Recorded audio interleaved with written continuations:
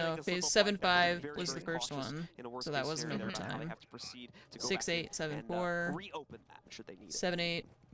Well, Hyper will begin adopting the Raptors angle all the way out here. Unfortunately enough for him, he's got the 2.0 scope as well. Canadian pre-firing into Raptors. Which is already crazy. The Selma charge will eat up that wall and now make Raptors teams even in the world. more difficult to play for our Garage player. Now Hyper back under the drone here to find some extra intel. He'll see that Banshee on the center so weird to building see or Hyper playing like he plays now when you remember him on his Ash and he was destroying everybody, just pushing in 3 crossfires and obviously start torching that wall down low so they can work their way into this space as well. But it's actually already been done. Pamba's the timing of that! Immediate trade here is Fantasy. He's going to actually end up taking down 2. They've gotten Lenda, and now it's a 3 versus 3. Masterfully done here from NJR to equalize, but very low time now for Dark Zero. But the toughest part about these plays here for Fury is the trades are so strong from Dark Zero. The setups are great, but thankfully able to get 2 going that time, so it serves to even out the numbers, accounting for the earlier pick that was found from DZ. Oh man, Miracle ends up walking right into that one as well. NJR didn't even have the plot read appropriately, but now with 12 seconds left, Fury can still leverage their time here. A Nitro Cell available for Rare, but he needs to get in position to use it. There's a lot of nades from underneath, Oh, wow! And he gets the 3rd one just for... on his rifle. Beautifully done. Just for the icing on the cake. Why not? Pushing it to map point now for Furia. It's like they forgot about who was still alive. I'm not sure why you wouldn't push the guy while your teammate is planting when you're in a 3v1. Or like, no less, as well as a beautiful shot out of the AUG. Bad decision. Will take down Hyper. Bad decision making. Not 3v1, 3v2, but only one of them was able to cancel it. For us here on Clubhouse. Basements in the cards for Furia as well, returning to a site where they've struggled again to yield success due to the clearing potential from Dark Zero, the positionings they've been able to maintain, and Furia's inability to cool off here and avoid taking these early peaks here, which has given Dark Zero time after time again the opportunities needed to knock out some of these early defenders that want to play the aggressive game. Furia, let's see if they'll cool it off or double down here as they try to close out this map and send us to our 3rd and final one over on Oregon. Well, now for Furia, it's going to be the basement defense here, so let's get into it and see how they want to try and hold this down. We'll have Rare sticking to the Electro Claws of Kaid for at least a hatch and some walls to see what he exactly wants to do with those. But past that, the big one standing out to me has got to be Alibi here from Highs and what we can possibly see out of these Prismas. They're just pretty annoying to deal with at the end of the day, especially if you try to pre-fire around corners and you end up tagging one. Well, it also tags you and you get some free information back onto the offense for that. She's pretty cheeky. I've loved this op for a really, really long time, honestly, ever since the release. I thought the MX4 Storm was slept on, and then so did everybody else, and they started using it, and then they nerfed my gun, John. Wouldn't you know that? Fortunate. Yeah, real sad, because that thing was such a fantastic gun for a very, very long time. Still is, but just requires some extra sauce in order to use it. All right, so well into the round we go here. You can see Furia a little bit more timid this time to maintain any position outside of the basement itself here. Lenda being the prime example of that one, only just barely peeked over the top of the 1st floor landing for main stairs here to maybe, just maybe catch a bit of a haphazard clear from Dark Zero that can be abused. Not going to end up happening more than likely, though. You can see the drones buzzing around there for both Pamba and Canadian, which will clear out this position fairly quickly. Away from that, though, we are going to see a bit of an extension out from Miracle there down towards Dirt Tunnel, but that will probably only become relevant if Dark Zero need to go for a clear in that area, which they haven't done previously, and I don't believe they're going to bring into the play now. Well, drone to get Hyper into the actual space for Secret. Can't really push himself forward any farther, though, as, well, exactly what he's staring at. That Banshee will be the call sign if he's able to do anything. Concussion out to make sure that there's nothing to be able to catch this, and an impact to get rid of the actual Banshee, so he has the option open later on for the push. Don't want to see Oregon again. Hold on to the cross, check some drones. Not his own, though, as he's already lost both of his. He'll just be holding a flank here for a little while. Hole out, and oh man, it finds Rare. They'll be able to put a nade down there soon enough and be able to get this hatch open, unless they just want to torch it. That works as well, as Dark Zero finds the frag they so desperately need. Another contestation leads to another victory for Dark Zero in the opening pick department here. As Rare knocked out here, huge piece of the fragging puzzle down, and keep in mind too, The stats for Fury right now are a little bit skewed once again, so Rare's been a double kill on the nades from NJR, and now already up to a triple on the round. One nade, 2 players dead, and only 2 players left in the site. Lenda can go 1 for 1, but NJR's on the cusp of an ace right now, but Hyper's gonna steal it. It doesn't matter though, because it's such a quick success from DZ. He'll be perfectly okay with that. However, NJR still walking away with a beautiful quad. Prayed to the Siege gods for that one as it picks up 2 Furia members, lackadaisically moving around the He threw that one down, not up. Yes, exactly. And you know what? That's pretty funny because we don't see that happen too often as of Not right at this now. tournament. Yeah, exactly. So fantastic stuff there from NJR as he will be counting his lucky stars as he seems to have quite a few of those inside of this matchup.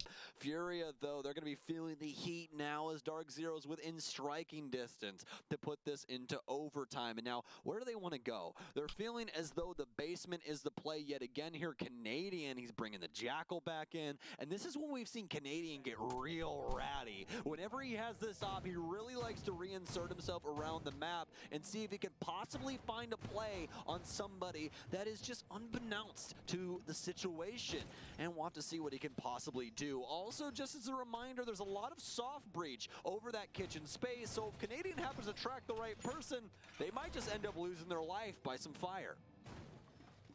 So let's see now if Furia can yield success yet again here. Will thrust themselves into the basement once more, trying to see if they can field the same amount of success on a retry for this site. We are going to see Furia try to play out in the open, but keep in mind, guys, DZ have been dominating in the opening department here. Furia has been abused every single time they have tried to play into an extension, and this round could very well be no exception to that. Let's see what Furia will be doing differently this time to potentially bolster that. As once more, they sit on the cusp of a second overtime, but this time it'll be them that loses the lead to Dark Zero. NJR and DZ out and about. 20 seconds off the board now for them as this round begins here, as they need to secure overtime. Torching up the CCTV wall to start us off will be Eclipse, as well it's going to be some pretty easy beginnings so far. Definitely not as electric as we saw from the Furious side so long ago. Some panels already being broken here for the single panel inside of construction. Also Jacuzzi already being handled by Thermite as well.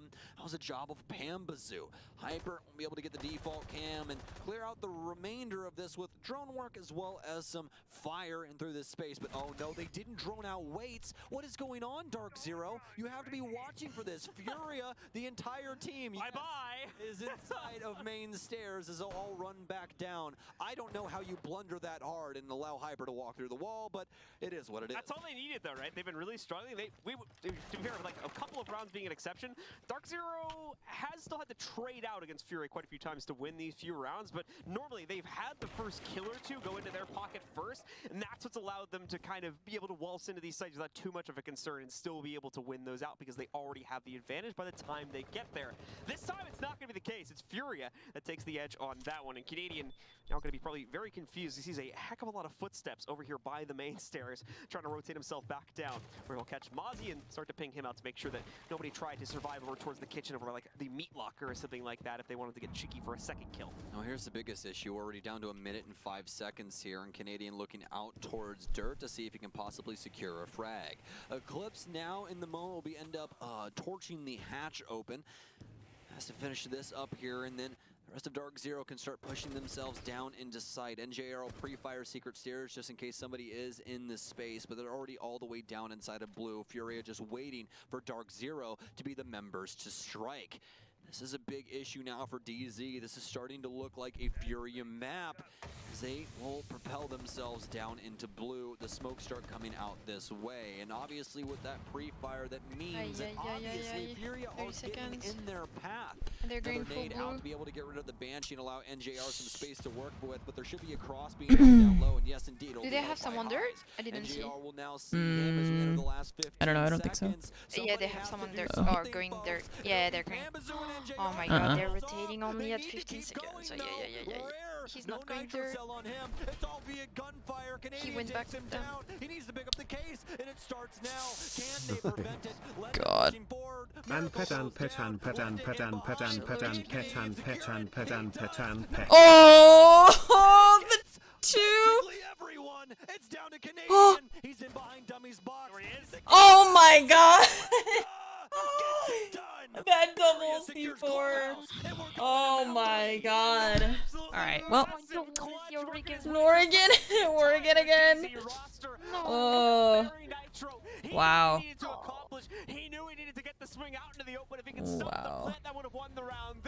What was that, 8-6? No, it was 7-8, right? No, 6-8. The score. Oh, they didn't go to overtime, I think. No, they didn't go to overtime. Oh, right. 5-7 then. What an insane ending to Clubhouse. Wow. If you would have told me that's the way that was going to end, I would have called you. Wow. I want to remind you guys, they have lost Chalet yesterday against SSG, but they were up 6-1. And then SSG won 7 rounds in a row and came back and won 8-6. So Cyclops are very well versed in Chalet. They've done really good on it so far this tournament. FaZe will not be underestimating them. At least I don't think they will, because FaZe themselves are a very, very good team and they know how it works. Even with BIOS, you can't underestimate BDS, who looked like the weakest team at this tournament, playing with their coach for those games. So I don't think any of these teams are taking any of them for granted, Nick, especially APAC. You know, maybe 2-3 years ago, when a single APAC team would make it out of the groups and then get blown out in the quarterfinals, maybe semifinals if you were Nora Rengo, sure. But for the most part, APAC has grown a ton, and you absolutely cannot count them out, especially when especially when APAC, two of these APAC teams might be finishing first in their groups. Immediate first kills on a Black Ray, but Souls does not allow him to exist that much longer, and suddenly these teams are back into a 4v4. But what was the operator that got picked apart by Black Ray? Well, Black Ray took the ace off the board, and that is not the only Heartbreacher from the side of FaZe. We do still have Souls on the Maverick, but that's going to limit you a bit here as Cameraman is starting to do work on the library side. Aniton with the 1.5x on the smoke and has a mirror window and a shield on this chimney position. Remember, we are down in bar, but we're going to be extending up above. We want to make sure we have map control if we are Cyclops, because you can't just hide on side, and FaZe Clan will have to break that apart. They're looking for the way in, because right now they haven't gathered much ground. We have one guy out on the balcony on office and Cameraman on the library balcony as well. Bullet in the dining hallway, and the last player is Souls on that fireplace door. So we're kind of scattered around waiting for CAG to make the first move, if anything. And they had the smoke of Aniton playing at the top of Chimney under a drone. I don't know if the smoke is still up there or whether they've seen it or not. Cyber took a lot of damage, and now Souls has dropped, and he's taken a ton of damage too. Ask just about anybody, and Souls is one of the best support players in the world right now. Not just in terms of decision making, but his ability to do damage on the map. He's not going to be able to do all that much, taken out by a Nitro Cell of Viagator. Real no fight back. Suzu downing Cameraman, and then the kill as well leaves Cyber and Bullet in these positions. Cyber, cool as a cucumber, but he's dead now. And as well, Bullet will join him. All right, just like that. Cyclops taking 1-to-1 engagements, and I guess the question about whether the smoke was still being watched on drone up by Chimney. Yeah, I think he is Danish. I think you're right. Pavita, thank you for the 22 months. To get him off of the spot. Cyclops takes round number 1.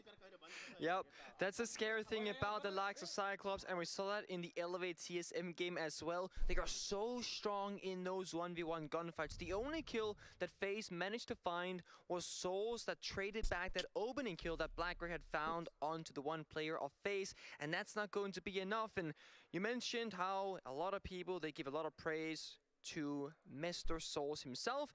I think the comparison between him and Brede from BDS has been made so many times, and it's almost disrespectful to make the comparison now, because I think they're two very distinct players. The only comparison I would make is that they're both extremely strong in that supportive role. They're both so capable of pulling out kills and clutches and having a massive impact on the round outside of just droning and making good callouts. But I would say Souls, very much an individual. Respect the name in its own entirety. every day, same exact story. But yes, feel free to make the comparison as long as you do that. On that being said, Munition, he has his own niche pick on the board now in the Capcan. This is another It's only thing that 10:30. CAG did against SSG Why am I so hungry? yesterday. And it actually carried them for a round. What ended up happening was SSG took so long walking through the map, clearing out the roam game, and when they had to get to the bomb site with 30 seconds left, well, they ran into Capcan traps and it didn't end well for them. So, okay, let's keep an eye on that timer as it ticks down. FaZe Clan are working against the clock more so than they typically would because the trap operators are out. Black Ray with that Melusic gadget as well. It's going to slow you down even further once you progress the map, and that is not what you want to happen. Meanwhile, cameraman, now same position as before, going to be outside of master balcony first. Wants to make sure that no runouts here happens from the garage. Actually, there's no balcony anymore. That's like the old chalet, but there's a window to Solarium. All the same. 2 windows to Solarium. 2 windows to Solarium. 2 single windows. 2 single windows. Used to be a balcony. It's almost Valentine's Day, by the way. Oh, wow. So the windows as single as some of you viewers. I digress. Oh, that's rude. Oh, Black Ray gets jumped in on. We talked about how good of a support he can be, but on the score sheet, he's mighty fine. Souls and Cyber, the 2 first opening picks for FaZe Clan, they come quite quickly. An answer back from Gatorada. Cyclops finding at least 1. That's onto the Yana of Bullet. No real impact from the Yana at all. It's on the Ace now, trying to track down Gatorada. There's the rotate. They'll walk around the doorway. Nitro Cell gets blown up by that. Yeah, that grenade took out the Nitro. That's Gatorada, who pops back up. Cyber unfortunate taking timing. There's the Maestro of Suzu creeping up these stairs. Thinks there's somebody on the window. Cyber's been down now. Gatorada with a shotgun in hand. He secures, but he doesn't find Souls with the diffuser is down. He switched weapons As well, at like the exact wrong moment. by the jacuzzi. Selma's going off to take out the hatches. Diffuser will need to be picked back up. FaZe in a 3v2 with half the round to go. An early burst of action. Put a lot of practice putting eye drops in my eyes. As the teams recoup, FaZe Clan grabs the diffuser and figures out what to do before pulling off an execute in roughly a minute. Yeah, and there we see Munition's Capcan test doing work. They found the injury and did the damage, and the kill got picked up as well. Traded back though by FaZe, who's been extremely quick throughout this round. They basically stormed through library, made their way through the map. We had cameraman on that Solarium rappel, and now all of top floor has been granted to them. But what happened was Cyber on the sledge has been taken out. That leaves the only verticality are the breaching charges from the Ace, but he's off the board as well as Ayagata gets a nice angle onto him. Suzu with the Alda and Ayagata with the 1.5x, a mighty duo in this 2v2, and both players from FaZe will come from Solarium. The fact that the Evil Eye cams are up will play a huge part in the remainder of this round. And also the Capcan traps, letting them know that if these players... I feel like he's saying a mix of Ayagator and Gatorada. They'll take a substantial amount of damage. He said like Ayagata. I was like, what? I couldn't figure out what name he was saying. Or EDDs are on the doorway. Down goes Cameron. Secured by 1v2 actually. Now he'll engage with both an Evil Eye as well as wow. With the sidearm. And Ayagator walks away, dancing around the deployable shield with another round for CAG, starting off their own choice of Chalet up 2-0. It's actually funny because both players from FaZe were inside a trophy, and you got a door on your left and a door on your right. They droned the door on the left, they actually pinged the Capcan trap on the door frame, and they said, you know what, that's too much trouble. We're gonna go to the right side instead, and ran into a different Capcan trap instead, got injured. Ayagata finished off the kill with that injury as well, and that just leaves you in a 1 versus 2. So yeah, the Capcan traps really playing a big factor, mostly due to the timer being so low from FaZe. They couldn't take their time checking the doorways, but also you had those angled opened up on the soft wall. Anonymous, thank you for the gifted sub for Intelligent Kicks. Thank you. In towards trophy area. So if you were to check the door, you cannot check for the fight. If you don't check for the fight and it happens, well, you're likely to lose out on the round regardless. Basement, as we are now working our way through the bomb sites, went from bar to kitchen and down below where we are currently. And there is 1 wall down on the board, 2 wall down on the board from the side of CAG. They got the Kaid on Gatorada and Ayagator with the mute as well. So we can make sure that these walls will be difficult to breach from the side of FaZe. Now, Souls has been bringing the Maverick every single round. That's important because one of the key ways to get in through those wall deny gadgets is the Maverick torch that can make a hole or make them soft.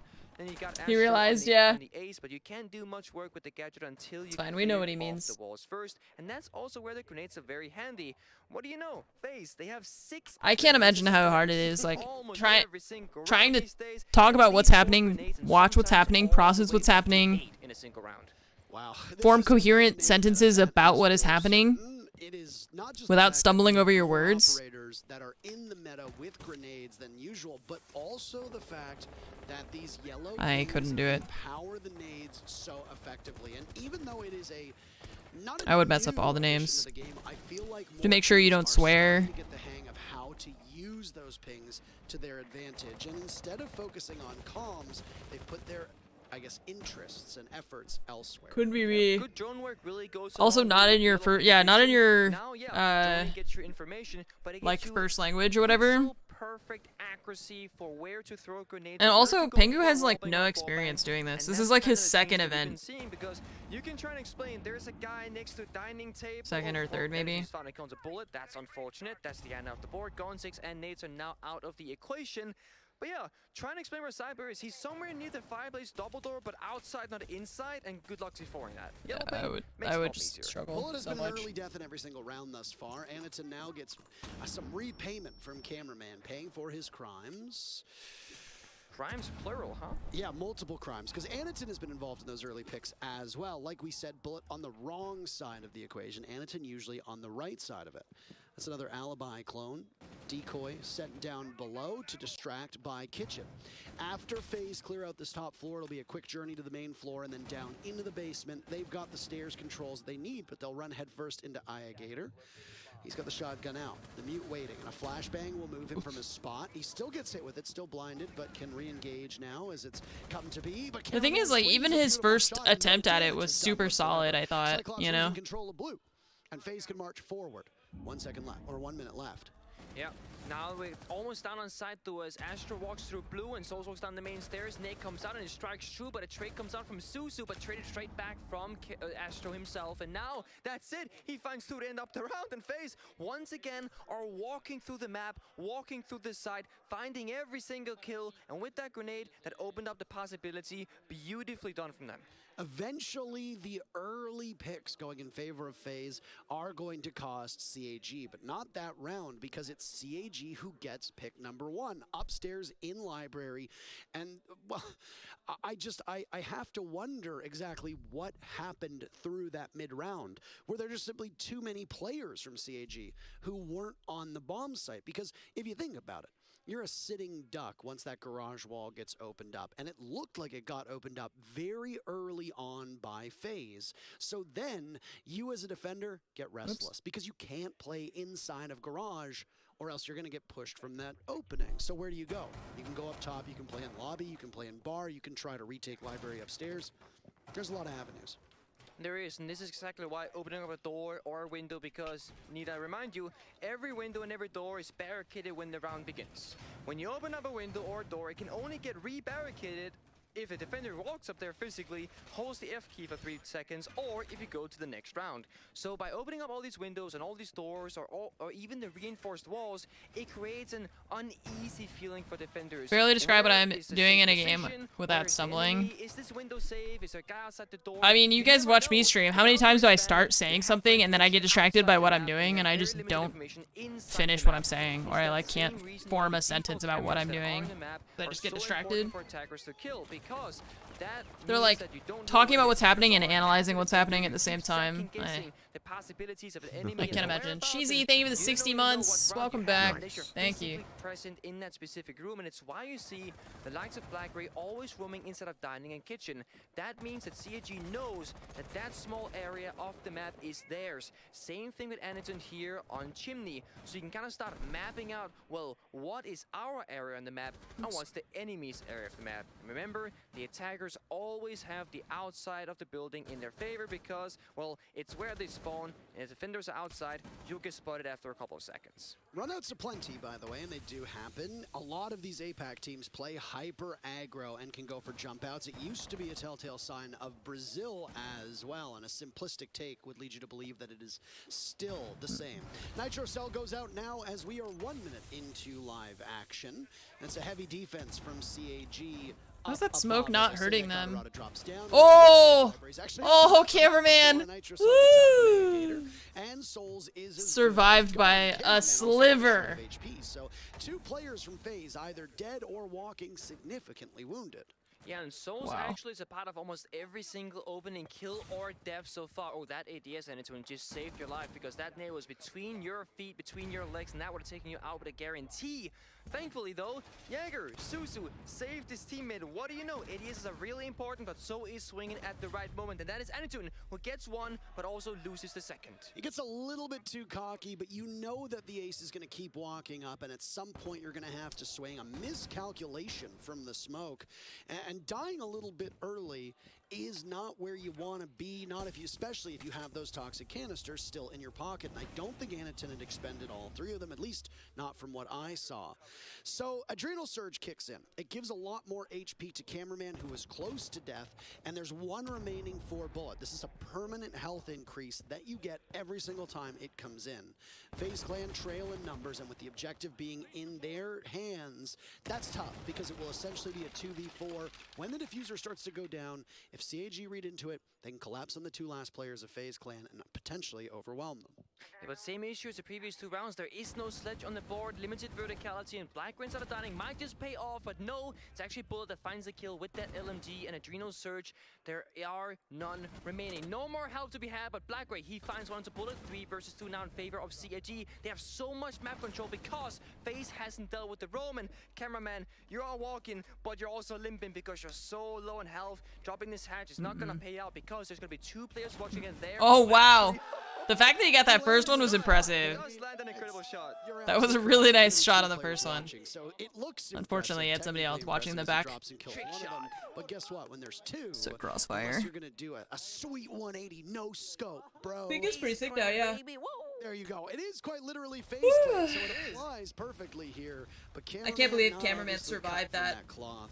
Spirited effort. That nitrocell. A lot of this once again came down to FaZe Clan not being able to clear Chimney early. We saw on the last attempt that FaZe went onto this bomb site back in round number 1. CAG posted the smoke up by Chimney, and nobody could shake him from that spot. You have the 1.5 on a gun with relatively low recoil, a good rate of fire, and the thing is that when you look at the FMG, it gets overshadowed by the shotgun because oftentimes you need that extra level of destruction, and the shotgun is really good at close range, and that's the way you're going to play most smokes. But when Mute got the shotgun added, it freed up Smoke to play a little bit more liberally, maybe spread out over the map, and start running that FMG.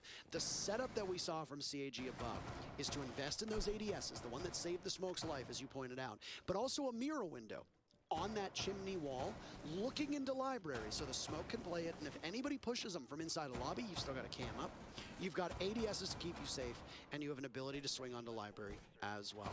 It's a very smart setup from CAG. It's not that unique, we've seen it before, but FaZe Clan have had trouble dealing with it for 2 rounds, and it means that Cyclops cannot go back to that same Bar Gaming bomb site as they've been successful both times. It'll be locked for the remainder of the first half. That's also the beauty of Alibi. You spoke about the shotguns, where if you got the Mute with shotgun, well then Smoke can play FMG. Alibi does have that Bailiff secondary pistol, but Alibi won't be in this round because that's the opening kill from Astro. Yeah, it's a hard game to spectate. Especially, there's 10 players and the camera is switching so freaking much. No Bailiff on the board, but you do have the shotgun trying to watch it. Or the Frost secondary shotgun on hand as well from AnneMunition. There's just too many, it's too many jump cuts, basically.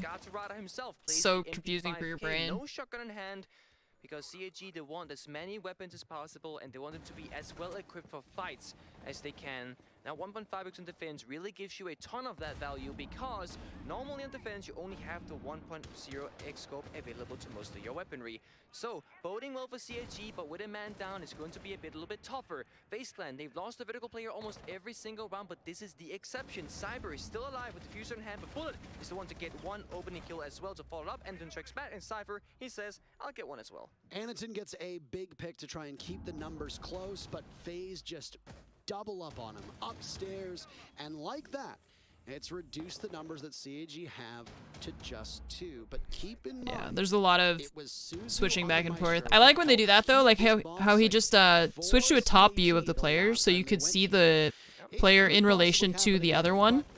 The odds are and then switch to the first-person view. But most of the time, everything happens too fast for you to really follow what's going on. Because the 2 remaining players just did a substantial amount of damage, narrowing it down to a 2v2. But Suzu's been boxed out of the bomb site. And despite shredding through a lot of Super Astro's HP, he didn't get the kill. The diffuser is upstairs. So Cameraman will be the one tasked with retrieving this. 1 minute to go.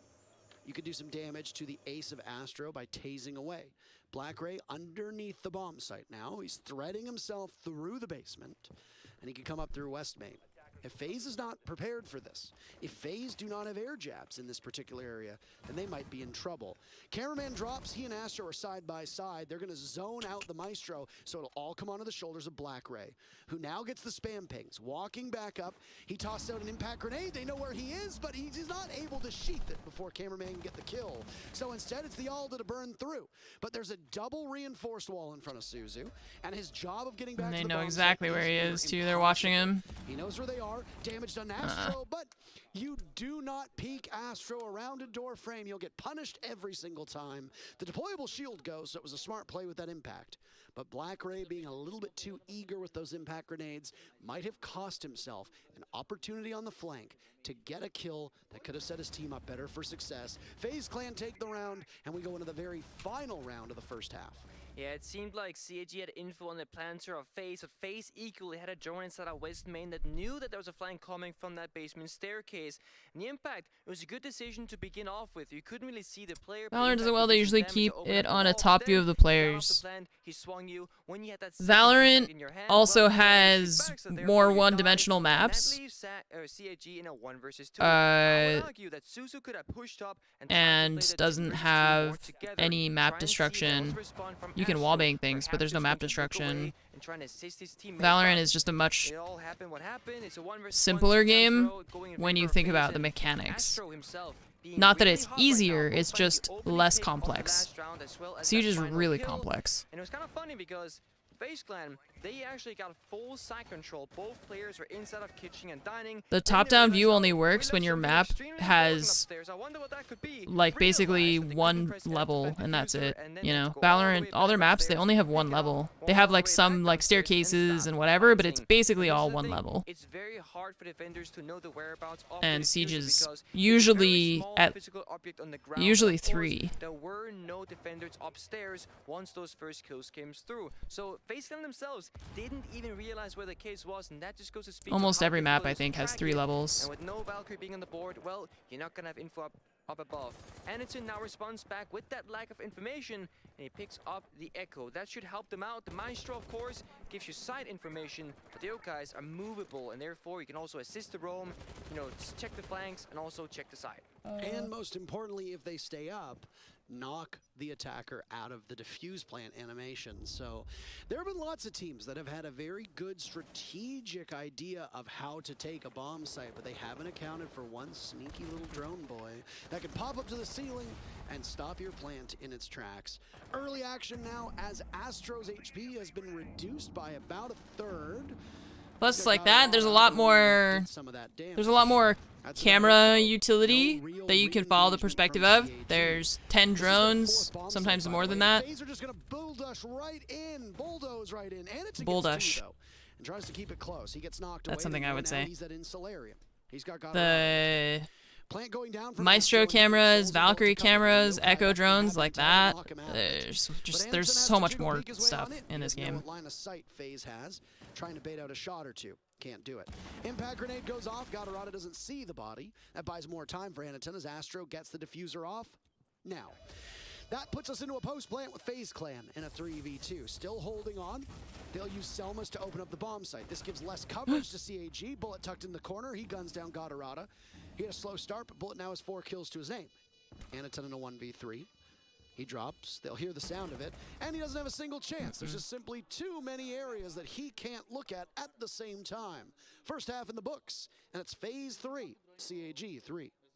Yeah, an even split before the swap, but honestly, the aggression that FaZe is showing right now and how well it's working is honestly extremely surprising. They didn't even use a single one of those Selma charges on the ace, because once they started planting, at 1:50 left, need I remind you, 1:50 left is when the plant started going down, and then they got denied by the Yoka and you start again. That is absolutely ridiculous. One of the faster plants that I've seen so far at Invite, and afterwards he 180'd, opened up the wall to fire. They have alternates if one of them catches COVID or something. No, usually they'll play with like the coach or the analyst.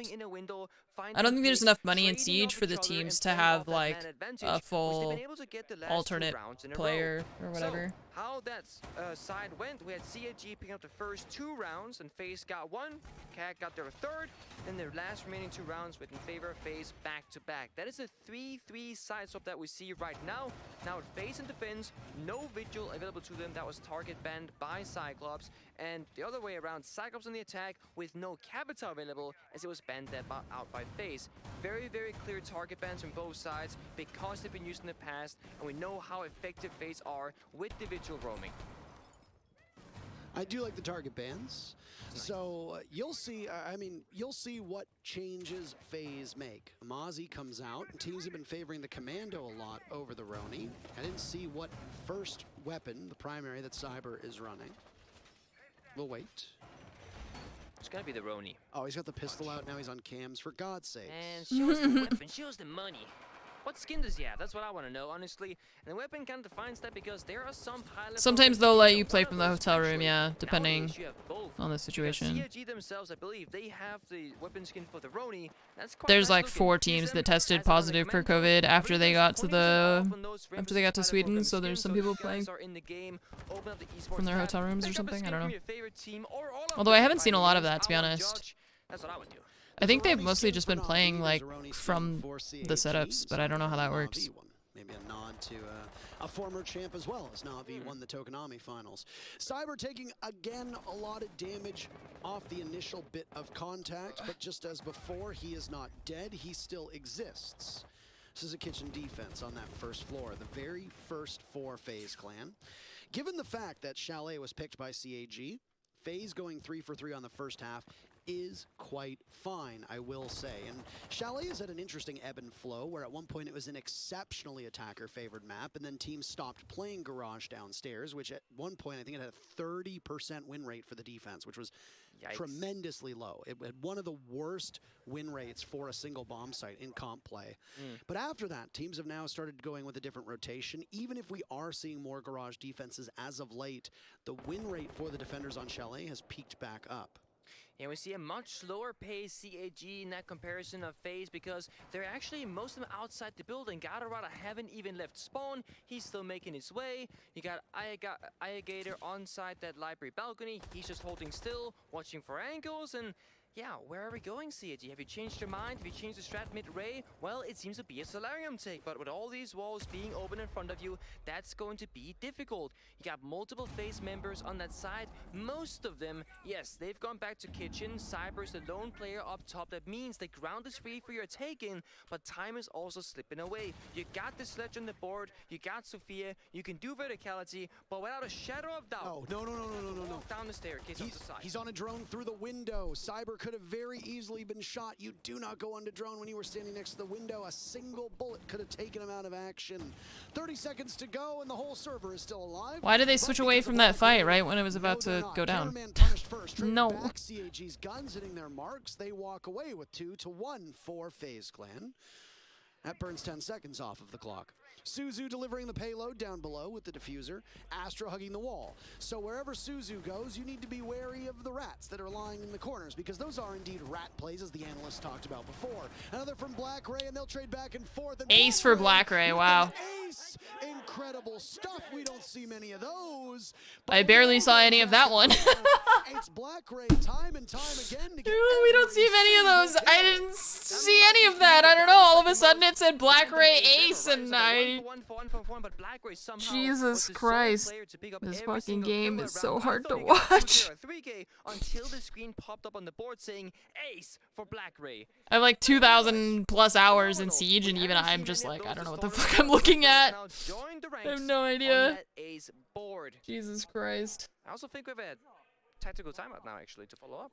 Yeah, there seems to be a technical issue. Technical or tactical, yeah. We'll wait and see. The headset is not in use, it looks like. I can't... It is down, though. It is. We'll just see what happens right now, as we will get back to you once we get the information. But either way. We are being told that there's a technical issue somewhere. I don't know where, but I can tell you right now that the timer has been paused. Yep. We'll just work on that and let's get back to you guys with an update once we get it. I will say almost every single technical problem has been solved extremely quickly at this event with almost no problems at all for neither productions or any of the players. So kudos, thank you guys, thank you staff, thank you production, thank you observers, thank you players for not having a ton of issues, because sometimes they happen, but this time around, they do not. And that's something we all love to see, because downtime is one of those killers of joy, because all we want to do is watch and spectate Rainbow Six. Both games are in a pause right now. Well, I don't know if things are fixed, but teams are starting to pick operators again. Yeah, they are. And we're being told that this tech issue might take a moment or so. Perfect time to not chase you away from this channel, but remind you that there is the second stream that's going on right now. I don't want to call it a companion stream because both of these streams are on the same level. Of course. And this one isn't. The other stream is not supplementary. But if you want to go over and watch Dark Zero versus Furia, the URL is twitch.tv/Rainbow6Bravo. Yep. Go on over and see what's happening there. Spoilers inbound. From what I had heard, they both won a map, and now we are in map 3. So I'm not sure who's leading. I don't. Oh, we actually, hold on a second here. Beep, beep, beep, beep, beep, beep, beep, beep, breaking news. Deafen if you don't want spoilers. Furia is up 3-1 on map 3. So because it's map 3, you say, oh, who's winning? They both have a map. That's why they're on the third map right now. So Furia is up 3-1. And again, this has implications when it comes to the group. On that same channel, when the Furia DZ match finishes, Space Station will play Rogue. So that one as well has major implications for the groups, because while Space Station have qualified and will not be eliminated, FaZe, Rogue, and Cyclops are all in a position where one of them will go home today. It's not a matter of if, it's a matter of when. This is the last group where we don't know who's getting eliminated. Makes it quite exciting, and Parker, we actually had our debut here on the B stream, so I do very much agree it is not supplementary. Space switched to defense, or were they always on defense? Wait, what? No. And then you have top tier casters. Well, they switch sides. They play 6 rounds on one side and then 6 on the other. Or however many it takes to finish the game, basically. So FaZe would have started on attack. Somehow forgot what happened. We just saw a kitchen attack from Cyclops, where Black Gray himself found an ace. Something that we don't see very often. He's at 9 kills himself, and we saw Aya Gator. He 6-picked from the Monty onto the line, so the Monty will not be in play. That'll be AnneMunition if anybody who were to play it.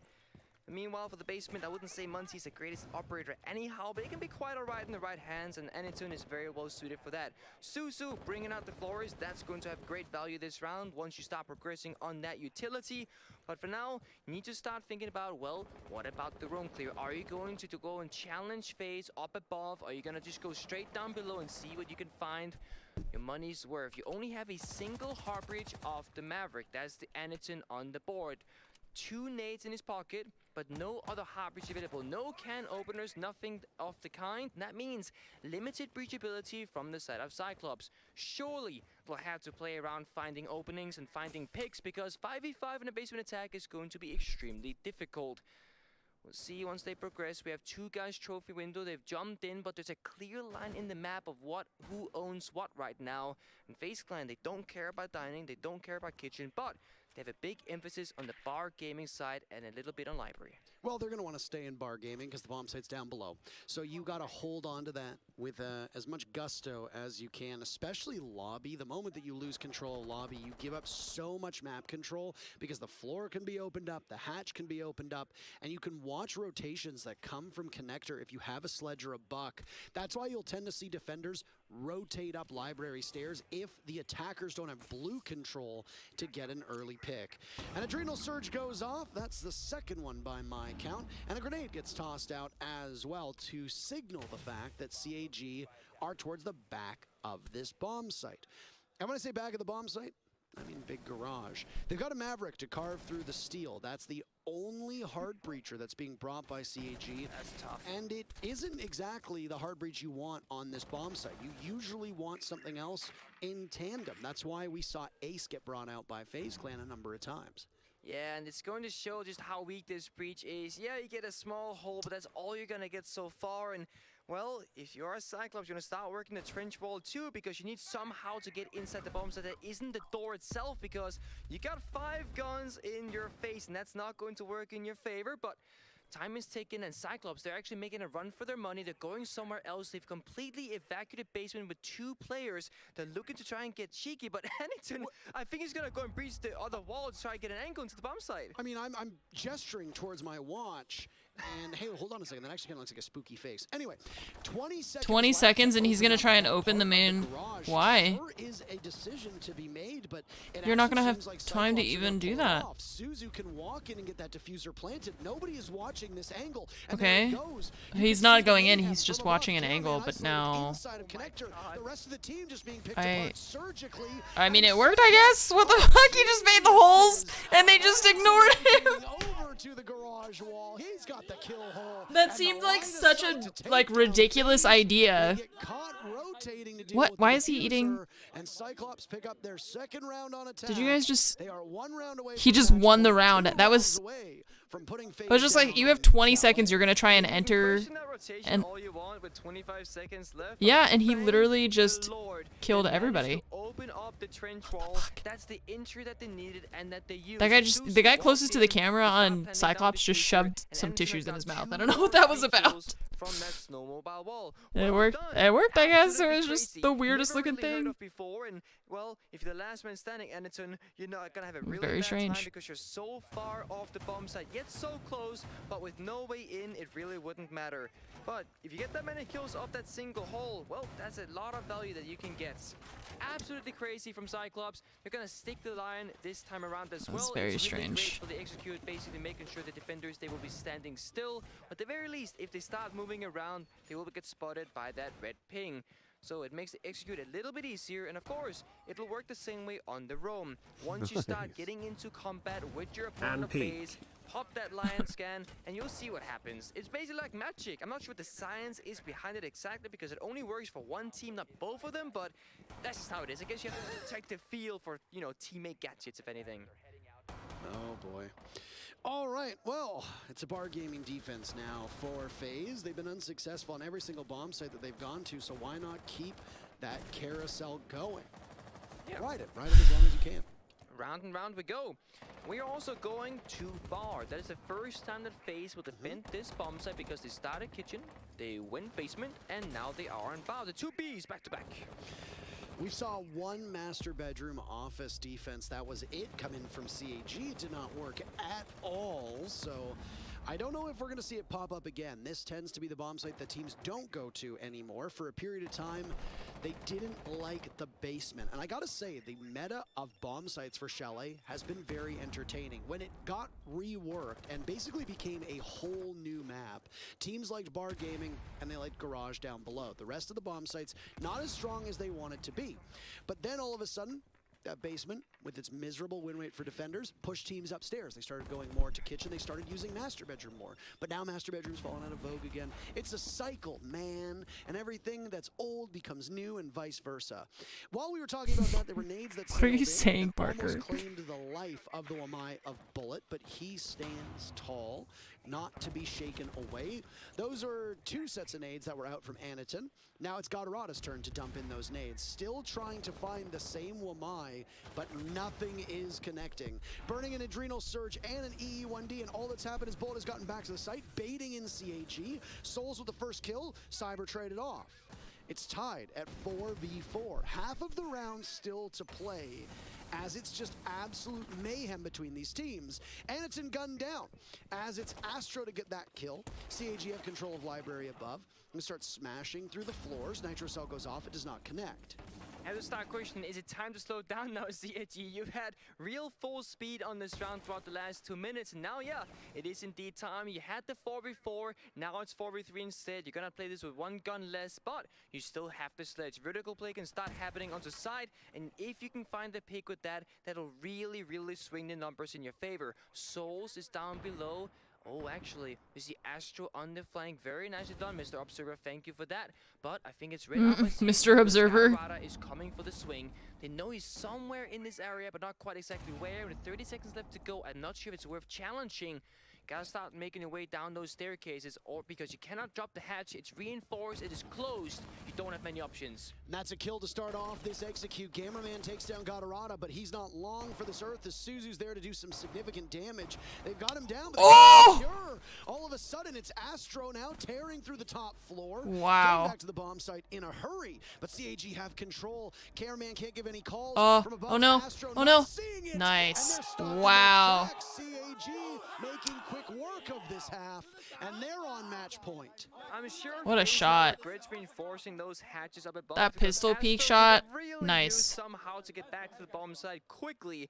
He was on the flank, then Gatorada challenged, ran towards him, forcing Astro to run all the way back into Solarium, and that basically bought them enough time. Then they legged it to side. Tactical Suzu got 2 pause. kills, one with the primary, there was an injury already on the ground, and a second with a pistol. Then they knew that flanker of Astro was earlier in the round on piano. They flood the bomb site, they run deep, they start planting, and because the hatches weren't open and there was limited verticality being done on the floor, they could start Red planting Cricket, with thank you for the safety, 37-month even though they had resub. lost control up above. Astro had 1 HP, died to a single bullet, and therefore it didn't matter a whole lot. Match point now from the side of Cyclops, and I believe we now have our second timeout. Well, actually, technically, it's a first. It was a technical issue. This is the first real timeout being used, though. From FaZe as well. Makes sense. They're the ones that gotta claw it back now. They are down 3 rounds. They have yet to win a single one since the side swap. That doesn't bode well for you. There's a lot of heavy petting in this timeout. Look at that, the embraces. Ah, so jovial.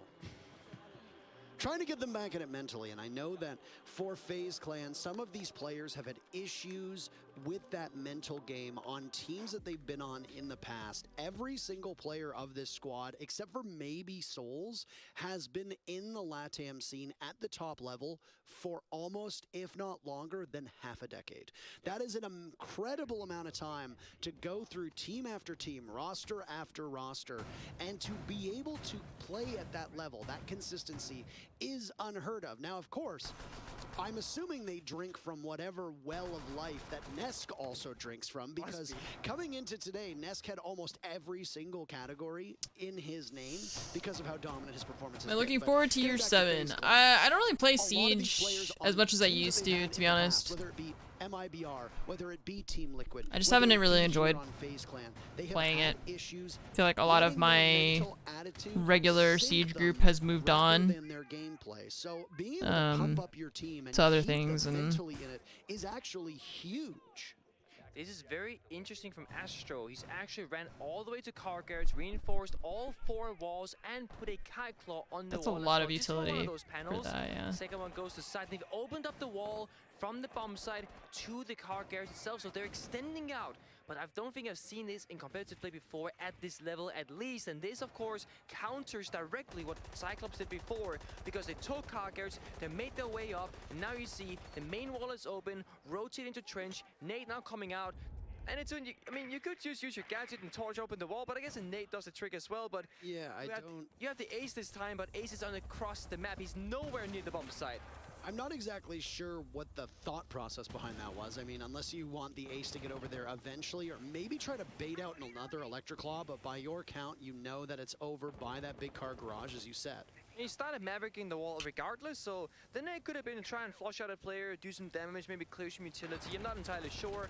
Nice wallbang. Whoa! Really nice wallbang. Doesn't kill the player who's intending to kill off Anderson the Maverick, but he finds Sophia, and I think he'll be happy with just getting one of those two. That's a rough one. The Zofia was there to watch, as you need some level of coverage. The thing is that you don't really have any operators that now Yeah, can that's use kind of how I a gadget feel. to It's open like up that wall, it's except just for the too floor. much So having to Terror rely on will other have to go people over in that direction. direction. Having to get people together.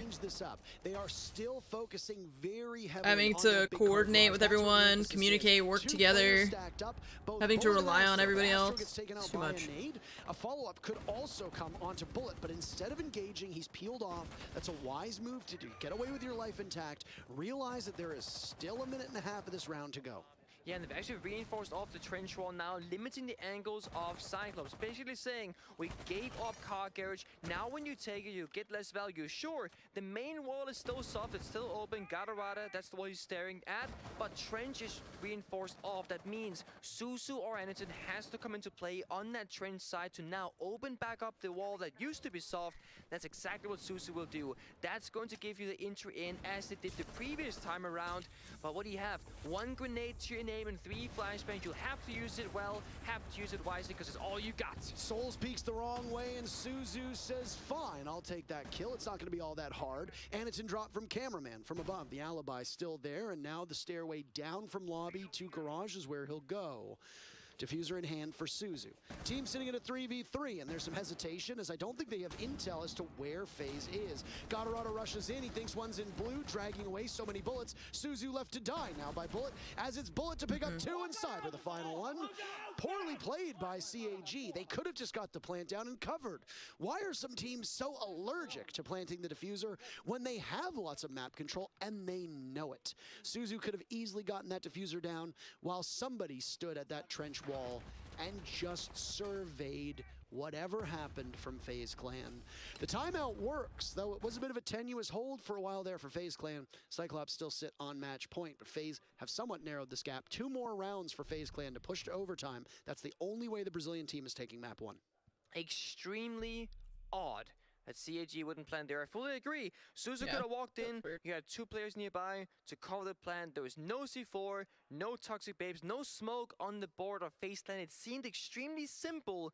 Then perhaps I miss when I enjoyed the game, yeah. CAG, and we saw some 6-pick players, decisions being made. The Monty, the Osa, ended up being the Osa. It's a shield. I'm nostalgic for the time when I enjoyed playing it all the time. Special. Sure. They played it against Liquid on Bank, they played it against SSG on Chalet, and they're bringing out the same I just don't enjoy playing it anymore. on I don't Chalet. enjoy having to rely on strangers. I don't enjoy having to being forced to interact with other people. The value gained from her is Meh. really 50-50, right? Sometimes the value is great, sometimes the value isn't as much. I don't like And when you getting look at stream the side of snipes. FaZe, they have 1, 2 C4s, but no impact, so you could argue that odds are kind of in your favor. Impacts is the most direct. And now the thing counter. is, like, You I've got stopped your playing for C4s, so yeah, long they're that still I explosive, am they not, still do the damage, like, my but they skills don't have cost completely as far as of range. disappeared, shields are and gonna stay a so little bit it's more really safe. hard to, Cyber, looking for a cam, doesn't find any. it's sitting The thing right that there. A lot of Mozzies don't realize is that if a pre-placed drone is there, shoot a pest at it. You've now got yourself a free drone. Yoink! Yoink! It's very true. You can drive it around and be like, oh, I'm not an attacker, but on defense, wee, trying to score. It's kind of like a yokai. You know, you can drone your teammates around, figure out, are they flanking, are they not, where they're planting, etc. But it kind of sucks having to sit on defense on a cam because then you're not aware of your surroundings. That kind of means Mozzie's a roamer, but to use the gadget, you kind of need to come back to side to then save. Yeah, so it's like I can't. I don't have a lot of desire to play it just because I know that I'm also gonna suck at it, which is also gonna be frustrating. Has to respond on this library balcony. It's like, yeah, you have to. Siege is one of those games you have to play every single day in order to maintain your skill at it, and on that chimney area. Meanwhile, with Drone on the bomb side, almost takes out cameraman. It pushes him off of the spot, though, and I don't know if they were pushing him into an area where they thought they might be able and to since do I haven't been something with playing, it. then Grenades go into library while I'm just not Cameraman had peeled good at off, it as we anymore. talked about. Now library has nobody from FaZe in it. Instead, they've moved over towards Piano, where they play side by side. And I also believe Cyber managed to get a drone. I don't know if it was successful, but the pest definitely went down. That Osa shield looking to be applied onto the window overlooking the lobby stairs into the basement. Astro's the only one who's had any damage done to him. Halfway point in this round. The bomb site is kitchen. Still match point for Cyclops. They want to be able to put this one away without going to overtime. CAG have struggled to do that. They've made some winnable maps very, very close. It's been their major Achilles heel throughout this tournament. I don't know if they'll be able to do all that much to FaZe to change that, but all they need to do is win one of the final 3 rounds. They've already dropped one of those, so 2 more rounds, That's the math that we're looking at. Yeah. Yeah, Having a Fury hard time closing Dizzy. out rounds has Jeez. kind of been the name of the game for a lot of teams here. I've been switching back and forth kind of, but I can't. It's just I can't watch both. So. And this one's on match point. Catching drone for intel, and look at this drone inside That a is fireplace. a huge drone. Absolute ginormous value. One smoke being used with both Suzu on Thermite and AnneMunition on Osa brought one each. That means they have 4 total and 2 left to go. You got a nade over this wall, clear out the jammer, then breach the wall, and then you can start progressing through the side. But every single member of CIG is inside a fireplace with the exception of Black Ray holding the flank up above. Both I mean, this smokes map, from Suzu have been this map used, might be over and after that's this gonna round. stop Cyclops someone is from on pushing map towards point. Library Stairs. Still Match one point, in the sorry. hands of AnneMunition. That's the Osa to toss it out, moving that second shield now closer to the breach. With the diffuser in hand, they're baiting. It's not looking quite good. Well, the drone is not particularly strong, but look at Astro. This is a rat position for him. They've discovered him, and now the last CAG members of Arv are hunting down the Mozzie. Could it be Nope. a flawless round to give CAG map number 1 and Apex supremacy? 4-7. Sure is on the menu today. Isn't it? Alright, now we switch to this one. Well, he's got a frag grenade, and oh no, is this all she wrote? The nade out, won't be able to deal even any damage to Hyper as he'll double back and start looking towards showers. Hyper continuing to look for opportunities to clutch this one out. Still a boatload of time, unfortunately, to try and drain Furia, making quick work of tearing apart. There's still so the much time in this extended round. part of, but for the most So part, 1v2, there's a minute left. Dark Zero's defensive setup, and are now going to be able to get the plant down on the ground. Hyper God. missing the opportunity to close out on the first member of Fury. Italy Highs on the back flank to shut down the round and give another one over to our friends from Furia. They continue to push forward here, and we actually have an update as well from the other game that already got started on the Alpha We know. stream. I'll give you a moment this time. I know I spoiled the other game from earlier, but to be fair, it was a good like 30-40 minutes after the fact, so give me some credit there.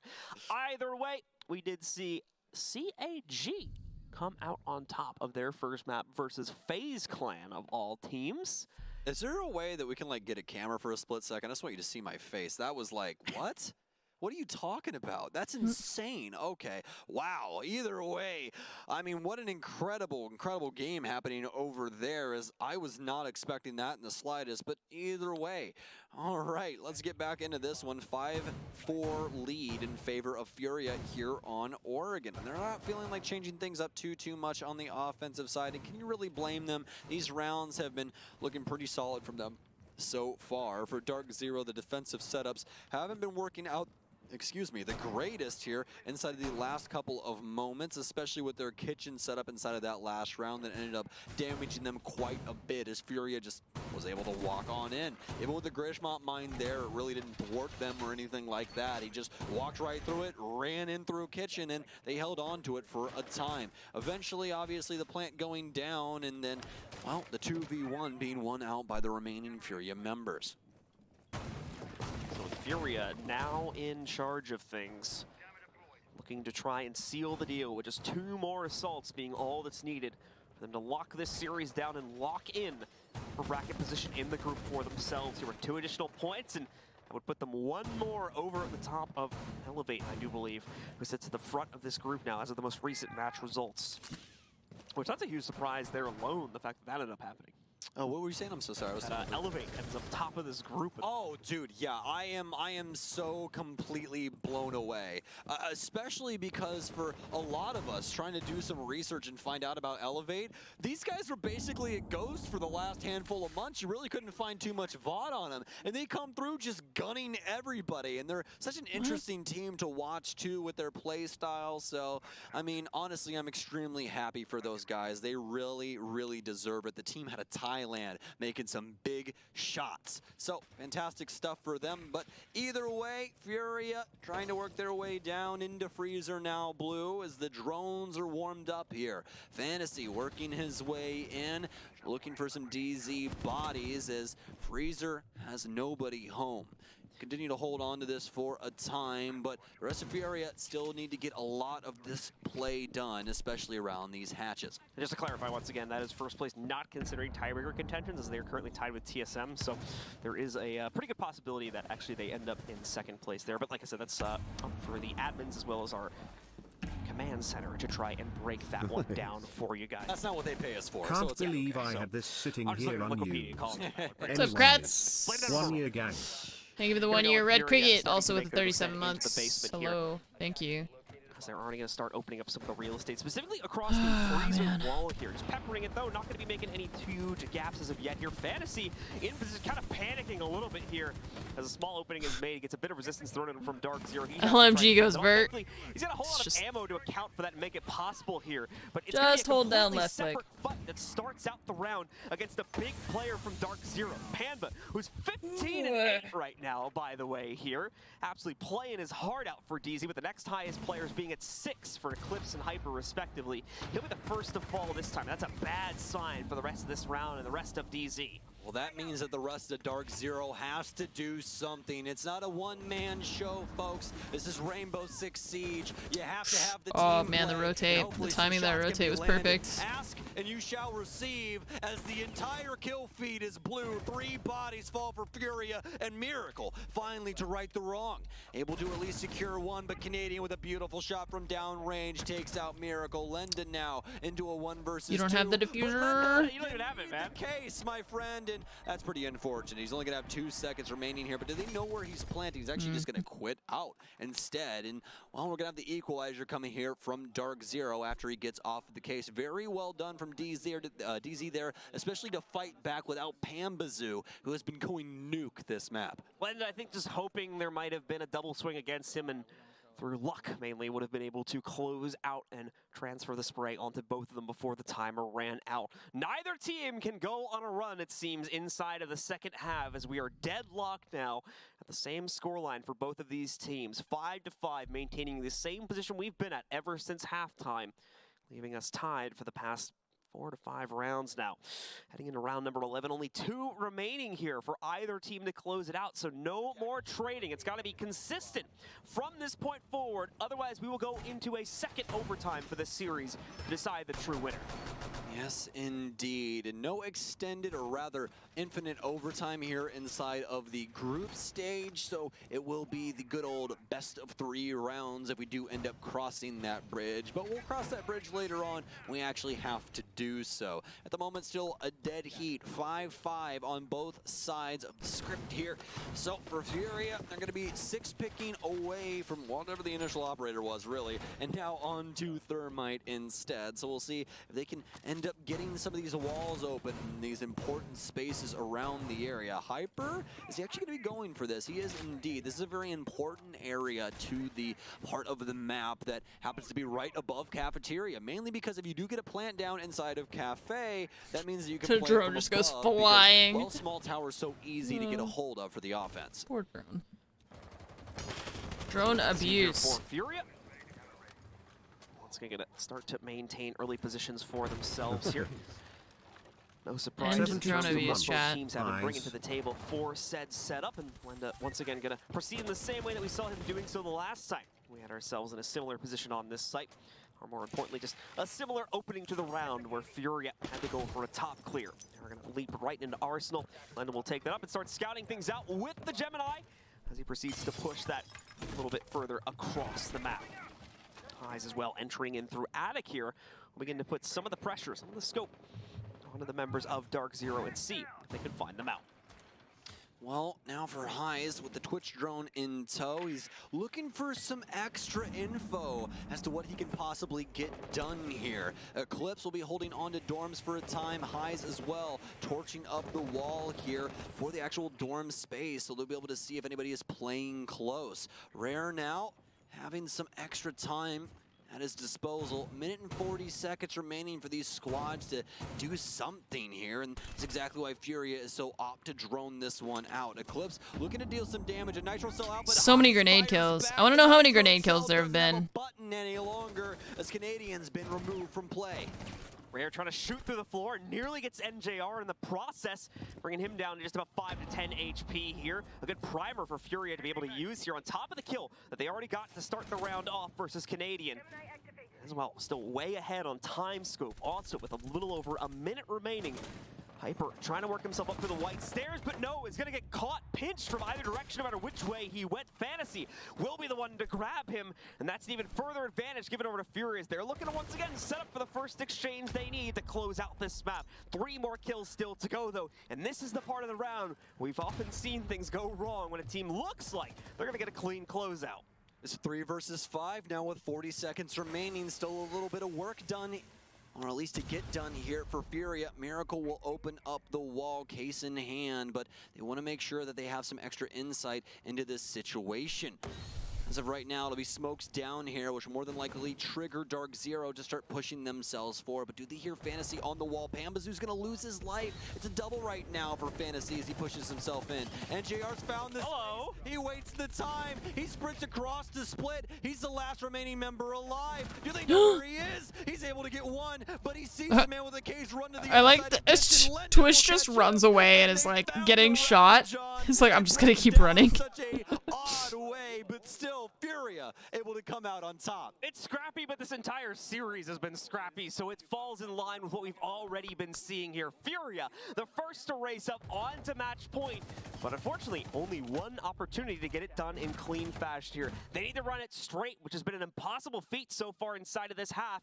One more is all they need. One more has been evading them every single time they've won a round. Dark Zero are going to go, however, once again for another meeting halt and kitchen hold and hope that that will be their saving grace to send us into an overtime.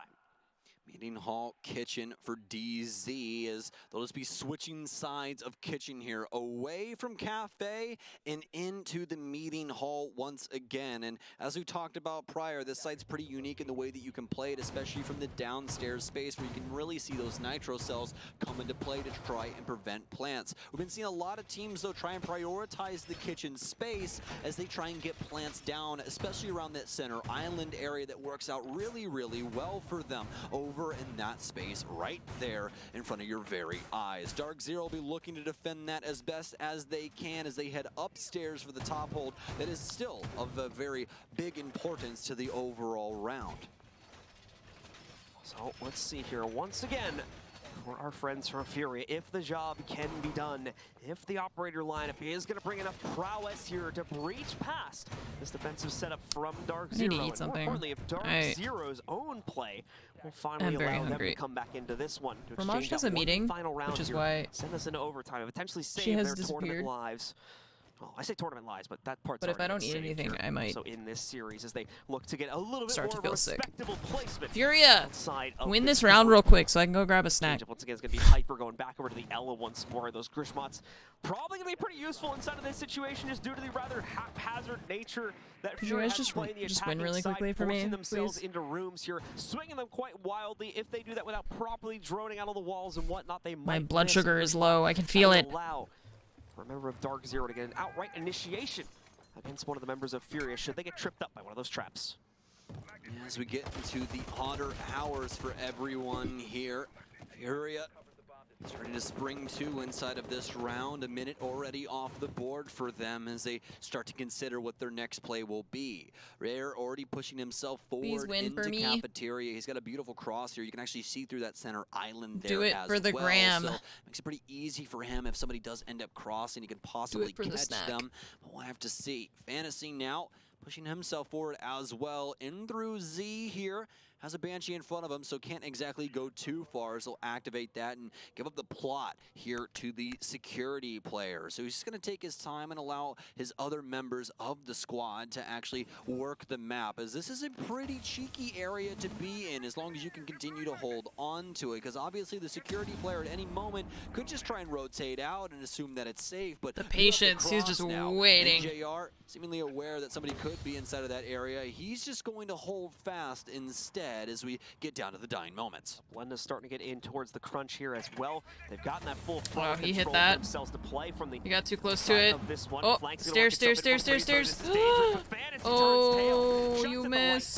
It's going to be Eclipse to still strike true, however, but Lenda immediately exchanges onto another member of Dark Zero here, keeping the numbers even. They still need to work their way past it. There's that Gashmot they didn't watch out for, but it's not even going to matter. Rare has no trouble harassing closing in to take out NJR with highs, also taking down Pan. Hyper trying to loop back in for the trades. Back and forth, back and forth, back and forth, back and forth. 1v2 here. Case is down on the ground, but is absolutely workable with the range between themselves and Canadian at this point. As they move over now, should be picking it up at any second. An aid going in. Thankfully, Canadian's got the deployable tables to block that one back off. And in just a second, we should see the first. The deployable table. Here it comes. They'll put it down onto the ground, but Canadian lurking his way. That's into going the out. expected Oh no! He picks up the kill. He jumps off highs, looks for the clutch, but he's already at low HP. 18 seconds left to find out Canadian. He turns the wrong way. Oh my god, oh my god. He has to kill him. There's no... He has to kill him. Jesus Christ. There's no time to plant there. A terrifying round there, but there's only one man for the job, and it just so happens to be Canadian. Ice overtime. That round as he's able to secure the 1vx and push us into overtime. Okay, I'm gonna go grab a snack. I'll be back. I'm hungry. Folks, as they're holding on. Couldn't hold on to the 2 rounds needed for Furia there. So these teams volley their rounds all the way back and forth throughout literally, I'm pretty sure, the entire second half. Just one for Furia, one for Dark Zero, one for Furia, one for Dark Zero, and one more time for both teams there to push them all up onto 6 and send us into another overtime. If that continues to go this way, then Furia is going to be feeling okay about that because they will eventually win this game. But we will have to see if one of these 2 teams can finally outwit the other consecutively, meet their match, and more importantly, close out this series.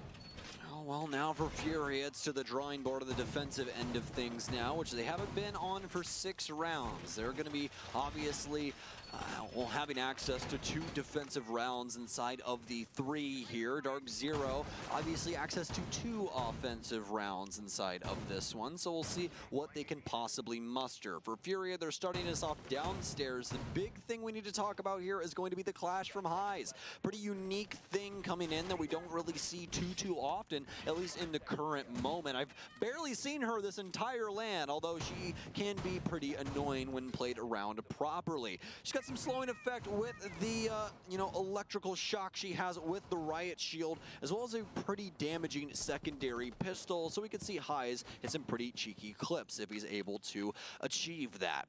With 15 seconds on the board now, Dark Zero out and about as they'll be attacking this basement site. Well, with Canadian opening up an option into T3 here, we'll see what he's going to be able to control from that point. And if it'll be his initial entry point to descend down. Wanting to check this one out, make sure there's no shenanigans inside of T2 from Furia, and indeed they'll find it quite clean and open for the taking. So make the first entry for his team inside of the building, with the rest of Dark Zero probably following pretty shortly behind. They'll be looking to steal away that first floor control. Furia seems to have gone away from their own more aggressive setups. For instance, a few rounds back when they were on a basement play, saw them trying to deploy all the way up towards the second floor. Land hammer there for NJR for a second. If anyone's curious as to what I mean by that, takes a while sometimes for players to get used to playing on the LAN client. I know they've been here for like 5 days at this point, so it's actually kind of funny that we're still seeing players mess that up. We had that like at the beginning of the series a little bit too, with the hatches over on Cafe. But basically, some of the gadgets and whatnot kind of work a little bit differently on this client. I'm just going to yoink this excuse away from you real quick, because in NA we play on the LAN client, so... Yeah, that's right. I always forget about that. There is no excuse, John. That hammer must land every time. To be fair, like it's been a year? It's been like, no, I'm saying it's, I'm trying to remember when the NA finals were, back in like the beginning of December. Yeah. So it's been like 2 months. It's been a little while, so they've been technically home doing some stuff, but it is what it is. I don't even think Dark Zero like played that weekend as well, did they? Yeah, they did. Did they? Okay, yeah. They did. Okay, we had semifinals too. Absolutely. It's all blurred at this point. Yes, sir. Yes, sir. Yeah. As you start to cast Siege more and more, it just kind of all starts to blend together. But luckily enough, folks, not really anything going on in the first minute here as Dark Zero start to push themselves downstairs. Canadian on the Maverick for this one. We also have Hyper on the F2 as he was working his way into Freezer, but starting to get low on time here. And this is where things get really scary, because I don't know if they know that Clash is in play, and she can limit a lot of what's going on in the current situation, and none of her direct counters are in play from DZ either. Bear still continuing to fend off the pressure from Dark Zero on the back staircase, however. Just a volley of shots going out, trying to scare away the members of DZ, but it won't work forever here. Eventually, they're going to be forced into the site regardless. 30 seconds have gone by. No kills for either team. Yet to have even tested the clash as of yet either. This is the beauty of all this series. They're going to have to spot that one out and figure out a very quick solution for dealing with Nova that, just walked in front of me and stopped. I almost tripped over her, so I had to step over top of her, and she hissed at me because I stepped over her. It's your fault. Don't you stop in the middle of the hallway? Rounds we have seen here in quite Rude. some time. Furia take full control and take the lead again, but can they keep it? That is now the question as we move on to our penultimate round. I really wish I could tell you why that round was such like slow moving for Dark Zero, but I really don't know. That just, well, seemed to be like what pacing they wanted to go with, especially around that freezer space. Just really nothing coming through for them at the end of the day. But in the current moment, Furia will pull ahead after a very convincing defensive round. Dark Zero are going to adopt the exact same site, but is it going to be the same setup? Canadian now with the 6th pick, but also one from the offensive side as well. Rare will adopt Monty as well as Echo coming into play for Canadian. Montaigne, this is going to be an interesting one. Yet to have seen this come into play for either Furia or Dark Zero over the course of this series. And overall, a relatively uncommon pick nowadays, except for a couple of cheese and niche strategies the teams like to bust out from time to time here. So we'll see what this potentially enables for the Furia camp of things. Certainly going to make that initial insertion into areas like construction possibly a little bit easier, but at the same time, there are counters to it quite present here for the defense, and quite a few of them at that. This could actually end up being a fatal mistake for Fury, at least at this round. Not only do you have the potential of yokai drones unfurling that shield, you've got the Gershwat mines that could mess it up, and on top of that, you've got the toxic babes too. Thankfully, no nitros. That's probably the only saving grace right now for Rare, but still, there is so much that could trip him up. He's got to be very, very careful and make sure he's got an ace intel team droning him forward. Yeah, the scariest part of this is definitely got to be the yokai drone and the way that Dark Zero could possibly combo that to take out Rare pretty early on his entry. The big thing to consider, though, is that Furia have been firing on all cylinders when it comes to the frag department here. The lowest amount of frags on the squad, 9 in the current moment, which is truly incredible. Pambazoo, does he have the shotgun as his primary? He more than likely does with that pistol out in such a odd way. And oh, highs. Oh, man. Well, at least we know he's not cheating, right? Also everyone positive, it looks like, too. Yes. Or even. Yes, absolutely the case, my friend. Everyone even or positive on Furia. That's not something that you see every single day. Dark Zero certainly doing their best to win out their defensive rounds through objective play, as we've been seeing here, is a little bit more on the struggle bus when it comes to their own personal score lines. But as we talk about plenty of times, these kills are not necessarily everything inside of Siege, so you can see teams, especially on the defense, be able to edge out victories through utility alone, which has been Dark Zero's saving grace, I think, for a lot of their rounds, and may very well become the case for this one, if they can fend off most notably that Montaigne being played by Rare here with the massive bank of utility that they have to stop him.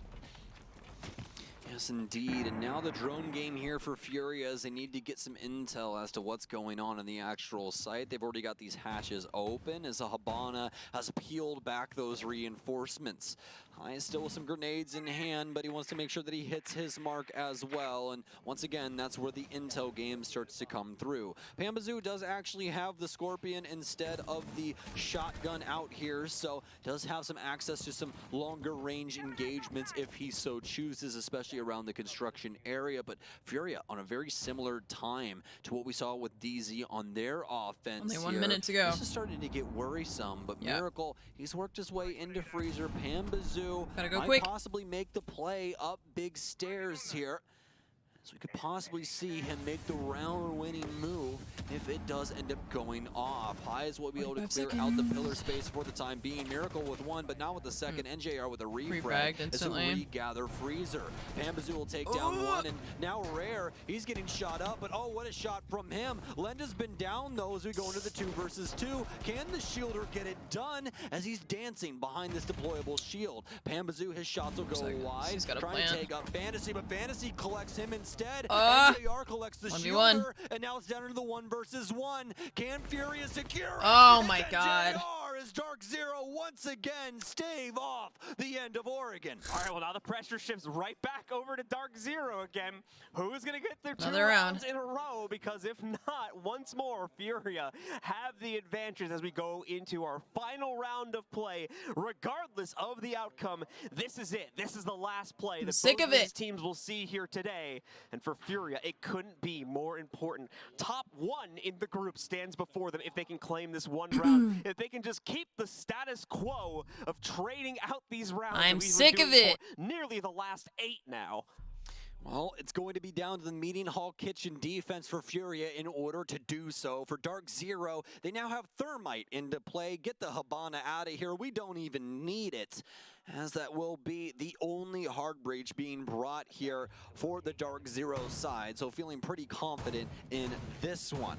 I'll be on to Eclipse here as Pambazu 16-12 at the current moment. No one even coming close to him in the lobby right now. The closest happens to be Fantasy at 12-12. So 4 more kills, almost an entire team's worth of frags coming from Pambazu in the difference.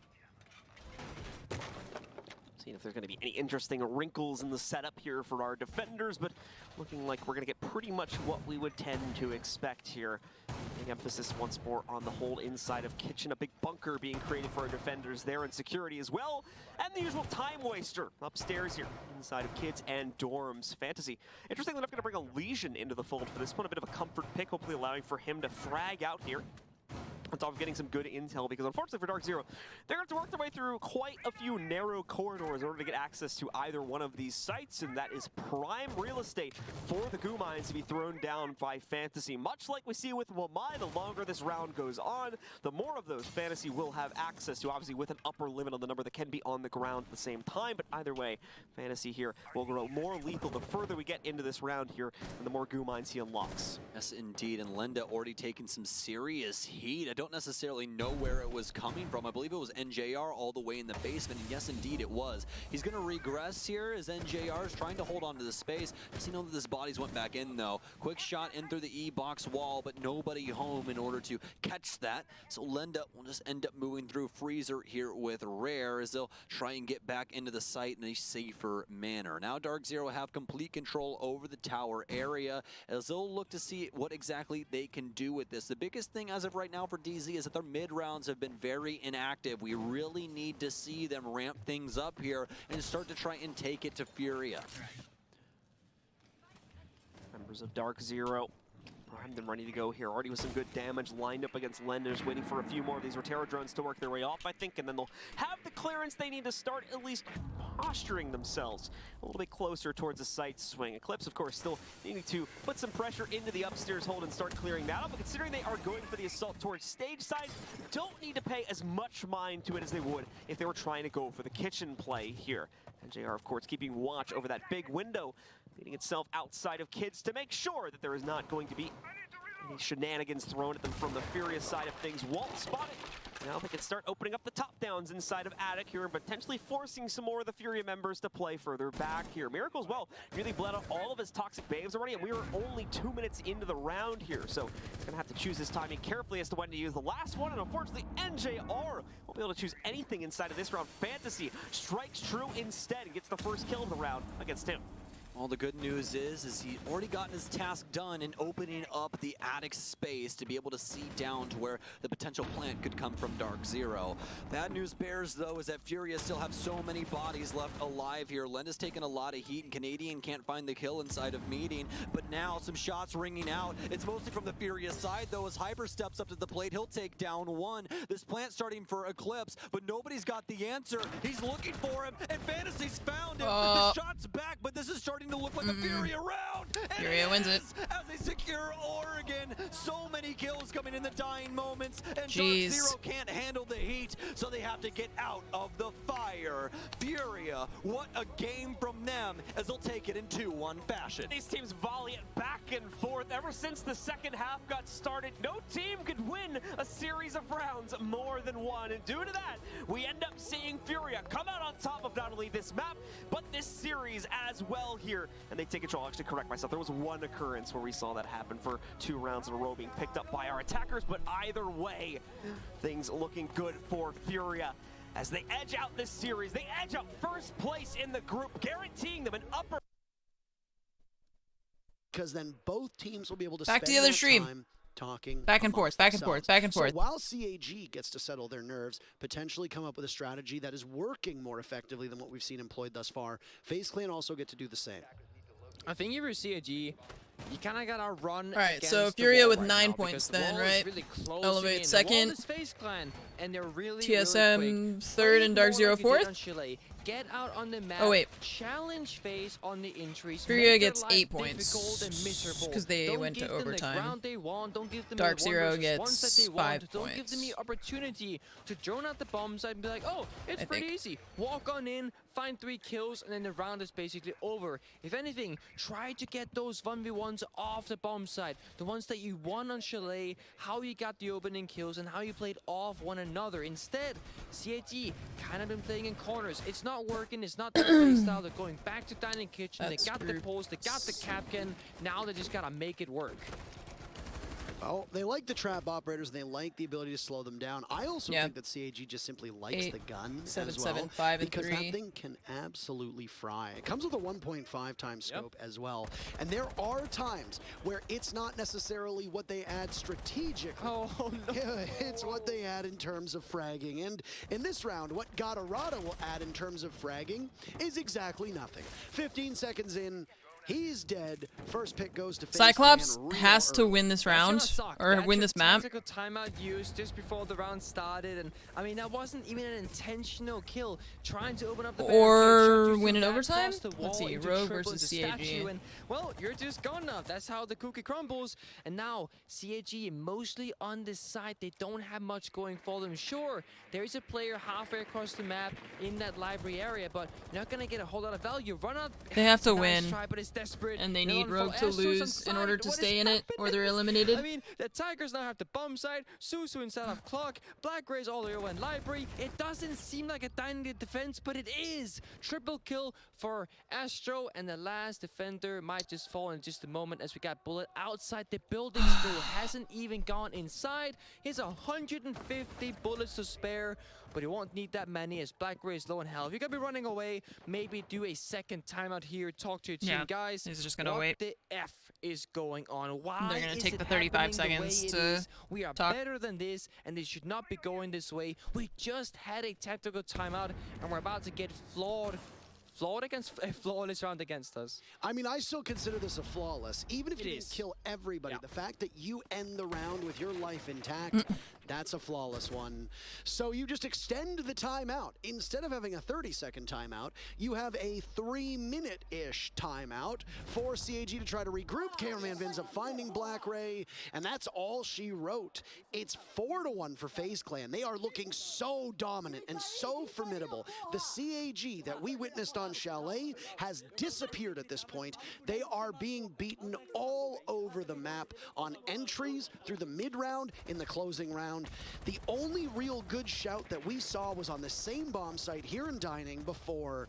And you know what? I gotta say, it was a relatively confident and controlled round for CAG. They got that early pick. They had intel down below. The Pulse helped give information. And then the moment that you saw that blunder from FaZe Clan, which is what really set it off, CAG responded well. But even that round, I pin that more on FaZe Clan trying to pivot too hard, run into the bomb site after losing Cyber and failing, than I do give credit to the CAG team. So with that said, what could have been a 5-0 is a 4-1 in favor of FaZe Clan. They've won this first half here on Villa. This is their map. They look so strong on it. CAG are struggling to keep up because FaZe Clan are the same killing machine that we saw through much of their run at the Sweden Major. Yep. And this is typically, I mean, when we talk Villa, we talk defense, we talk 3-3 side swap, 4-2 side swap, usually in favor of the defenders. And sure, the Thatcher's open, but it hasn't been played. FaZe Clan, they do not need it. All they need are their guns. That's how they've won the majority of these rounds. It's not the utility, it's not really the grenades, it's certainly not the verticality, because Cyber and the Sledge hasn't really done that good of a job this round. But honestly, the way FaZe Clan is playing, they don't need it. It's simply about the right aggression at the right time together, and that's how they managed to find so many openings back to back to back. You wouldn't think CIG would struggle with aggression because they are one of the more aggressive teams here, but I will say the way FaZe Clan has been playing has been extremely different from typical aggression. It's very much planned, but at the same time, oh so explosive. Another opening kill goes in favor of FaZe. That's Blackray off the board, Alibi off the board again. That's 4 in a row for FaZe and 5 of 6 for this first half.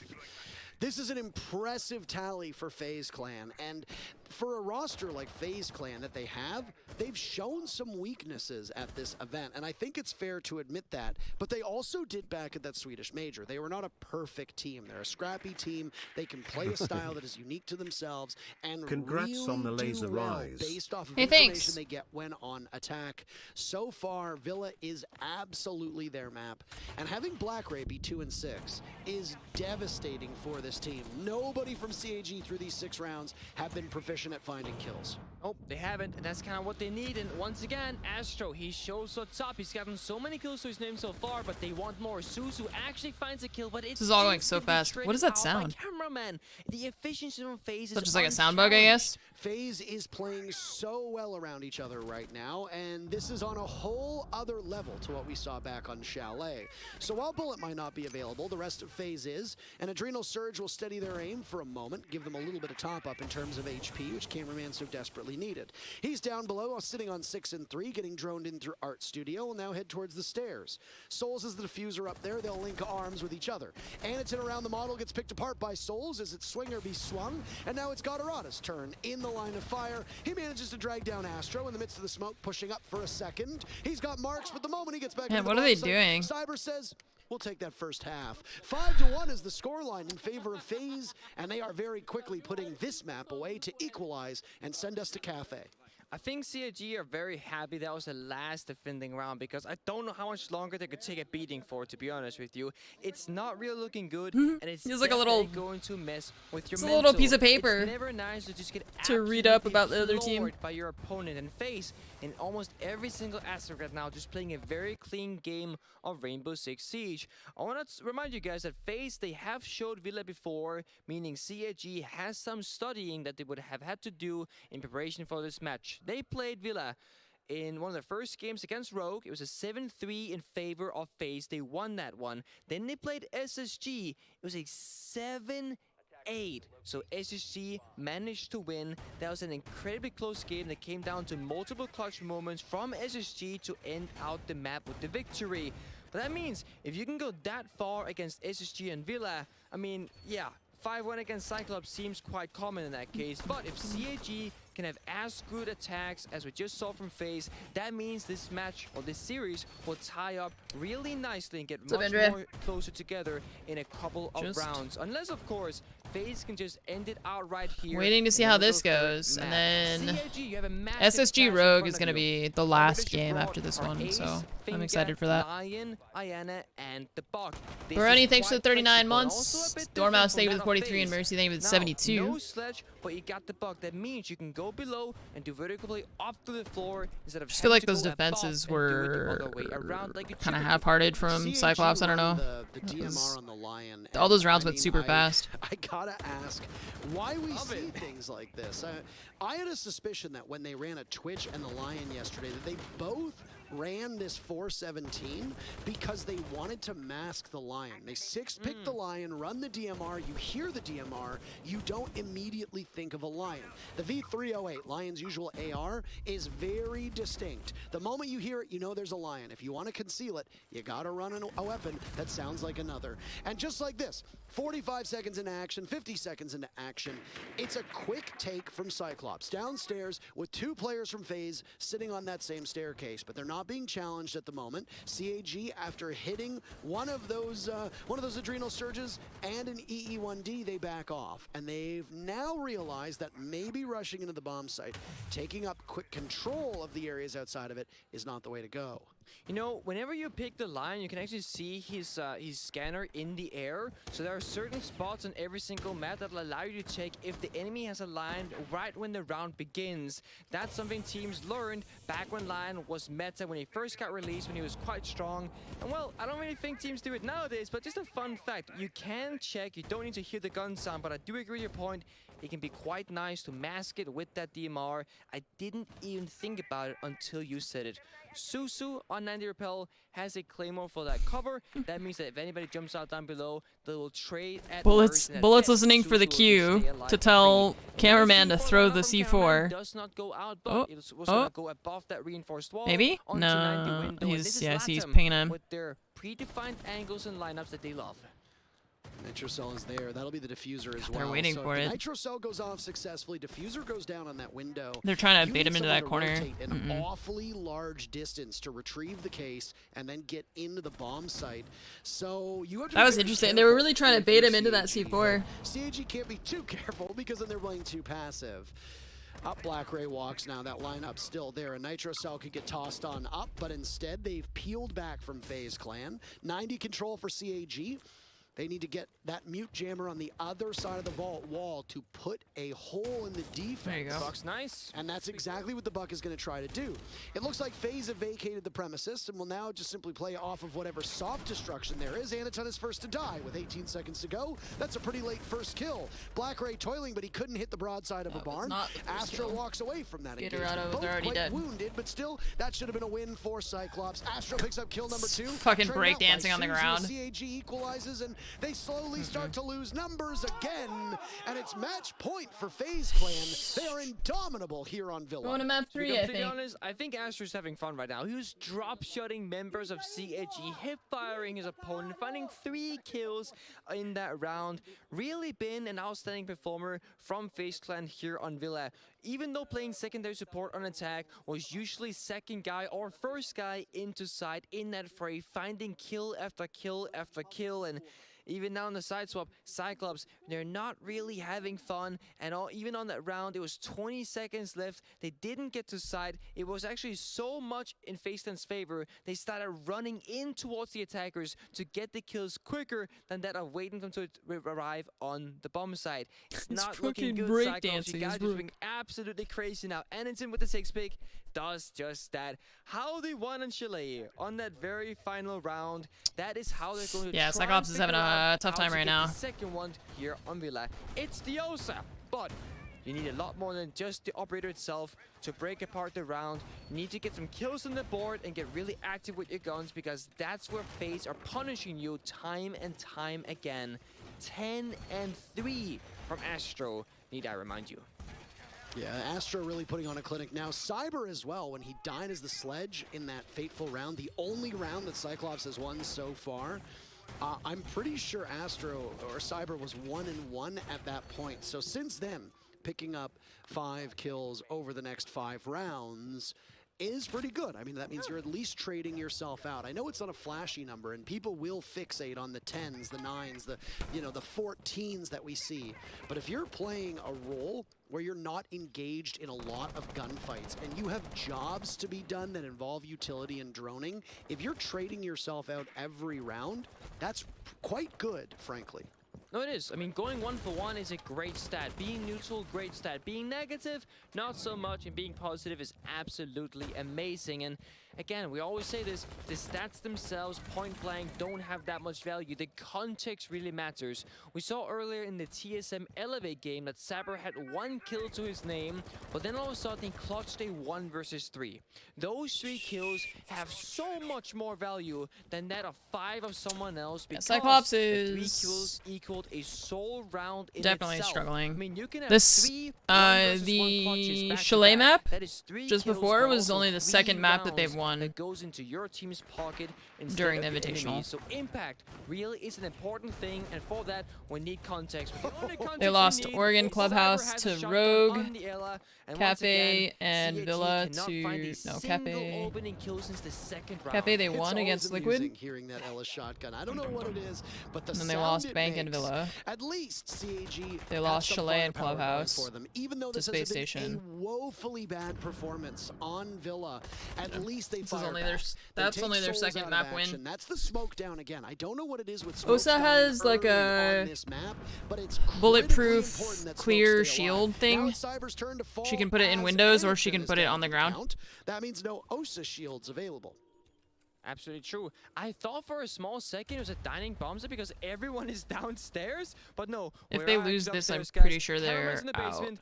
We got some members of CAG on the first floor, and we got Because then most they of can only get a FaZe on that maximum of 2 second points. floor. Now, minute left, but Blackray says, you know what? I think there's someone down here. Let me see if I can find him. Cameraman Which would full on tie them health, with Blackray Rogue. a little bit less than half. That means And Rogue Favor won their goes one way, head-to-head, but so that Favor means doesn't matter in this case, and in fact, it they're was Suzu with eliminated. that AK-12 that found the kill instead. FaZe are in a position that they haven't been in quite a while. They're actually trailing in terms of man count.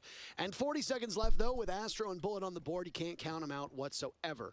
Especially given the fact that both Blackray and Suzu are 1 to 2 bullets away from death. In this case, closer to those 2 bullets.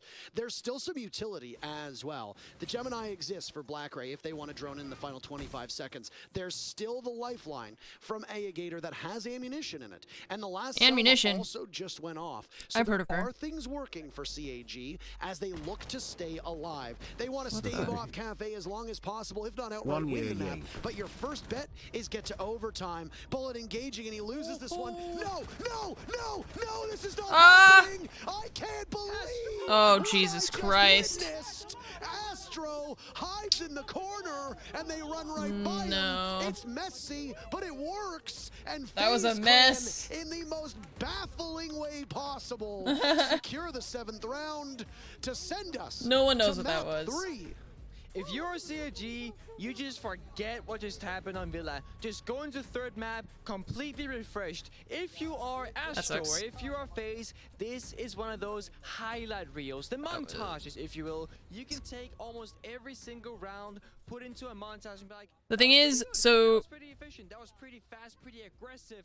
And that really speaks the entire story Let's for look at this the- man. Astro himself, I their will say group stats. MVP of Villa, no shot it was anybody else. He played This so is well each group and every single round. uh Always have an impact at the Group very B. end, closing out that 1v3, finding 2 kills, and then of course time ran out as he ran away. so Cyclops can only get a maximum. That map ever existed. They can only get a maximum of 2 points, which means they would be tied with Rogue. But they lost their head-to-head with Rogue. And Rogue still has to play Space Station. So I think, unless I'm wrong, I think they're eliminated now. Because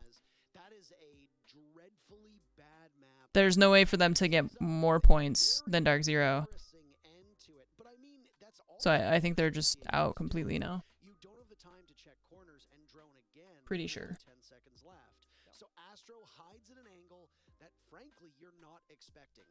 And when you head through astronomy, very close to Astro's name, and you go into the doorway inside a stack, Hey, I got a drop. the only Sick. angle that they're gonna see Astro at is if somebody swings the doorway to Master. But I have a feeling that that player from Cyclops was watching. I was waiting to see if anyone in chat. I think I'm right about that. I'm just worried about that I'm gonna say something and then it's like not actually correct. Midnight, thanks for the 1 year. And that's exactly what happened. Let's dive into this after the break, though. I don't think they don't tell them the results in between the rounds, no. In between games probably, but It's looking worse and worse for CAG to make it out of this group. I don't think they can. They might end up going home. Let's go to a break and then come back with our third map. I don't think they can. Unless I have the points wrong? Group B.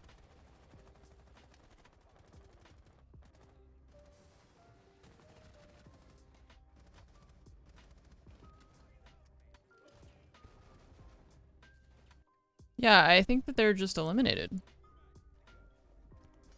But I feel paranoid because they're not saying that, and so I'm like, am I saying the wrong thing? But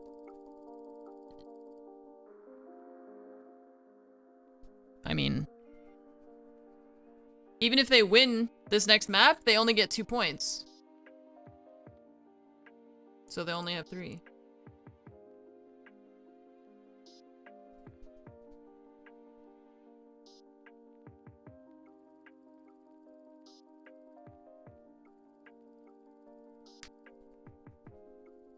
This is in Sweden. I don't know what city it's in.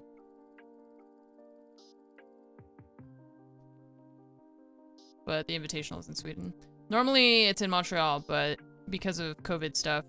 I think what I've learned about... I think the R6 events all being in Sweden recently gives me the impression that Sweden has the most lax travel restrictions for COVID stuff right now. Because they keep having all the events in Sweden. They can't have them anywhere else. So I feel like Sweden is just like, fuck it.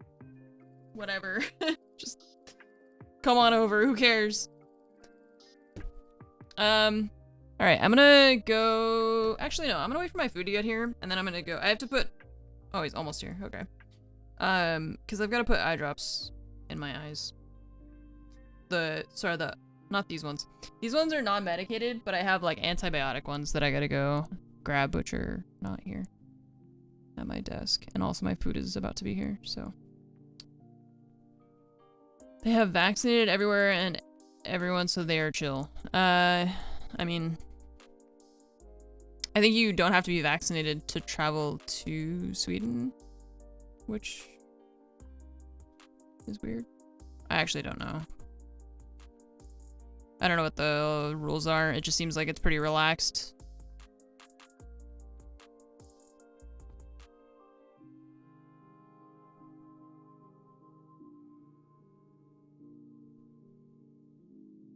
I'm allergic to bad siege.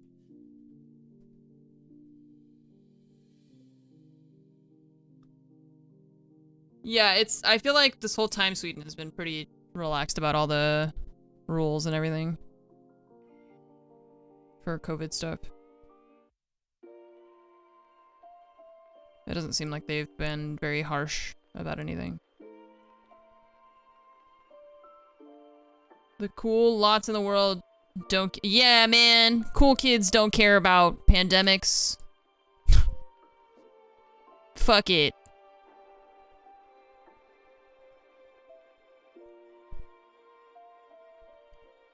Our country's better because we don't care about people dying. Yeah!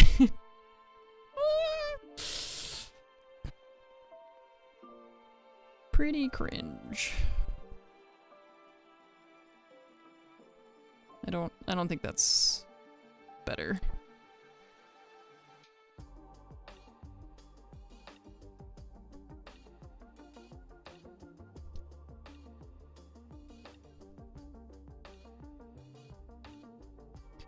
Bring my food. Put it down. They're almost here. Okay, I'm gonna go do my eye drop thing and grab my food and whatever. I'll be back. You watch the buses, I guess.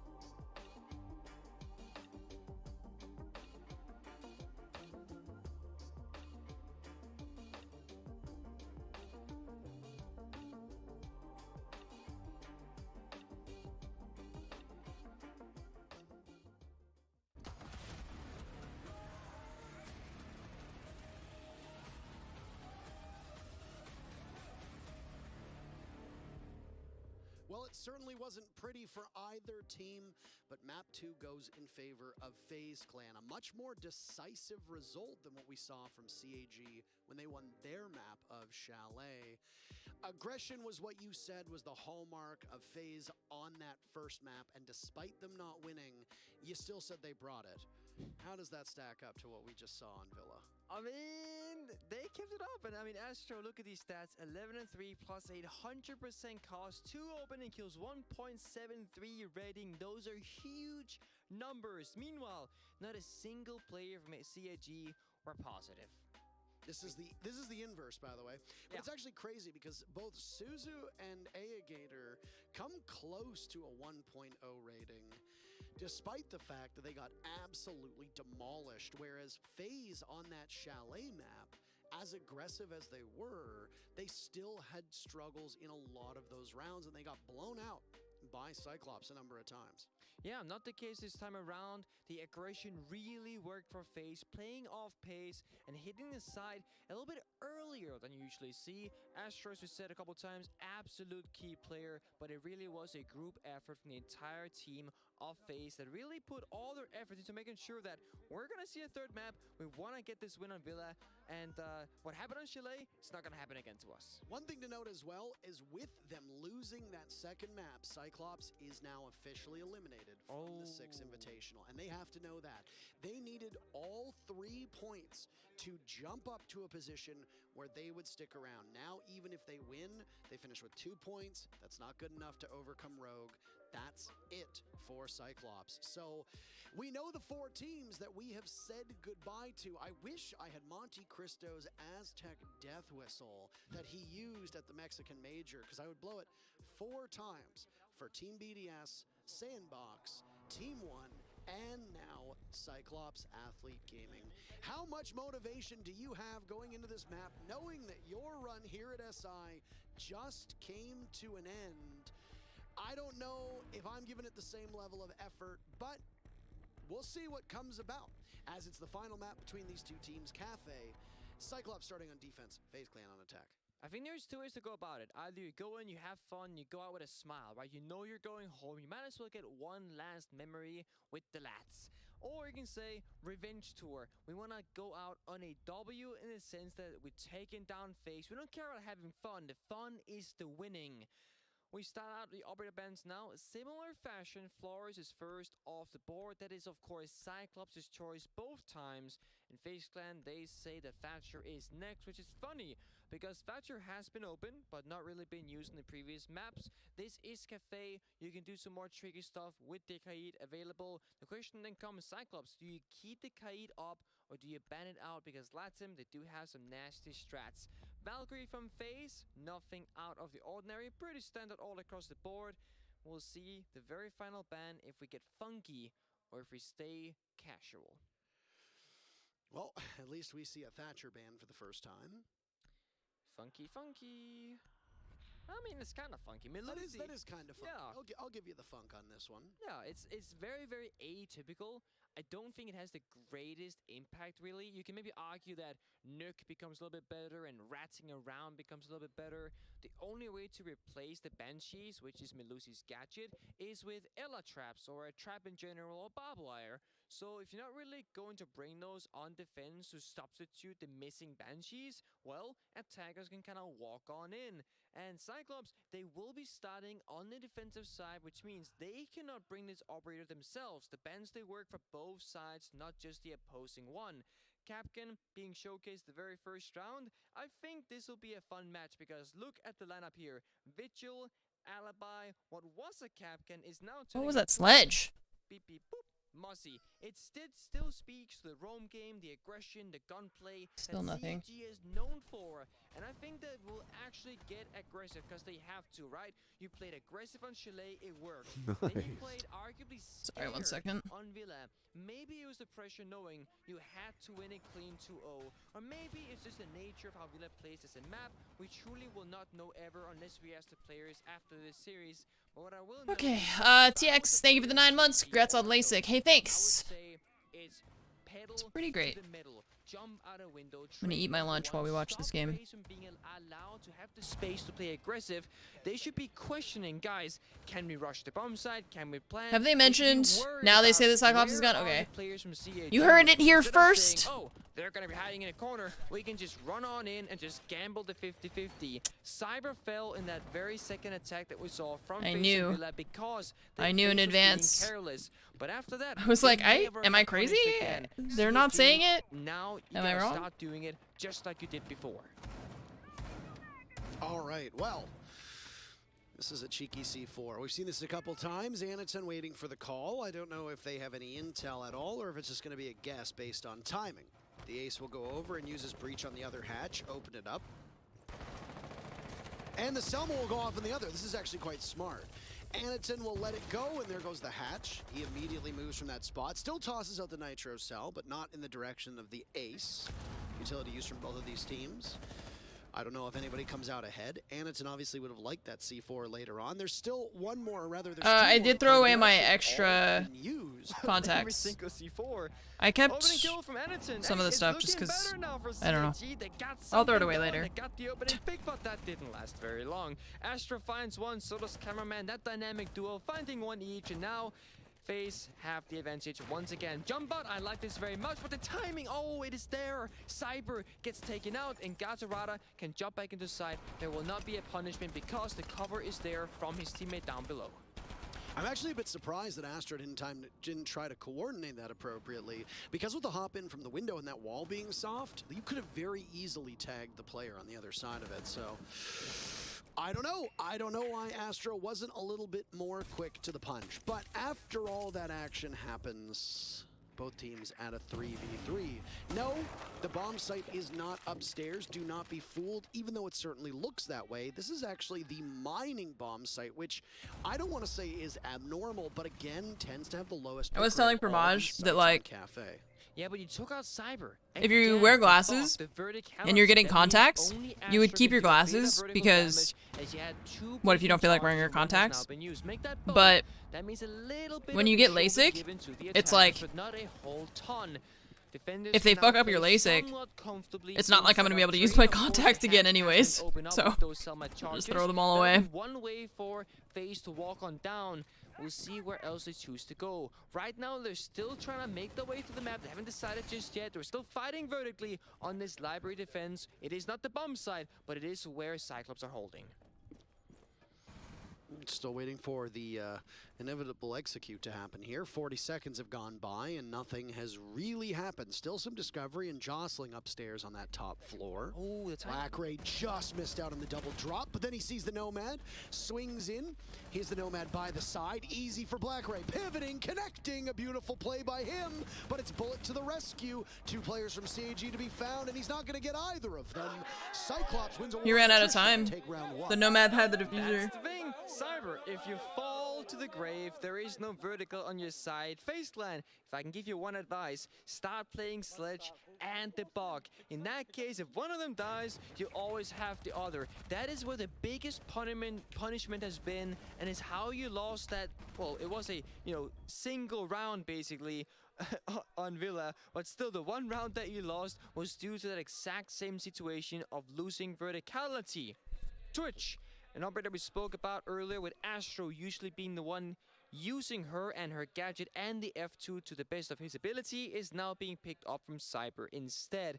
This is a stellar pick on Cafe. You have these dead spaces inside Piano that defenders and attackers can't really play in, but drones can maneuver around, gain information, and when it's a Twitch drone, you can also zap around utility. And it bodes well because it is a reading defense, and that will mean defenders will most likely extend up above, and we already see it now. So it's being put in the store. If FaZe wins this, the max they can get is 2 points. They'll have 6. Space Station has 5. If Space Station wins in overtime, they'll have 7, which means they'll be second. FaZe will be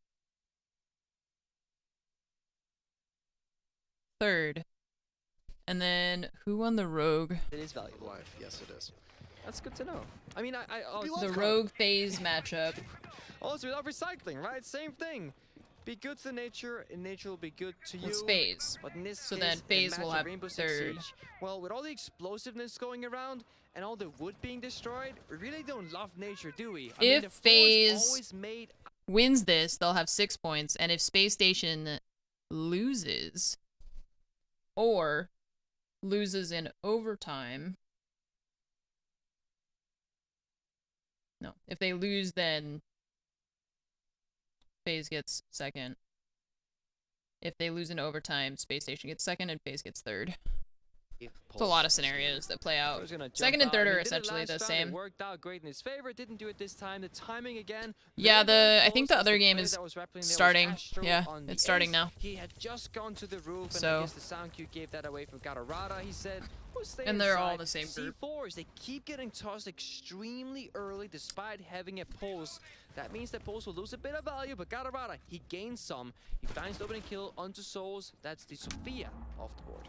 It's just a small waste of utility is all it really is. It could be such better placed, especially as you said, because there is that pulse on the board. You have the time to scan where they are and gain information and then make something work. CAG So, like, on defense. Cyclops are eliminated from the tournament, Two picks on both Cameraman and Souls, and but they can emerge basically influence the unscathed placement from those of FaZe altercations. That's the first and the other time, I teams think, pretty much by ever, winning. or since the only round they found on the previous map of Villa, that they're looking this healthy and this good on the board. Of course, CAG had If a they great win, chalet. FaZe will only That have was a 5 long time points. ago. No, that was... Does Cap get trapped doing the work there? Oh, no. I think it was. Bullet now the one taking damage as Astro will be retrieved by Bathroom. Gatorada still above. As you pointed out earlier on, this is a reading defense. Oh, you see? Cyber takes out Gatorada. Now he's inside of back bar. They've picked up the ace as well. So even though FaZe trail, there's been one pick on the CAG. Black Ray ever elusive downstairs by Pillar. He hears Cyber drop, and it's a bit of a messy shot, but he still has it working in his favor. He gets the kill. This is going well for Cyclops. They got pings from below now as FaZe with Astro on limited HP and Bullet on half HP as the two players from above. They'll tear through this They're both floor, really but low. They don't really see much. No player from CAG giving them any Cap time can to trap will get. kill They kept either one of going. them. Not answering their calls, not answering their emails. They still have a Shotguns pulse pointed with the at C4 drops, too. waiting for these FaZe members to fall to their demise. And that's Anderson to make the call over by Laundry. Ascending to Oh, the why? messy fight, but there's one down Oh, for well, FaZe, they- traded back by CAG. Why Bullet did they do walks that? in, another kill to his name, but 2 seconds left. Same spot, same war of attrition, Weird. and same result. CAG comes out on top 2 rounds in a row. I really loved how eager Anderson was to get into a gunfight. Well, they just got a trap kill on that one. Then sprinted up the They staircase, downed only to the- fall whoever to had ground the- from the hand of Ayana. That guy. Sprinting is an The argument Jackal? we're talking Is that Jackal? Yeah. often, right? Or no, A lot of Ace. players, we argue that they should take the sprinting key off their keyboard or unbind it, because if you're sprinting into a gunfight, you will always lose. You cannot shoot back, you cannot fight back, and you've been ADS there, it's a freebie, but sprinting makes it the other way around. You really gotta fight for it. One shot headshot, that'll be your friend, but if you can't find the head, well, then you're dead. And with the UMP's fire rate, it's not looking too nice because that is rather slow. It's on the lower end for the defenders. And that's also why Post doesn't see the most play. But what we see now instead is the UMP from Castle. The difference is you get a 1.5x scope on the same weapon of the UMP, a secondary The shotgun, packets are and hand warmers. Gator has also chosen to bring out the bulletproof 4 Castle barricades. Castle has been buffed. He no longer has just 3. And also this quality of life change where you can put the panels over a normal barricade without having to pull down the regular barricade first. We might just see it right now. There it is. Isn't that beautiful?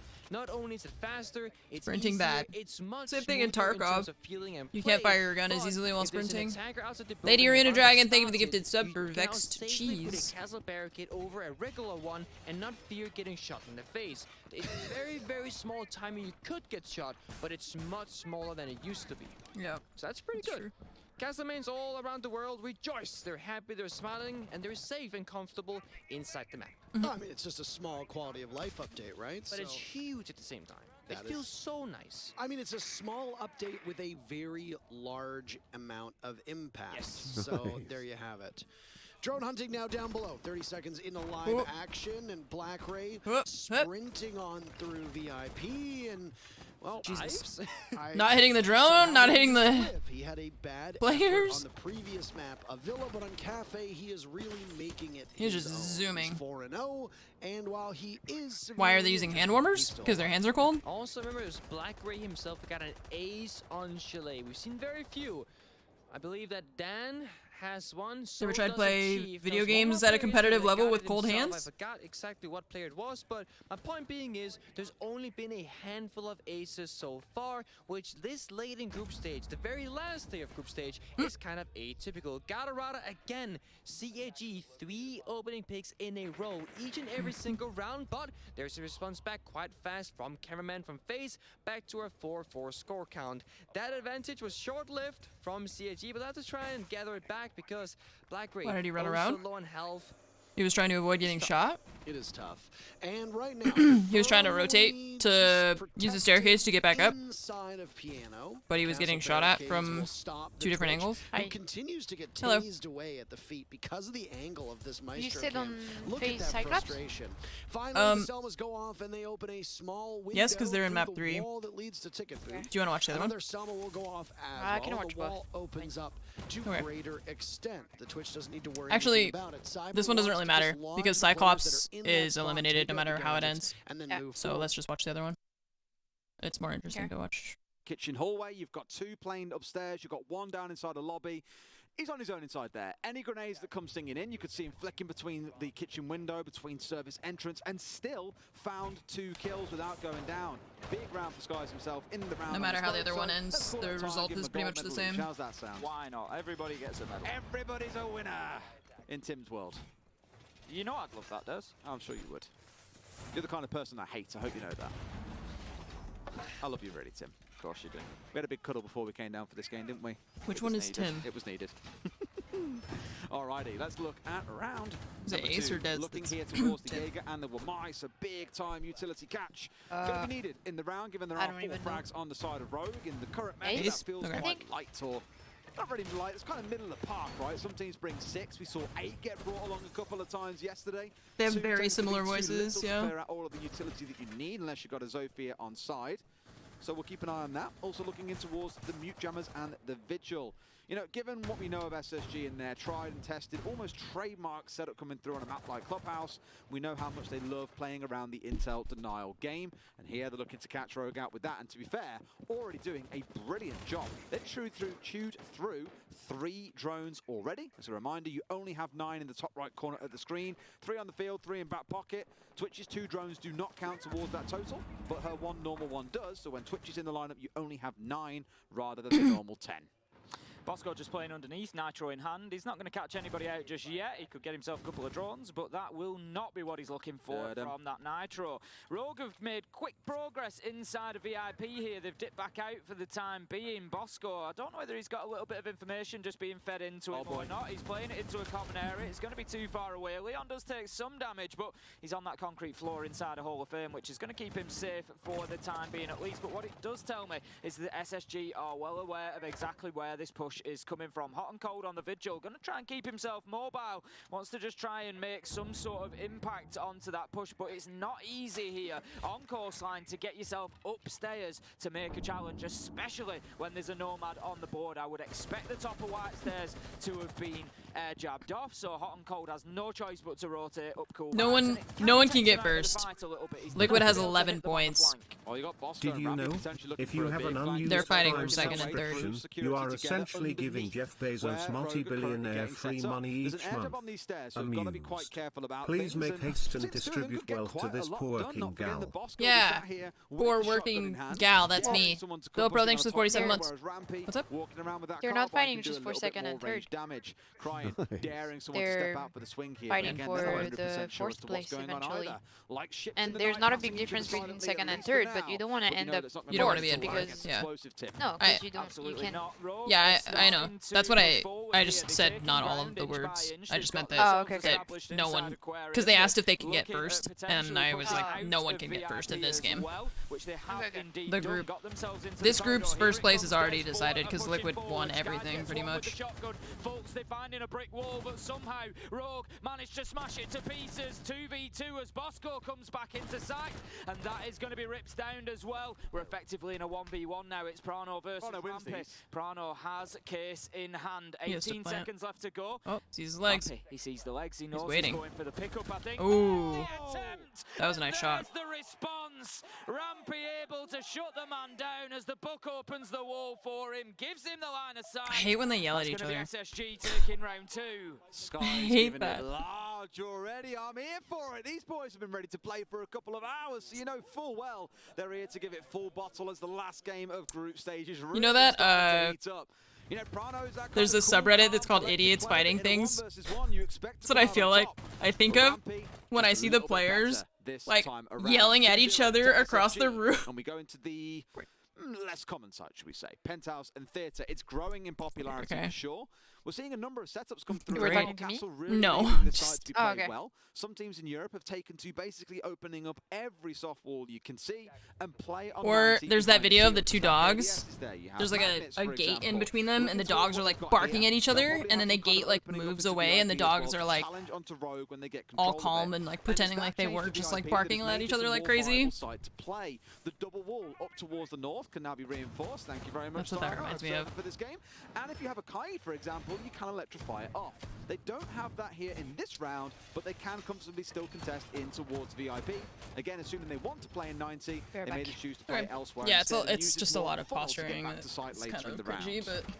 Going to be a rotation opened from VIP out into the corridor on either side of Clubhouse and Bank. Hey, no more Oregon. Elbow and one down at the far side near Hook. And the third. Well, now the rotation that you see over on the right-hand side of the wall as we look no at more it, Oregon, a chat. long line of sight in from Theatre as well. So there's challenges that can be made all the way through into VIP. It's going to make it very difficult to Rogue to get themselves established and remain safe in there. We've got punch holes all the way across from Penthouse. It's almost turned into Swiss cheese, this site does. Yep, it's like I say, you basically open up the vast majority of soft walls and contest it from inside of 90 corridor. Rather than having a shield on 90 to play behind, though, they're keeping it quite fluid. And again, I clock that they barricaded off all 3 windows facing into courtyard, the 2 inside of luggage, meaning someone can play there very comfortably, and the 1 also in the VIP hallway. So really, anyone getting on roof will be looking for a kill. They're not going to have much luck at finding any, given everything has been closed off. It does mean that SSG can basically treat this top 4 like one massive donut, though. Just keep on running around in circles, keep on making good use of the cover provided by the laser gates, by the castle barricades. Lots that Rogue need to work their way through. However, as we were speaking about earlier on between Damwon, Kia and Na'Vi, sometimes just go straight to site. Forehead, forget about clearing the entire top floor, just look towards the prize and get that diffuser down. Got a man on double window, 1 on roof as well, and 1 working underneath. So Rogue spreading themselves out here, not really looking to push towards VIP. What a beautiful one-tap from Leon there. Just manages to find the head of Fultz, and a little bit of respect shown in the chat as well. The nice shot coming out from Fultz. It was an absolute beauty from the F2, and that is going to be a good opener for Rogue. Puts them 5-4, but we're almost halfway through, sorry, just over halfway through the round. They need to start thinking about getting those boots into sight. Sky's still holding down the tight angle. He knows that the push is coming. He's completely smoked out. He's trying to find an alternative angle, but that's just allowed Rogue to start moving into sight. But here's where the peak holes come into play. They are absolutely everywhere, and there is an angle to be found from almost anywhere on this top floor. Absolutely. If Aces swings in here, he might be able to do some damage. In fact, it's crying with a nade coming in. Rampy falling off the board. I was going to say, a limited number of C4s on side. Skies with 1 in the back pocket. It's the only one they've got. And I thought we might see that come swinging out towards Bathroom, but they didn't hear the diffuser going down, and therefore didn't bother. Playing on these longer ranges, Hot and Cold finds 1, immediately traded out by Crying. A 4v2, make it a 4 versus 1. Rogue have finally found a way into the game, and Bosco's got it all to do. We'll find 1 back the other way, but the diffuser is going down. A lot of work for Bosco here. Sees 1 man, can't take the shot. Diffuser will be confirmed. And now he's got to start trying to work back in when they know exactly where he is. Look at that. There's 1 on the double wall just waiting for him to peek this. 1 heading onto the upside down rappel. It will be Crying ultimately that finds Bosco and shuts it down. Rogue, they wake up and they find round number 3. Beautiful stuff. Beautiful stuff. Slowed things down a little bit. Got that entry kill coming in onto Fultz with Leon finding him on the window. Tried to bait it out, I think, with the smokes as well, because there's always the fear that, okay, a drop's going to happen. They're going to make a move. They're going to do something when you see the smokes, but not quite for Rogue. It was more just a ruse, a distraction. So you could say 2-1 as SSG now find themselves losing that first round on the map. We've finished the first quarter, and we'll go back through the same site rotation once again, starting out in Kitchen and Service. Last time round, you gave Fultz the MVP. I was a Skies fanboy for just a few seconds.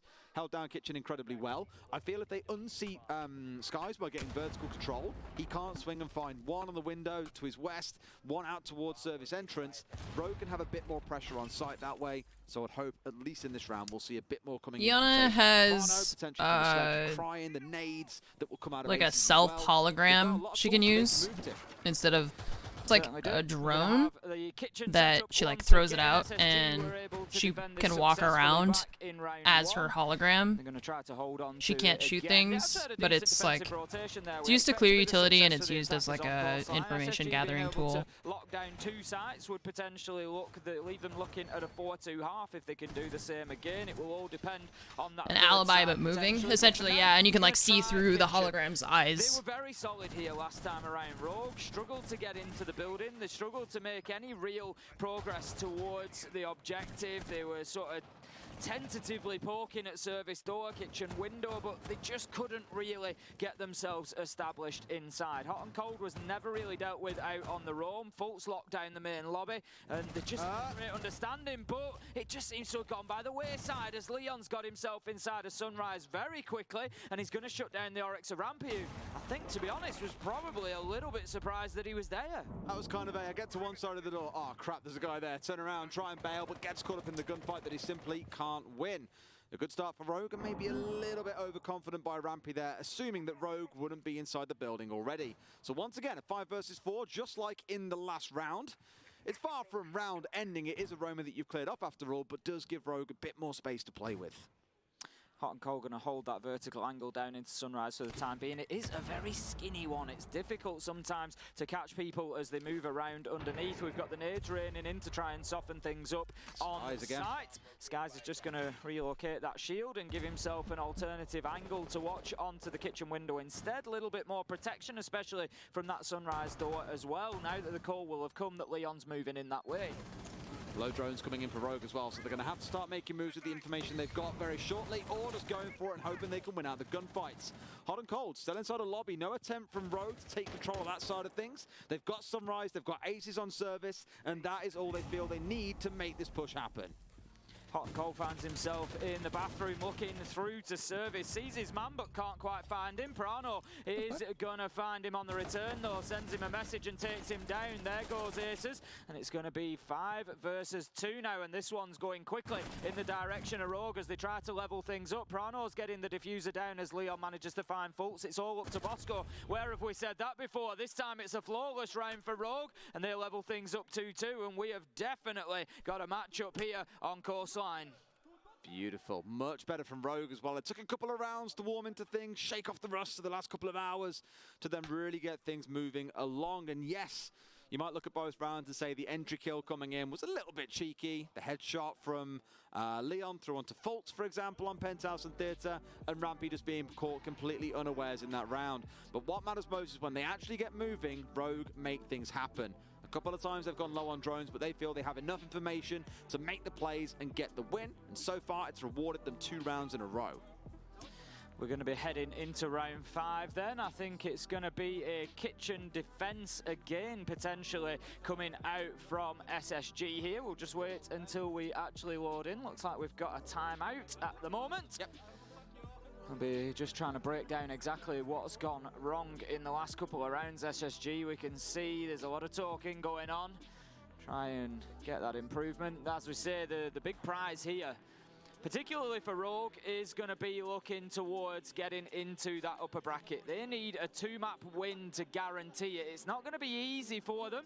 SSG, we've already seen quite capable of making a game out of this. They had a really strong first 2 rounds, but Rogue, they've woke up, they've come into it. We see this quite often, whereby teams come in and they just don't wake up for the first couple of rounds. It just takes them that to find I love that they're sponsored by Oatmeal. Kills, and on they're going. Rogue. That's so funny. One thing I will say for them, they've been playing SSG, they're sponsored by Oatmeal. Yeah. On beforehand, and they've spoken about the work they do with Bernadette and the, as a performance coach. They play with a lot of smiles, a lot of laughing. They always try to keep that energy up. It's something that they're very mouse and keyboard, headset, and you spoke about energy drinks, warm into it. We said as much about Oatmeal here throughout this week, right? Sometimes they come into a map, it'll be 3-4-0, and you'd be like, oh God, are they finally being defeated? It's not always an instant switch on thing, and again, they've been sat around for a couple of hours waiting for the last series to finish, for them to sit down and get underway with this one. Now it's here. You should start seeing a different team as we continue forwards. Hopefully, though, for SSG, this timeout starts to award something to them. We find ourselves going back in then to round number 5, and there's a pick I haven't seen in a good long while, Tim. going to be the Rook coming out for hot and cold. A good old Rook. So if anybody's not seen Rook before, we've got quite a few new viewers knocking Rook. What does Rook do? Well, he's got some armor plates. He's going to pop them down. They're almost like little t-shirts there. And everyone's going to run in and grab one. And bulletproof t-shirts. But for a headshot, it's going to guarantee that you go down but not out. So it gives you 20 HP now, doesn't it? It's 20 HP, yes. So it just it's giving you that extra little bit of juice. You can bullet sponge a bit more. Exactly. Juggernaut, for those back in the day that may remember. He's sponging. Used to hear that scream many a time in a certain lobby. It's one of those. They can soak bullets all day long. Admittedly, 20 HP, not an absolute ton. In some gunfights, it will be one more bullet. In other cases, none at all. Especially if it's a headshot. Exactly that. The headshot will still be lethal in one. We've got a little bit more awareness this time from Bosco over on the Sunrise side. Leon able last time to move in there very, very quickly and get himself the opener onto Rampy. I'm sure that SSG aren't going to get caught out like that again. They're going to be very much awake at the beginning of this round this time around. Not going to want to go a man down quite so quickly. Absolutely. Just a bit of caution on their side. I mean, Rampy's on a Maestro, right? He's not quite going to be the guy that's charging around a map and going mental. And it feels overall in the competition, outside of maybe faults on the Ella, that they are wanting to play this one just a little bit more passively, not get themselves out into so much of the map. It started well for them, but clearly started to wear out after a couple of rounds. And I do like how Lycan has stepped in and called the timeout early on. Some teams let this be an issue all the way through the game, and when you've got one round left until you lose, then you call the timeout and try to course correct, by which time it's too late. Better to make the micro adjustments early to get you on the right course later into the game than to try and course correct when you're already heading for face first into a crash. One Man Magnet's going to grab out the first nade that goes in, doing a good job of keeping that shield intact and also keeping Skies safe, but not keeping Volt safe as Ryan gets in and gets himself an opener. Still a couple of those Rook armor plates left over as well. Always a frustration as a Rook player shouting, who's not got their armor? Well, there's two people on the side of SSG that are lacking that additional HP, and it could come back to bite them. Hot and Cold looking to get himself a little peek out onto the main lobby there. This could be good. It's so close for him. It's just a couple of pixels short. The man will not step far enough back. Rips, maybe not quite knowing just how lucky he is. Lucky enough to not be losing his life. Steps in straight into one of the Ella Grishmot mines. Of course, isn't going to find himself shot out as Hot and Cold was holding a very narrow angle above. In fact, he's really unlucky because they bolted straight over the bar and just about avoided him. Leon, once again, going to find an entry. I believe that's 3 rounds in a row now that Leon has picked up the entry, 2 of them onto Rampy as well. Won the Oryx, won this round. And look at that, Tim. In the space of 10 seconds, it's gone from a 5v5 all the way down. Thank you for Rook armor. Fucking Aces picked up Rook armor. He's gone inside the one of those 2 that were left up. Oh no. There's nothing more to be done. That's one of my favorite things in ranked, when you find like unattended Rook armor as an attacker. And how much Prano really wants it as well, giving a bit of lit back after Skies went off in round 2. It's a much slower start, or much slower mid-game, I guess you could call it, for SSG. Rogue looking very good, and even after a timeout, they're still slamming their way through SSG. The one thing I will give, I know that Coastline, I think it was Dev who was rifling through the numbers upstairs. I think Coastline is currently like the second most attacker. I don't know if maybe they were. I don't know if that's the thing. You save the Rook armor for later. For me was quite Can you pick up more than one Rook armor if you get injured? Get themselves to 4 and 2, then at least it's sticking with the stats. For SSG, they'll be probably ruining a little bit. They didn't get more done in this half because the last 3 rounds, they have basically been non-existent. Up to the top floor we go then. Hooker it will be. We saw this defender back in round 2. SSG were able to lock it down. It was the last defensive round that they won. It came down to a 1v1 at the end. I mean 1v2 technically, but one of the Rogue players was down. Prano didn't really have an opportunity to resuscitate his teammate, and I think it was Rampy who was able to finish it off from the hallway just outside the VIP door. But this time, Rogue, they're going to be looking to stretch it that little bit further. They're not going to be looking for that 1v1. They're going to be looking to put another round on the board. 3-2 now. They've managed to get themselves 2 on the attack. 3 rounds in a row as well. Seeming kind of unstoppable at the minute. As you say, Leon, 6 kills. 3 of them on entry, going very, very well for them. Crying at 7 and 2 as well. It's just good seeing different members get the names on the board as well. You know, you look at this team lately and I think all the conversation is around Aces and around Prano. Even though Prano sat as the IGL and the support player, I guarantee you he has been very happy to be playing a lot of Book on this map so far. Gives him a chance to get a little bit fraggy, see what he can find. Here at least, Hot and Cold going to be the point of interest where they're going to have to face him down. He finds Aces quickly combing him over with the Alder and drops away down to Office. No one downstairs and no one on blue such window. low HP. He'll get away with murder there. Big loss for Rogue there, taking that opening death, but Hot and Cold does take an awful lot of damage along the way. I think they were maybe hoping for a trade as a worst case scenario. National, thank you for the 67-month resub. Down the hatch. Thank you so much. Himself out of danger. Now then, Prano looking to move into the space that Aces wanted to create to try and get himself inside of Aquarium. SSG holding this massively from downstairs. We've got Skies on Cool Vibe and we've got the Maestro has moved himself back upstairs into sight now, but that was two downstairs out of the 4 remaining. It's now just Rampy that's down there. And that's not going to give them an option for any sort of explosive denial, given that he's on the Jaeger and he doesn't have any, but I'm sure they've got a plan in place for him to be able to impact this somehow. Yeah, Prano was trying to get the wall opened up from afar as well, but just couldn't. There's someone still sat behind the bar who can very easily remove those X-Kairos off. Probably to be expected. It's normally why you have someone go up on the roof and get some of those X-Kairos down onto the quad wall, which by the looks of it is where Prano is moving his way up to now. Wants to start getting an angle in to force the man out from behind the bar, and we've just heard them go off in our ears there, straight onto that wall. We should be able to move them away. Currently jammed in, and now being shot off from downstairs. Prano going to be lamenting that because he's only got 2 left on side. Bosco finding another, crying, making it 8 in the game as down goes So Rampy. sad for the Hibana. It's disadvantage for Rogue overall, though, Tim. 3 versus 4. It's looking a bit dicey. One of the rounds up. Damn, nice shot. Cryan steps up and does that. 9 kills in 6 rounds. What a start for the man. Cryan's absolutely flying at the minute. We know he's got the ability, and it's great to see it getting flexed here in the server, really finding one after another. Bosco's had a big round, to be fair. Not only did he keep part of that quad wall Rogue's close, map but he also got himself a kill as well from main lobby. So, well played from him, but Rogue, they're now in control of the downstairs. Going to try and just nade out that spot behind bar to see if he can find his man, but Fultz is going to keep himself safe right over in the northeast corner. Oh, he almost walked into it. That was so close. And Fultz is now down the first nade went out, and then he naded the same spot, and he almost got the OMI. He's got like 3 HP. Jesus. Of the man on bars, but as Skies goes down, he's going to aggress in. He sees him, but he can't get the kill. It's all up to Fultz. 1v2.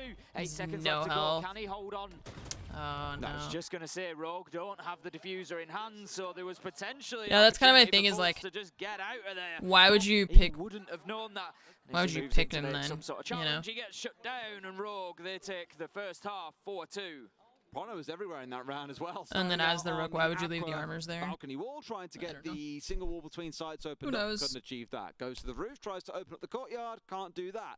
So then gets inside the building, comes pushing in from penthouse theatre side, I believe, up through 90, straight down through VIP hallway, and unfortunately doesn't win out his ones. But keeping himself very busy in a supportive role, not just being the one who's resigned to sat on drones for the team, is making sure they're always looking to move forward. Whether or not that's a good thing is up for debate, I guess, in that sense, because they might have needed someone on drone to get them in, but that's where others can weigh in as and when they take critical areas of the map. We now get the side switch, and Rogue going onto the defensive side has started out with a very interesting pick for Prano. It's going to be the Capcan stepping in, Tim. It is indeed, and it's always an interesting operator to watch out for. You can stack multiple of those multiple of those explosive devices on each door frame if he wishes, or he can put one on each of 5 doors. 2 will be enough to be lethal, but what it does mean is it slows down those pushers coming in, because obviously you've got to drone that a little bit more carefully. As soon as you know there's a Capcan, you've got to try and recognise where those traps are. Moving through any door, you've got to maintain your focus and make sure that you're checking the door frames, both sides now, as it used to be that you could only put 1 per door frame, but now it's multiple, as many as you like. And it's just about trying to catch people out, especially in those late round situations. We see the Capcans being particularly troublesome, where players are having to start rushing towards the end of things. Yes. This map is going much faster than I expected it to go. Pretty lethal if SSG try and although they just switched sides, so entry into the building. This time around it's Leon who's currently sat on site, so not a smoke. I don't know if Fromage, are you back? As we saw from Skies back in the first half, instead it's going to be an Oryx. Does have those alarms to go off as soon as someone comes charging through. Not quite sure what he was aiming for there. The shelf, he just Fuck decided you, to get boxes. a bit of beef with that shelf, and he's Die. what's for. But with those alarms, beepers as we call them, they're there above the windows, above the doorway to enable him to turn around and put his fire wherever they may be stepping in. So although it's not quite smoke canisters to do the denial, it's still a decent gun and still has gadgets to help him with that purpose. Die, boxes.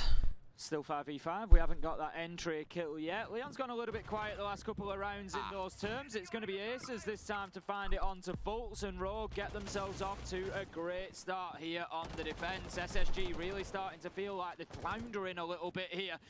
Taking a good couple of first SSG also already used their tactical, so they don't have one left anymore. It only takes a flick of a pixel Unless Rogue decides to use theirs. Double window barricades, and he's going to take his man down 4v4 halfway through the round.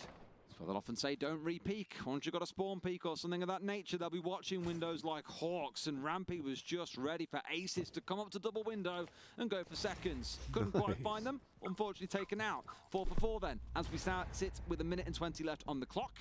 Right, Lion rings out one more time. If Bosco with one more charge on side, and they've still got a frag to make use of here. Yeah. Flashes in back pocket. They've got the tools to make the push work, but I think the most fearful here about the roamers and the damage that players like Rips playing on that Vigil can do to them later in the round. Prano on the roaming Capcan thinks that there's maybe somebody inside a hooker, but there isn't at the minute. They've dipped out of there, and they're looking more towards kitchen window at the minute, looking to just try and get anything going to get inside a site SSG here, but it just seems to be a little bit of a struggle, holding angles.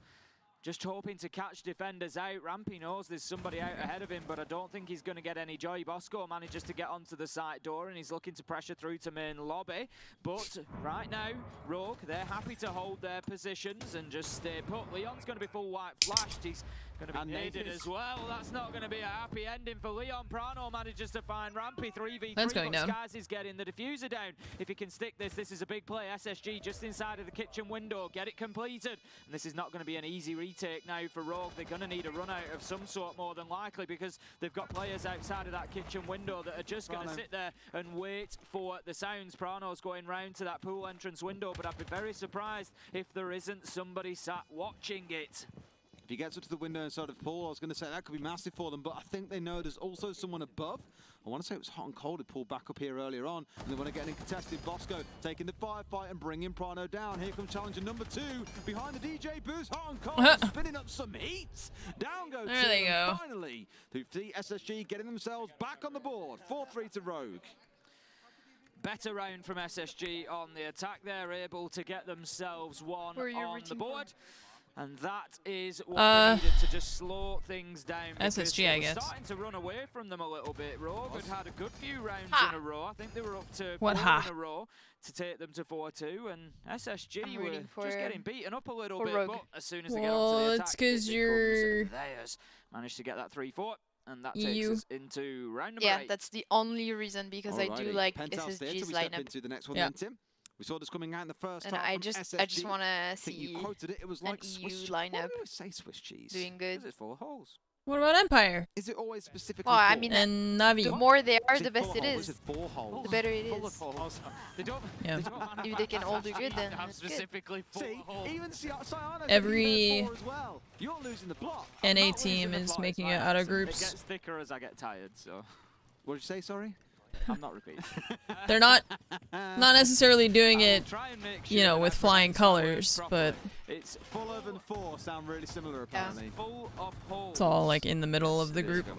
But why Swiss cheese specifically? I think why does that have to be? I wouldn't see BDS winning German cheese. the Invitational, but I think if they didn't have their issue, they would have at least made it out of group. You're talking about BDS?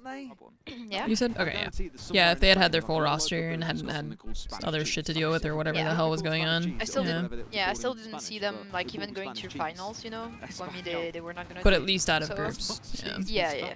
Yeah, agreed. I think most people probably agree. Francais fromage. There you go. There you go. And get away with that. We've done it. We've got there. We've got there. That is what. I don't know what is going on in the cast right now. How to say French cheese. What a world and a time we live in. So Let's look at how this round is playing out. That's enough crap talk for the last minute and a half or so. We have got the Kaid on side in this round. Tim, we spoke about it back in the first half. You can electrify off that VIP wall and make it a bit of a nuisance. Is Coastline attacker sided? I remember Kayak when G2, when he used to get outside the door inside a Hall of Fame, chuck it up to the kind of weird, like, what are they, like Ripley kind of curtains? It's slightly better since they reworked the map. A little bit more balanced.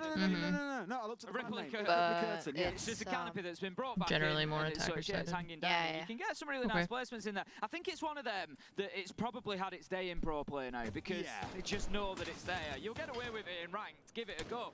But inside of pro play, they just know to check there and they deal with it. You ain't got to invite me more than once to try something in ranked, Tim. I'll give it a good go. Trying to find a better cheese than Swiss cheese for the wall thing, so they've settled on just cheese. I mean, why not Swiss cheese? Love and admiration for Twitch and just how much he can get done in a round. Sky's here getting rid of that mirror window is going to make life a little bit tougher for Rips, who now has to expose himself to try and challenge onto the breach that has been opened up by the Maverick. So not bad to start by SSG. If they get this VIP control, they can look towards Hall of Fame, they can drop the hatch, they can play the window, all the wonderful things that Rogue did on their attack earlier on. This is just trying to see if he can get himself a peek out towards kitchen window, just try and relieve a bit of the pressure from the push. For the time being, he's going to continue looking underneath to see if he can get any opener ramp. He's going to take a little bit of damage there. Red ping's come out, and that is just going to signal exactly where one of those operators is, but it's just not accessible to the Rogue players. Here comes a challenge, though. Rampy's going to come head-to-head with Crying. He's got Aces in support. They can't find the man, and Rampy's dipped his way self back to Courtyard, but ultimately Crying does check the angle, does find the kill, and that's going to be the opener for Rogue here. They're looking to get themselves that advantage back. They want it back up to 2 rounds, but the upside-down repel is going to find Crying in return. Rips manages to find Bosco, and we're now in a 4 versus 3. I really saw a world where he was going to chuck that straight. Did he? He just threw it into the electrified wall. Oh, no, he didn't. Never mind. He didn't throw it yet. Rogue is jumping through it. I did have the fear when he threw it through the mirror window, it hit the electrified wall, and indeed it did. Got fried. As the same way Leon's has just been fried by Hot and Cold before Rips tears Hot and Cold asunder, takes the round for Rogue. I'm confused. There we go. That is going to be Rogue going 5-3 now and heading towards victory on Coastline. The problem that SSG have got, when they go into map 2, obviously it's their map choice, it's Clubhouse, we expect them to do well there, absolutely, but they're going to be going in against a Rogue team that I'm certain will know. This is the last match. This one and the other one are the last matches for the day. So this one is just going really long. Against it at that point. As soon as Rogue get this first and then there's no matches tomorrow. It's the like off day. It gives them a taste of that upper bracket. I have a question for you. Hopefully I have an answer. You will, I assume. So I know that when basically we're taking the top 4 from each group, right? Into the playoffs. And then 2nd and 3rd play against each other. 4th goes to the lower bracket. 1st place goes to the 2nd round of the upper bracket. Are we gonna mix the groups? Yeah. At that point? Okay, so like it'll be like 2nd place of Group B versus 3rd place of Group C or whatever. Yeah. Something like that. Okay. So they just like scramble them? Yeah. Okay. That's all I wanted to know. I assumed, also gonna try, but I believe it's supposed to be random after, but I believe they are at least gonna try to, hopefully, this is really just my theory. They're gonna try to not have regions playing against like LATAM versus LATAM for the first round to eliminate. Yeah. It happens almost every time, and every time people like you could avoid it. So like, hopefully they keep an eye on it in case the random system isn't working well enough for like. It's unlucky, you know, but we'll see. Can't be sure. Can't be sure. Kill from there last time onto Rampy, who he found inside a Courtyard. He's going to get pressured very quickly from both sides if he's not careful. There's one stacking up towards window. There's one stacking up towards service entrance. Oh yeah, weird. Looks like he's going to play his life out here. He wants to hold on to this. The drone. 2nd place team in each group will pick their first opponent for the playoffs from the 3rd place finish from any group other than their own group. not to, and all the The pressure order will be maintained determined back by over comparing on the north side. scores of all second-place finishers. Wait, they Drones pick their sweeping around, opponent? so often does, looking for any would-be gadgets or indeed players that might What? be tucked in. I'm pretty I sure they did haven't not spiked them hear outside the about lobby that. here. That's on Wikipedia. That was Oh, I unfortunate. believe, Shot I, out bel the I believe it is, Gemini but I with the shot did not drone. read Yeah, it or that's just think about crazy it. that they're just like, I choose you, Hungry to get Pikachu. rid of that default cam. Now Bolt steps in, still being So dragged then- behind. Wait. As we mentioned, quietly tucked in, not spotted by the shock drone. Where Could on strike Nico? a lot of damage. If they How do step out into this they- corridor too At the freely, top they paragraph find where it says themselves a free format, That's it. I'm just not sure if under they're aware of second his to third presence there. place I think he teams might in have been green, misrolled a little bit, as you say. it It says could second well place come team back in to each group bite will them pick if their he's first able to opponent move for the through playoffs. Kitchen. Rips is going to hold them off from the bottom of Cool Vibe stairs and then take up a position above. What I don't understand is that Why would they do that? how, like, that means the last second team to pick a team won't have a choice. They'll have to pick the last third team. Right, I guess that's the advantage of placing higher or like with more points. But also, No. It doesn't change anything. Like, if every second team of every group, like, I mean, there are like 4 of them, right? They're gonna have to pick one of the 4 third placed team. Right.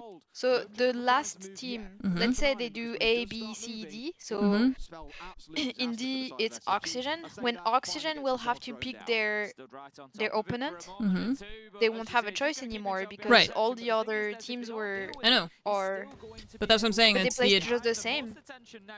but it's based off. They said it's based off of like their performance. So if you won more rounds or have more points, even though you're second place in your group, it's like the advantage of placing higher or like, you know, like winning more rounds or something. I assume. Yeah, well, this I'm not a huge fan of because It sounds weird, but like every group is different and maybe a team wouldn't Yeah. have the same amount of points if they were in a different group, and like this is kind of bullshit, not gonna lie. Sorry. That's funny. I just love that it's not that you don't like it. You're like, this is bullshit. I mean, yeah, it doesn't make He's sense. diffusing. It doesn't make sense. He's diffusing. Whoop. He missed. Nice try. He just fist bumped the air. I love it. I love when they do that. When the round ends, they just go like that. They don't even look at what they're doing. They just put their fist in the air. That's so funny. Sweating a little bit, but good time to get in. I mentioned That does seem weird to me. I don't know why they wouldn't just do like a draft to like set up the groups or whatever, but Sunrise. Hookah billiards. We move back up to the I don't second know. floor. That's just And what I think Wikipedia with the says. You're players right. So back and forth between the two, Tim. It's hard to call which way this map goes, to be completely honest. It really is. SSG are absolutely capable of taking this. I still think, given that it's Rogue's pick, I think they'll probably get this done. They've got 2 more rounds to find. They're back up to Hooker and Billiards. It's a strange choice. And I've just got a feeling that once they get onto map point, maybe SSG, we just see the fight drop off a little bit. I could be wrong. We haven't seen Hooker out of Rogue so far. Yeah, that's really so weird. Again, SSG going a little bit into the unknown here. We've seen a full rotation. SSG doing pretty good on the attack. Rogue, I think they might have just saved their best site to last. Maybe so. I've also just had an update that FaZe have won over in their series against Cyclops, so that's kind of to be expected. Just them the 2 points that they were looking for here. Now, what that actually does to the standings is another question I'm going to have to ask myself and dive into our DMs, so I'll scroll past the pictures of us putting together. What was the score? 7-5? So goes on to 6 points, so that puts them 1 ahead of Space Station. So currently, FaZe sit in second, Space Station third, Rogue fourth. So Rogue cannot catch FaZe, so FaZe definitely finishing second. Due to FaZe beating Rogue. Yes, so this is now the battle for third place. Yeah. Which is a big deal, because third place, let's not forget, goes to the upper bracket. You get a second life. Fourth place, they go straight down into the lower bracket. That's it. Space Station can still overtake FaZe. They can go back into second place. Yeah, SSG can depending still get on second. the result of the game. But for now, Rogue, they are going to be eyeing up that third spot. If they win or they win in overtime, Space Station gets second. Against SSG. So Leon, he's going to be trying to hold down Sunrise for the time being. This is a defensive Hooker, trying to just hold down and prevent that vertical play coming in. We've seen this more and more over this week, Des, with the number of nade kills that are being achieved from underneath. Quite often, it used to be you'd have your player down there with a nitro. You know, they were looking for that explosive kill themselves. Now it's get a good gun down there and just try and prevent anybody playing underneath. Still go back to the old idea I've had for an operator for ages, which is being able to lay out like a mat on the floor that's like bulletproof, nade-proof, whatever you want to call it. Give you a safe spot, protect from the nades below. Feels like it'd do great in this meta. Did you see, by the way, they released the little teaser for the next season earlier on the account? So on the Twitter, yeah. Some Japanese writing. I'm like, okay, what's coming? Starting to ramp up now. Very exciting. Oh, you know me, mate. If it's Japanese, I'm dead excited already. Yeah, I just get very excited about the season reveals. I really do look forward to them. And then you got the year reveal the next day. In fact, it's worth stating for those of you at home that are wondering, on Saturday, next week, of course, we have the season reveal. So you'll see Year 7 Season 1. The next day, we have the full Year 7 reveal. So 2 panels for you to feast your eyes on and a whole lot of esports where you might see plays like this, featuring Rampy, bringing down Leon as the entry kill. The Jaeger off the board, hardly the most pivotal member to find removed from the board. Once his gadgetry has already been placed, his value drops off massively like an anchor into the sea. The other members on the team, maybe less so the Malusi or the Mute, but definitely looking in towards the Wamai and the Legion who have got rechargeable gadgets. Those are the ones, ideally, you want alive for longer. Today I had the most overtime. Or sorry, not overtime. Today I had the most maps played. The kill comes in from Also. Up on the rooftop. SSG are definitely looking to level things up 5-5. Yeah, because 2 versus 5 inside of the round. At most the other days we've only had 3 matches go to 3 maps, and today we've had 4 already. SSG have done so well so far on the defense. Could have 5 depending on how this one goes. Shot on a fadeaway, and all of a sudden, Des, this starts looking possible. 25 seconds left to go. Fultz finds grips. It's all up to Aces, and it seems to be slipping away from Rogue despite that little bit, that glimmer of hope that they had. He's moving around. He knows the diffuser's down. He's just trying to make himself as difficult to hit as possible. But Bosco, he still finds his man, and that's SSG leveling things up 5-5. Got balls of steel to go stepping across an open wall like that, knowing there's one on Cool Vibes and one outside of Hookah, but Aces goes for it. Can't quite win the 1v1 down into Aqua, and it brings us dead even, as you say, Tim. We thought it might be a bit of a war between these two teams, especially as the last game of the group stage, and that's exactly what we're being delivered. Rogue making use of their tactical timeout to have a conversation about what they can do in these next couple of rounds to end it 7-5. Rogue have only won one site so far defensively, and that was Penthouse back in round number 8.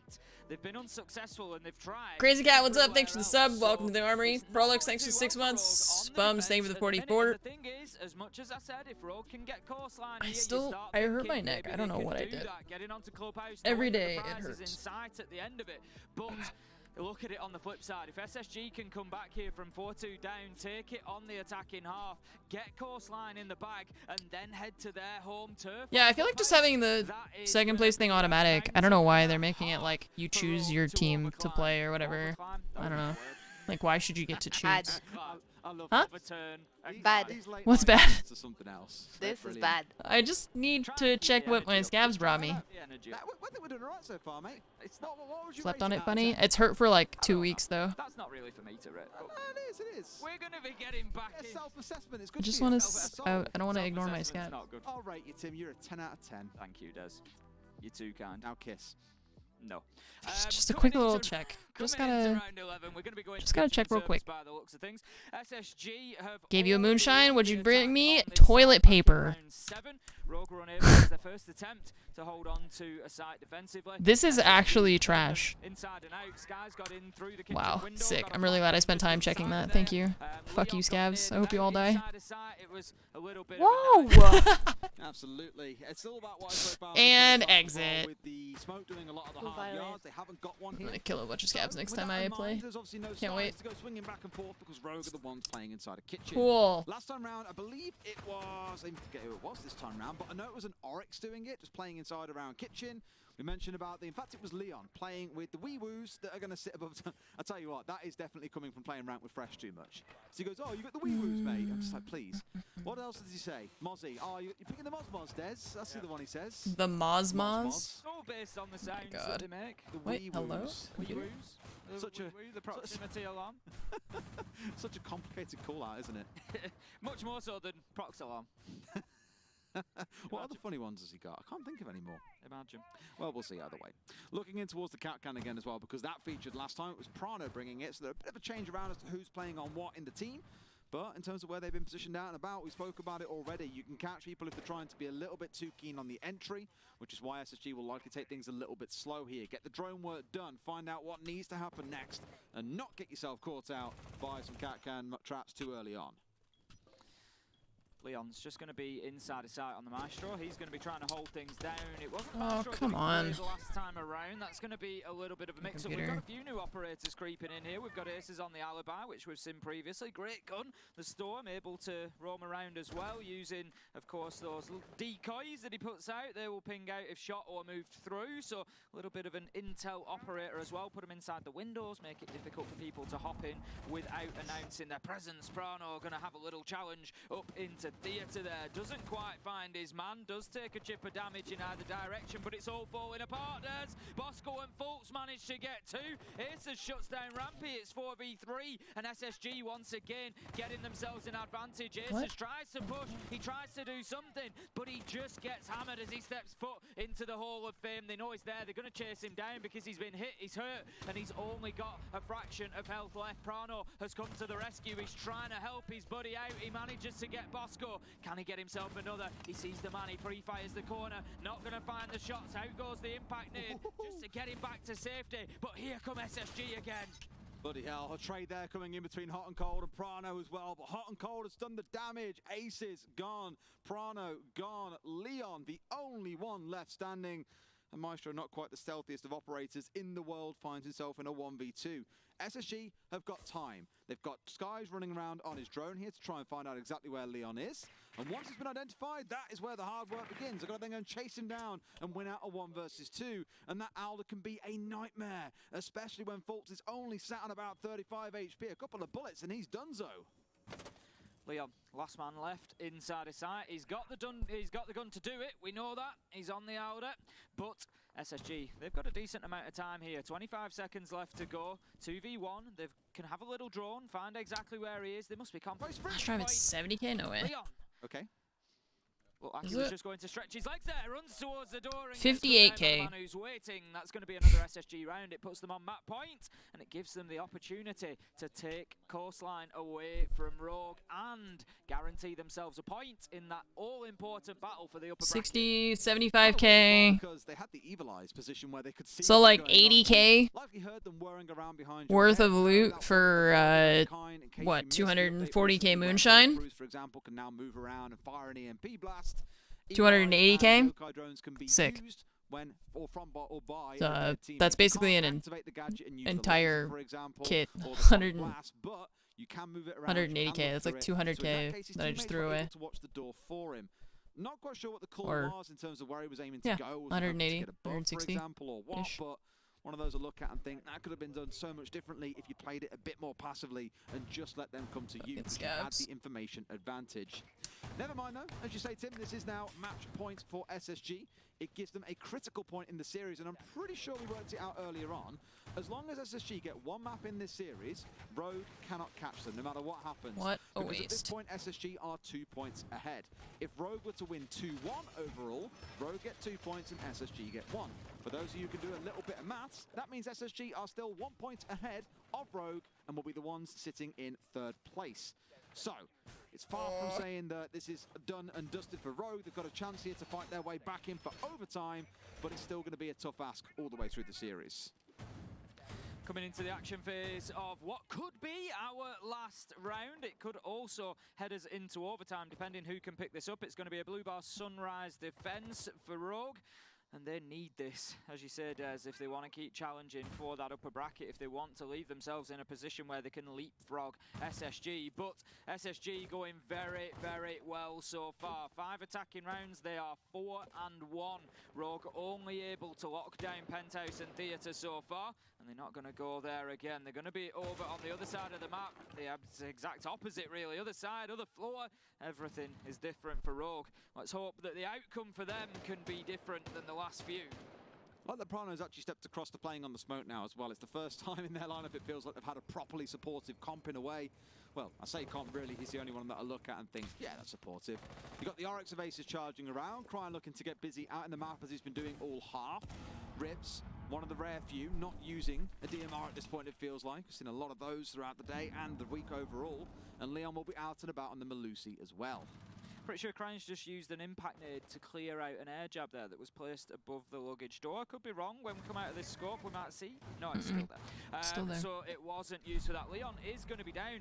SSG might just give themselves a advantage, but Rampy, no, he gets caught chasing that kill. And he's going to be taken out from VIP, but this could be dangerous for Rogue. Hot and Cold gets straight up there. He knows there's an opportunity. He's looking for them. Sees in theatre.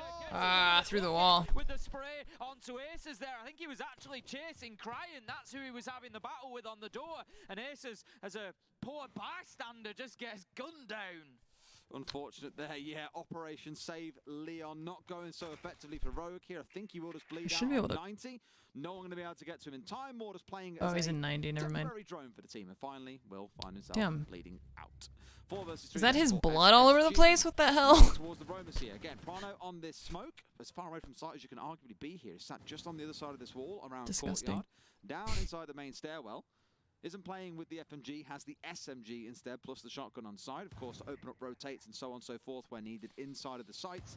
SSG starting to square up potentially what looks like here. An office side execute with a plant behind blue bar. Rips just playing a little bit tentatively there. SSG have now got their access to site. Bosco, that sixth sense just kicking in again, knows there might be a push coming in from security. It's Prano who's moved around onto that flank, but if he's not careful, he might get himself caught out. He's rotating back to site after the smoke canister comes in to obscure the view, so he's not going to be able to hold the plant away. Oh, surprise. Bosco does find Crying on the drop down. It's all over Des. Fultz gets Prano. It's 4v1. Skies is implanting the diffuser. It's all up to Rips. He's got it all to do. There is nothing, no way he can stop this plant going down. He needs to find kills. He's going to be peppered on the cool vibe stairs. Takes him down to about 40 HP. He's just trying to get something going here, trying to find anything he can. He's got about 20 seconds left to realistically do something here, and that's something. It's going to have to be 4 kills. He gets gunned down as he drops the hatch. And yeah, you'll be happy, no Oregon. First map going to SSG. They lock down course Finally. 7-5. There was a little bit of a rocky journey through SSG in that map, the second half of the first half, so you guess you could call it the second quarter. Looking a bit dicey as Rogue went on a spree of rounds in their favour, but it may have taken all 12, but they did walk away with the win. One more they're needing. Looking pretty excited about that. Oh, Jesus. Again, it's late at night, and these boys really like to win. It's always funny to me because like the casters are trying not to swear and then they like hot mic the players right after they win and they're just like fucking fuck and you're just like you not supposed to say that on the live broadcast. Maybe we shouldn't open up the mic of the players right at that moment. Yeah, he didn't look happy. They just won that, but he looked pissed. They won that map, but he was not happy about it. For whatever reason.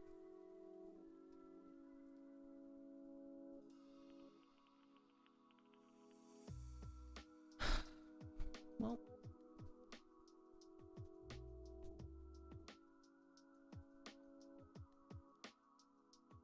He was pumped? I don't know. He looked mad. This building in the middle looks like it's wrapped in plastic wrap.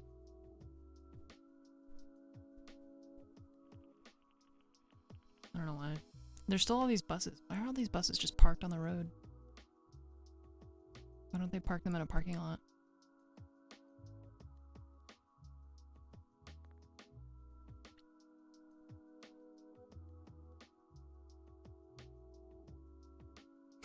Every time they show those buses, I'm like, why are they there?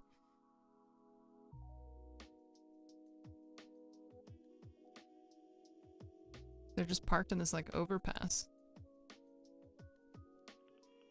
This music makes me want to play Minecraft.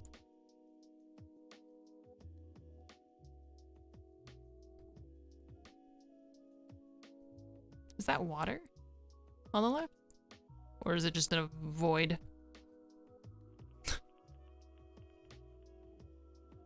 I guess it's water.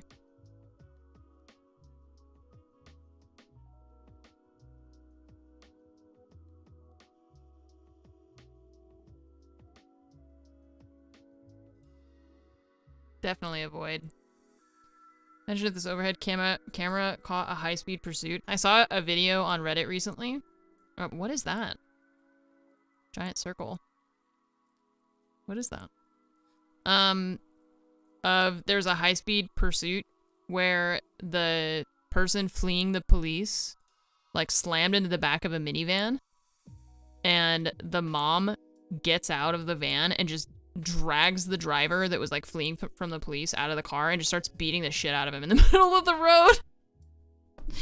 Her kid like gets out of the car, and I guess like from what I was reading, the kid has like some kind of like mental handicap, and so the kid is like freaking out, and the mom is just beating the shit out of the mom, and I don't know if it was the dad or somebody else like gets out of the car too. It was great. It was really funny. Yeah. Hell hath no fury like a woman scorned, and even double for a mom.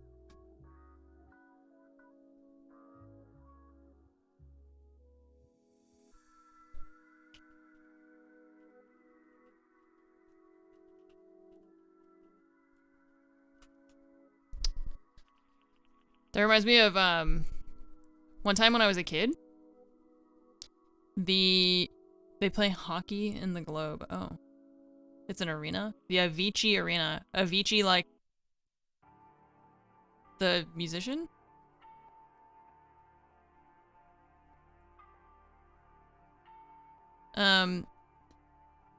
So one time when I was a kid, I was sitting in the passenger seat of my mom's car. She was driving. And there's these two girls that were about the same age as me that I don't know what they were doing, but one of them, like, they were like waiting for my mom's car to come down the road, and they ran in front of the car. Like, insurance fraud, but they were like 7 years old or something. I don't know how old they were. I have no idea.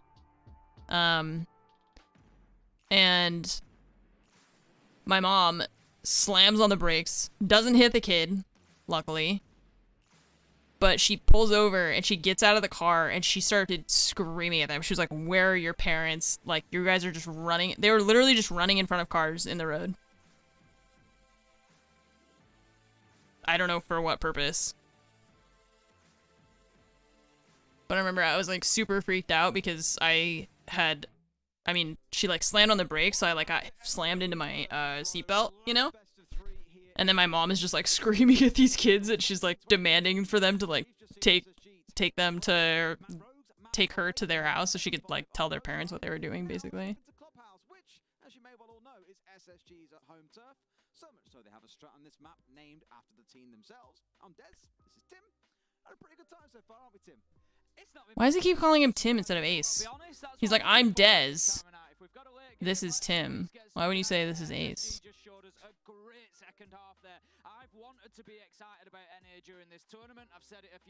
What is Dez's real name? Is his name Dez? Is his real name Dez? Like his... Is that why he's saying it?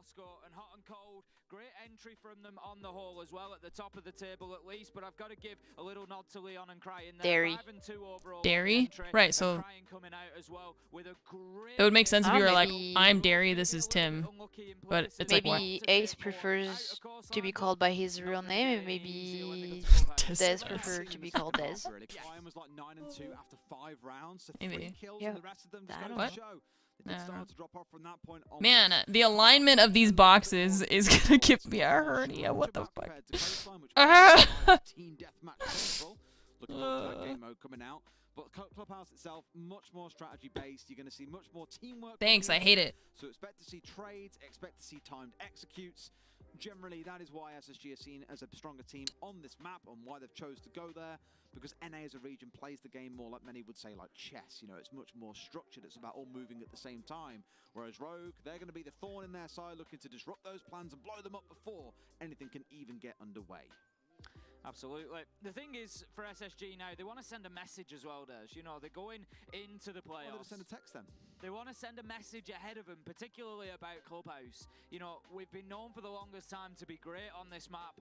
Don't take us there. And Clubhouse is one of the absolute staple maps of any Siege map pool. So if you're coming in and teams are thinking, oh boy, we don't want to play SSG on Clubhouse, that's taking away a map that most teams should be comfortable to play on. So it really is a message for SSG to send. We're going to be loading in any second now for this second map between SSG and Rogue. Rogue look ready for it. They're pumped. They're ready to go. They want to get themselves back into this one. They want to carry themselves forward. Like I said, at this point, you're at the end of the group stages. It's all about going out with a bang now and taking yourself into the playoffs with a bit of momentum, with that wind under your wings. Get yourself in there on a win, and you can really be positive about the next couple of days. Big 2-0 would be a fantastic result for SSG. Less so for Rogue, who would find No, themselves they have not. into They fourth have not place fixed straight the group into the lower stage. bracket. But Tim, without But I further also, ado, we are into I mean, the I haven't ban said phase, and anything it's to a them about double it. hard breach ban. So Thatcher, no doubt, One of the is a other part of this map people overall. that's like Looking forward to seeing co-streaming that or around whatever them. Hibana being was taken like away complaining is about the very audio on or the downstairs music side, in so it's between slightly the maps, strengthened here by the sheer fact that it's available. Imagine you could see a Kai ban coming through which I here. thought Valkyrie, was a Mira, little bit other weird. things that creep into mind. It's like, who Wamai cares? sometimes is a thing Just as mute it. well. But I think Valkyrie, as we've said several times, at this point, Like, why do you care if they're playing music? They were like, at UB staff, please tell the Swedish production team to stop playing this music in between maps. I'm losing my mind. You see a lot of Valkyrie play. That tells you Just everything mute you need it. to know. Well, Yas earlier on was 6 Just seconds mute your in computer. every single round possible for down 1 key. It would start on like a Legion or an Alibi and then just change across to it, and I was like, huh, why? Or you could freak out about it, you know. That's fine too, I guess. I think it was Psycho. It was trying to say, are you going to pick IQ? You're going to pick IQ? Huh? Huh? And they never did. Yeah. But we will, you know, where Valkyrie. Your mom got pulled over once and she called the cops mom. And we're going to start out with SSG. She knew his on mom the from defense. church. They're going to head downstairs to Church and Arsenal to kick us off. It's going to be in the basement. We've got the mute. We've got a Vigil. We've got a Malusi. So I would expect Did you know to what see your some son presence did? Away from sight here Pulled for me SSG. over. It's not going to be the full. Did he have a reason to pull you over? Well, yeah, but strategy that we used to see, but I'm sure it's going yeah, I really don't understand why they were complaining about it. And just imagine Ubisoft being like, this is why we didn't let you fuckers co-stream the Invitational. Now we have to listen to you complain about shit. Bosco playing on the mute. They will probably look at heading skyward, but the rest will mainly focus their setup around what's going on in the basement. And it's also worth noting, the meta has changed a ton since the SSG roam was invented. For those of you who don't know what it is that we're talking about when we say the SSG roam, generally the lineup will include a Vigil to play on the ground floor, a Mute and Mozzie to go on the top floor. The idea with them being they basically blanket out the entirety of that floor and make it so you can't get drones inside, you can't clear them out. You then have a castle reinforce or barricade off a lot of individual doorways and windows on the ground floor. The idea behind that being that if someone were to rush into site, then the members on the top floor, the Mute and the Mozzie, can drop through construction hatch, down bar hatch, and inside 7 seconds you can be back on site very quickly. So it can be very, very impactful. It can be very powerful, but some teams did start to figure it out. And Rogue are just saying, you know what, we know what you boys like doing. Oh, you know what, Fromage? Here comes the drop. What? Oh, they're rushing. Hang on. Caught out as one also comes storming down through dirt. They're in, they're planting, and somehow 7 seconds ain't going to be enough to get back for the boys of SSG. They've got a plant down inside 36 seconds, Tim. But here comes SSG on the retake. Bosco hot and cold finding one of Imagine Skies being like, guys, come back. Just after doing so, 3v3 now, and they're fighting back in. But Leon, he's got his heels dug in, manages to find one shut down by hot and cold in the trade door. 20 seconds if SSG want to leave themselves time to disable then the this point diffuser. of not reinforcing blue hatch if it's to barricade the stop or not even have holes in the wall on the stage. Like, he has 3 seconds to get this kill. He has to stick it. They're gonna push him. That's it. Yeah.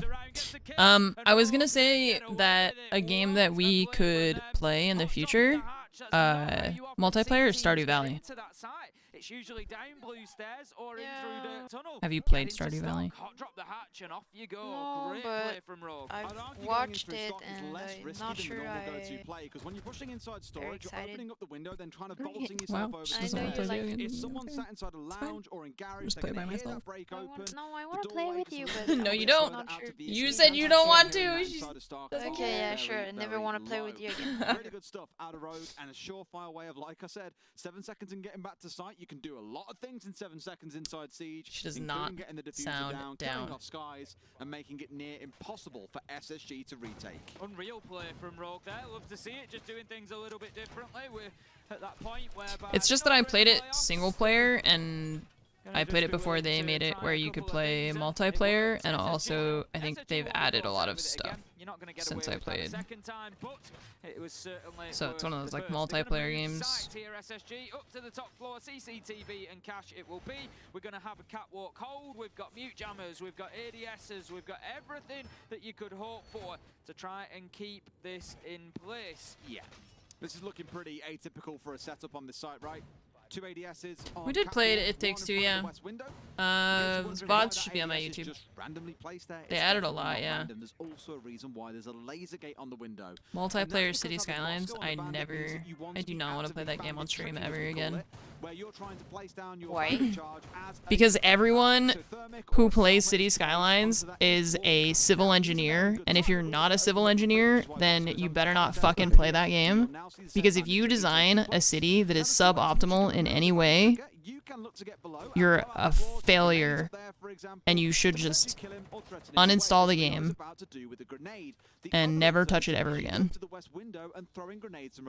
If you don't know how to design a 17-way intersection that incorporates a freeway, then just get the fuck out of here. Made me think of that roundabout, dude. Oh, you're dead. The round. Oh, the. So, there's a. From Hush and I, there's a roundabout, right? It's a very simple roundabout. Roundabouts are very common in Europe, not very common in NA, right? We don't have a lot of them.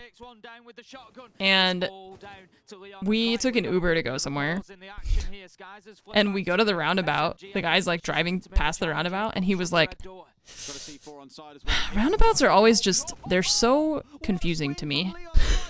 So scary. They're so scary. The roundabouts are so scary to me. And I was like, it's like the simplest roundabout you've ever seen. Like, it is not complicated at all. And he was like, they're always so scary to me. And for Maj, just, I looked over at her, and she doesn't make eye contact. She's staring straight ahead, like not looking at me at all. Like, Rogue are dragging SSG into their way of playing Clubhouse 1, full of pace and panache. I don't know why we're just not used to it. 4-way intersection, a square, got it. Easy, perfect. Circle, terrifying. Never seen a circle before in my life. And punch you from the back, and it was really well played from Rogue there. 2-0, and they are Chief Tim, thanks for the sub. And Ghost, thank you for the 3 months. SSG want no part of that either. I think they're coming away from these sites just really never wanting to play them again. They're going to cycle through to the 3rd choice and see if they can find something there. Great start, great start. Is nil a global term, by the way? So they have it like America. So I don't know if they do or not. Meaning 0. Yeah. You said 2-0, and I was like, that's a very football thing for me to hear. Like, we don't go to roundabout, yield, go when spot opens, exit when you get to street. Yeah, but the other cars don't stop. What do you say, Sayana? Do you just say 20 to... Also, my street, I want to turn left, but I have to go right. It's a beautiful word. How am I... You can't explain that. It's great. Really suits your accent, to be fair. Yield longer. Give me a good nil. That was crap, but okay. Then you yield to wait for the car to go, and then the car behind you honks at you because you didn't go fast enough.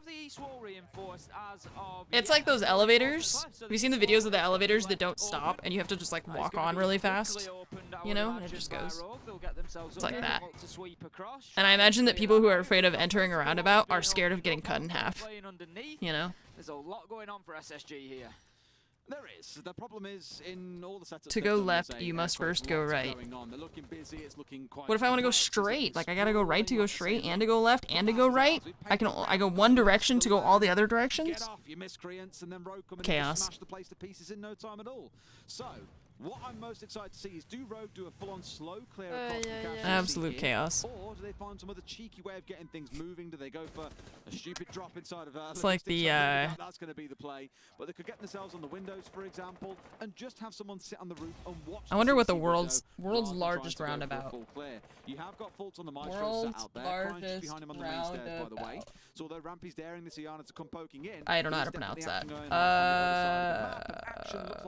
It's around the it's another one of those. Putra Mosque. Gives Crying an absolute freebie. Just showing the value of those yellow pings. We've seen it time and again with the vertical grenades. Very That's vulgar. be Malaysia. Up, though. Bosco gets aggressive onto Crying. I don't know. Putrajaya. I don't know how to pronounce that. Southeast Asia. Oh, but this is like the longest. I mean the most lanes. This one is just a really big circle. Get a defense. It turns the tide for them because they're not going to get rushed the same again on because it doesn't. If they're long, that's who cares. Jumping in through CCTV window on CCTV cache again, so you just it's in France. Surprise! They really fucking love roundabouts in France. Every intersection is a roundabout. They're great. Every single. Good for traffic. It's the Étoile. Around the Arc de Triomphe. That is the big. That is 12 lanes. The momentum can shift in the middle of a map for seemingly no reason. It's considered one of the busiest roundabouts. Missing or not quite clicking with has finally fell into place. That is, it is quite large. When I saw it, I was very stressed out because I had to cross part of it on foot. I've seen a couple work recently. I don't think what? Here at SI, what? we saw a couple work What? in Cross part of it on foot? You Well, just go under. You don't cross that. No. I had to cross one of the streets that branched off of the roundabout. Oh, okay. Yeah. Oh my god. What did she do? My god. I don't want to see the arc. It's in the middle. I gotta cross all these cars. I imagine you would just die. I don't think the cars would stop for you. Oh, what? Oh, he did down him. Okay, I was like, what? Oh my god. Oh my god. Someone stop this man. Oh no. Wow. He has to go for the plant. He can't do it, and that is going to be the round for SSG. And as I say, you just feel that could be a seal break. You see people trying to cross it on foot every day. Wait, really? Yeah. But as a tourist, you should never try. I'm a really experienced tourist. I think I can do it. I'll just run really fast. No. Huh? No hard breaches. That's really weird. What they would do is spend 30 to 45 seconds droning out where players were. And then they would go, wait, a 7-circle roundabout. They're jumping through windows, Wait, so it's 7 roundabouts all mushed into one big roundabout? Oh my god. Get the kills necessary, they get the plant down, and before the defensive this looks terrible. This looks horrifying. I don't want to ever be a part of this. They were a really successful attacking team in EUL in stage 3, and that's what we saw in the first 2 rounds of this map. It's not all about rushes and being cheesy, it's just about the pace. I'll put it on my stream, hang on. In through the west window on Cash TC, for example. You know how I'll go as far as saying that wasn't call really some of its rushy or pet cheesy. It was just man, the Brits are really off their rockers lately. But this thing, which is actually 7 roundabouts in one, has been working for 60 years. In a regular roundabout, traffic moves in one direction. In Swindon Circle, cars move both ways. Also, drivers can move from point A to point B without having to drive all the way around the circle. But they do have the option to use different routes to get to the same exit in order to avoid traffic. Too much quick progress it may look chaotic, but it's actually pretty efficient because it means less fighting for space. She said it may look chaotic, and then shows this. Yeah. No thanks. Get themselves inside a kitchen and Jesus. then move on from there. No, thank you. We've got one going up to the roof. It may look chaotic because it is. On the sledge and then try to push Makes sense though. No, shut up. It doesn't make sense. Yes, it does. No, you're just saying that because you want to feel superior. You don't actually understand how it works. No. You know, I'm not like that. No, I'm serious. It makes sense. I know. I'm just teasing you. I feel like that kind of stuff is actually pretty smart. So you don't have lights and like traffic and then having to wait and not do anything. Like, I mean, you do have to wait. You have to yield. yeah, but it's not the same thing waiting at a light. I would rather wait at a light than take my chances with that. Personally. This one, actually, I mean, this one is pretty like complicated, kind of. Even though I feel like it makes sense, but like a regular roundabout. A regular roundabout, yeah. This one is 7 roundabouts. Like that is really fucking confusing. And they can prevent that progress being made towards that. They also tie up Crying on the sledge, who isn't in. I also feel like the UK has a lot of superfluous lines on the road that just like mean nothing. Like, why are some of the lines all squiggly? Some of them are straight and some of them are squiggly in the UK. Why do you have squiggly lines? What do those mean? Is able to just dance away a little bit there and just avoid taking any damage. Reasonable stuff, turning their attention now towards Dirt. Prano working his way down, along with Aces and Leon. They're pretty much all stacked inside here, so... Oh, geez, they're all in Dirt. Delayed, but you might see quite an aggressive push coming in, because Skies right now is expecting more of a blue push. The drone coming in does suggest that they were thinking about blue, but it could be a bit of a ruse. Fultz has got the long cross angle, currently 0-3 in the map, by the way, so yet to really have an impact. This could be where that turns around as soon as Rogue look to step in. Fultz just holding that angle now. The push is going to come from Dirt, I think. Skies is there with the shotgun as well. Crying manages to get Bosco. Here. He manages to find one, finds two, and Fultz is supporting from the side. Crying manages to get Skies. It's a bit of a what is going on? But it's SSG that are coming out on top here. It's all up to Prano and Rips as they continue this push. With 25 seconds left to go, they need to get a move on. Rips is going to head down those main stairs. All Prano can really do is hold an angle before he tries to push in from Dirt. He might just get one with a bit of patience, but I don't think the man's going to expose himself from behind that box. Squiggly lines mean you're coming up to a pedestrian crossing, and also you can't park there. Into the corridor, shut down by Fultz. Prano gets one, but they know where he is now. Swing around, Rampy with the gets quad. him on the trade, and that is going to be SSG taking another round, and they are certainly underway here. I said once they got that first defense, it might just break the seal, and out they come. Second one in a row now, 2-all, and Rogue's games, they're not going to. It's like even just looking at this from above. I saw the 3K flash over one point and know he got the closing kill, so yeah, big round for him. And that's why you're seeing him full of beans. Like, look, there's screaming across the Rogue. Bit of, I don't want to say intimidation because I like it's like thin solid lines, fat dotted lines, thin dotted lines, but longer.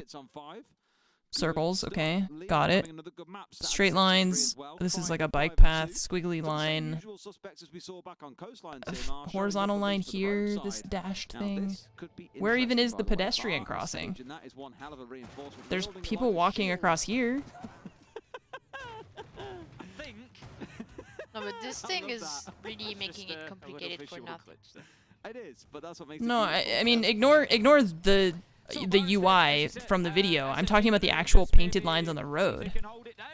Yeah, I see what you mean. I don't know what they mean. Yeah, like, why are there so many? I think the whole package is really like feels overly complicated. Just put a regular roundabout. Try and ignore it. No. They're gonna try to hold on to the top floor largely. Maybe a little bit of a presence inside of Strip as well. So you cross where the lines are squiggly. Probably from the stock side, try and open. Why are there people in the middle? What are they doing? Just hanging out? Is this like a safe zone? From the hatch inside of construction, so that's going to be their sort of battle line. They don't want to be pushed further back than that. Do you think they're trapped? You're just there forever. You live there now. Do you think kids play games where they try to run across just to the circle, the middle circle, and whoever survives wins? I think in this round is going to be beautiful, Tim. Small things can tickle me sometimes, Tim, especially this late. Sounds like a game my friends and I would play.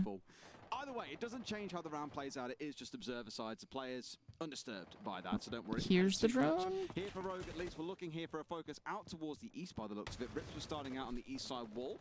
Now we've got Crying setting himself up inside of construction as well, whilst Leon moves in below, looks to challenge inside. You get to the middle, you get a prize. That prize is the gift of life. Gets himself inside of stock so that he can use those nanobots to give himself a little bit of a boost. People in the middle are trapped. It's like that ant death circle. Try and avoid that chip damage. That's what that reminds me of, actually. Hold down through lounge on to blue stairs to try and you know how ants will like commit suicide? SSG, they're happy to hold on to the top floor. Hot and cold is out in front of us over on the like ants, you know, the bugs. they'll commit suicide because they follow the pheromone trail of the. You guys don't have. What is that? What's wrong with Bolt? He's got a fucking sword. He's got a fucking sword. What is that? Oh my god. Yeah. Everything you said there is completely accurate. I would never be able to be a caster. I would not be able to hold it together. That was so funny looking. Oh my god. Okay, anyways, so ants commit suicide because they follow the pheromone trail of the ant in front of them. And sometimes their path gets fucked up and they just make a circle. And so they just follow each other in circles forever. Oh my god, Rampy, what the hell? They just follow each other in circles forever until they die of exhaustion. In the bathroom with the shotgun. It's all down to Leon and Prano. The work for Rampy is done, and he can just put his feet back now and go, "Yep, I've done the 100 yards, boys. Now go and clean them up." Pramaj is like, I just don't give a shit about this at all. Into the shower because I think he knows exactly what he's finding. It's Bosco with the shotgun, like ready to take him down. Leon is back up I didn't know about that, and it sounds really. It's pretty morbid. That he's inside a CCTV, I think, but he's got to go towards that diffuser. Kind of metal. 25 seconds left to go. It's messed up, right? I'm just a little bit upset because I think they're very interesting and very smart, and that makes them sound very dumb.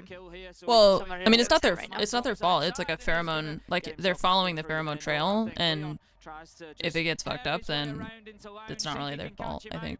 That's going to be all for this I'm gonna find it. Time ticks down. SSG take the win, and they go 3-2.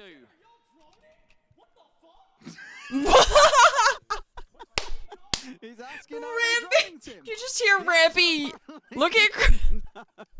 I mean, there's some high energy. I think. Oh my god. Are y'all droning? What the fuck? Wow. Yeah, my army ants get trapped in death circles. Because you just know what Canadian's going to be like. He had some gold. See, it looks like it's a roundabout. Because I'm told in one of them he was screaming down the mic so much that they just simply couldn't record it. It was just. They just. So, you know, you can't really hear it. They just follow each other in a circle and they get trapped. They just get locked in a circle until they just die. I saw that on Twitter this and morning. then. It made me laugh. I saw a video actually from SI 2020, the first one you and I worked together, Tim. And Jackie, this is the world's grainiest video footage. Here are some lines that are written down on cards. Here are things that you said whilst in a game. Now, can you read them out for us in a non-aggressive manner?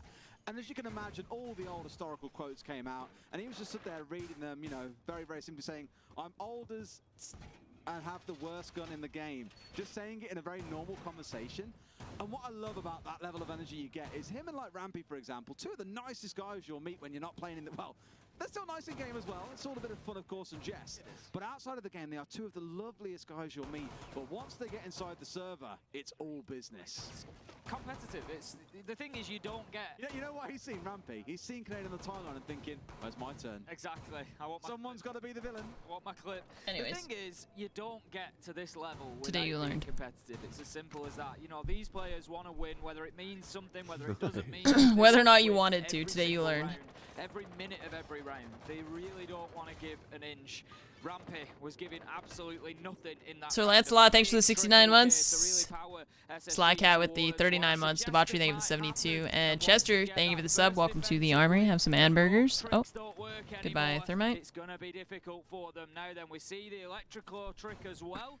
That's going to I miss bandit tricking. Hot and Cold has a sword again.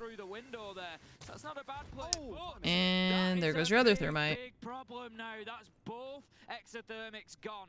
There's only they two still have the Selma Selma, yeah. They're going to be having to be very specific about where they use these, but doesn't matter.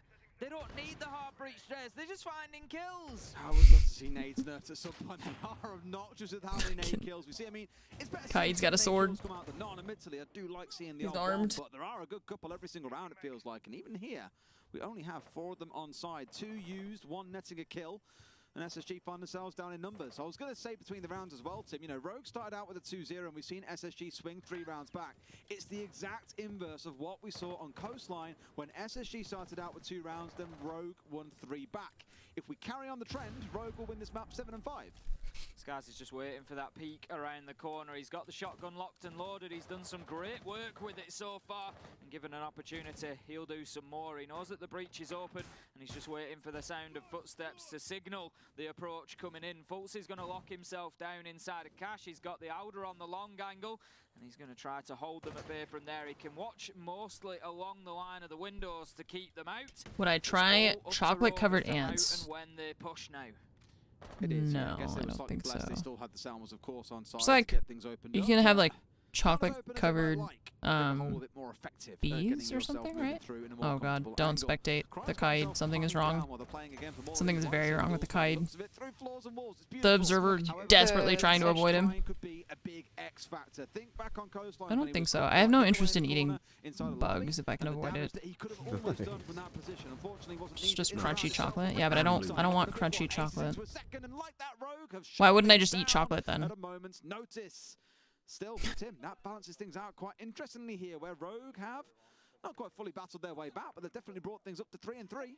3-3, not bad at all. A squeeze of the thumb and a click of the fingers was all it took for Rogue at the end of that round. Finker boosted, they went in, and they found their frags. We are dead level. The question is now, can SSG do any better on the attack? You've got to expect that they're going to be bringing something to the table. Can Rogue stand up to it? We're going to find out. We're going into the second half. SSG did win on Coastline, so a reminder, if they do win here on Clubhouse, it will be a full 3-point victory for them. And in classic fashion, a very roam-heavy comp by the looks of it coming out of the side of Rogue. Now, for SSG to only find those 3 defensive rounds, bit of a kicker, knowing it was your map choice, but given the way the game is currently leaning, as far as I think Dev said earlier on, he baited me, he was like, did you know Clubhouse's attack leaning? And I was like, there's clearly something else behind this. What's the percentage? He was like 49%. I was like, fantastic. So within a 1% swing, you are seeing 3-3 halves on average across the 6 invitationals so far. So pretty balanced in terms of the makeup. If things carry on as they are here, again, overtime could be on the way, or you might just find Rogue snatching it and forcing us through to a map 3. It wouldn't surprise me.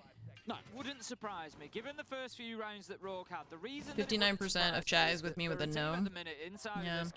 There's just like, there's so many different types of chocolate. Why would I want to eat chocolate that has bugs in it?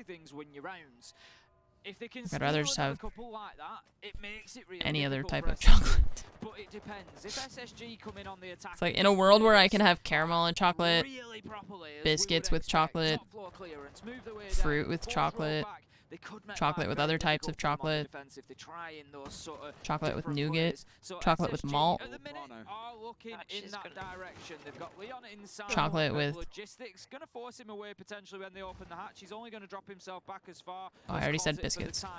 Chocolate chips, peanut butter and chocolate, chocolate with different types of like nut butters, chocolate and popcorn, chocolate and coffee. Vigil is present nearby. Yes. Sorry, someone just yelled in my house. Chocolate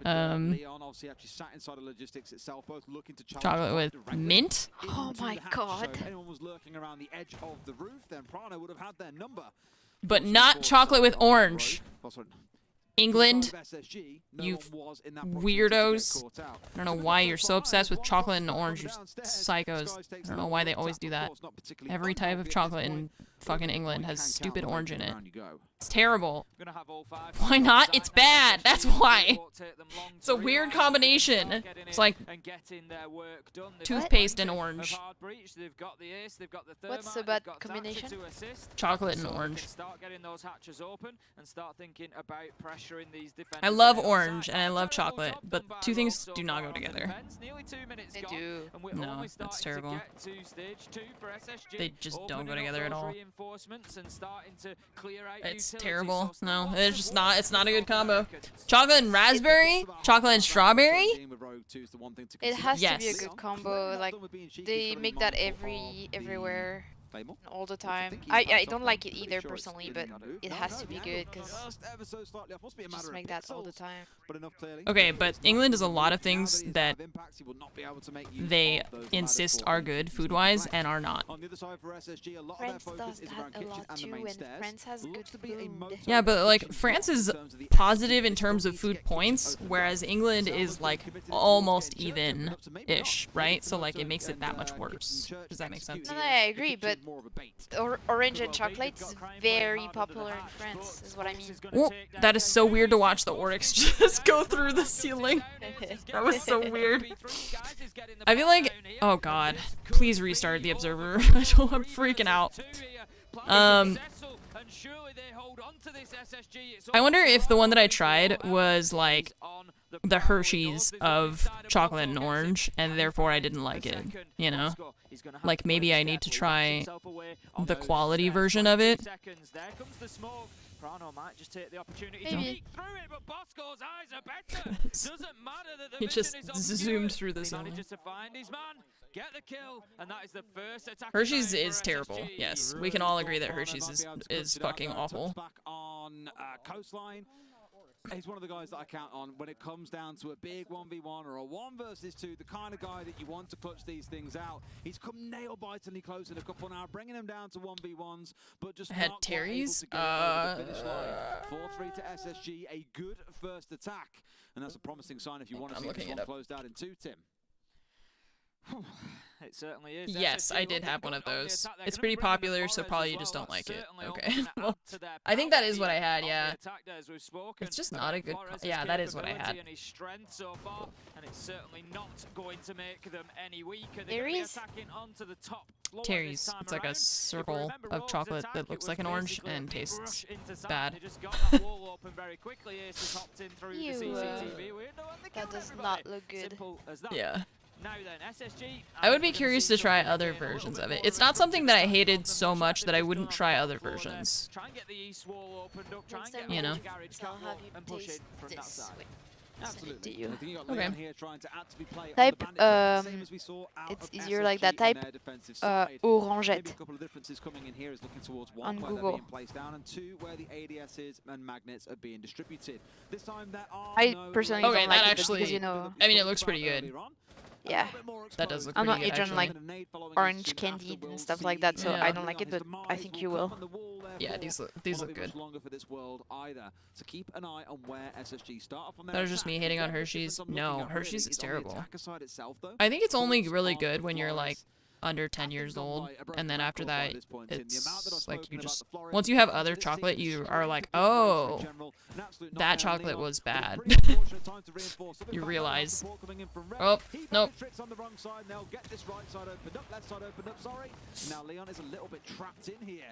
Nah, they opened the door behind him, he's good.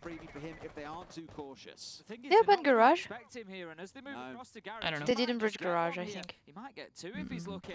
He's just waiting, he sees his man and he gets the He spray missed. down, but Sky, No, he downed him. manages to hit his shots. Those were They can pick him up. essential, Des. Goes as quick as he can onto the flick. Fultz is It's down, not likely to very get sweet, finished it's a very with the artificial garage door. taste. Aces knew that the man was there for the taking, takes him down and leaves us 4v4.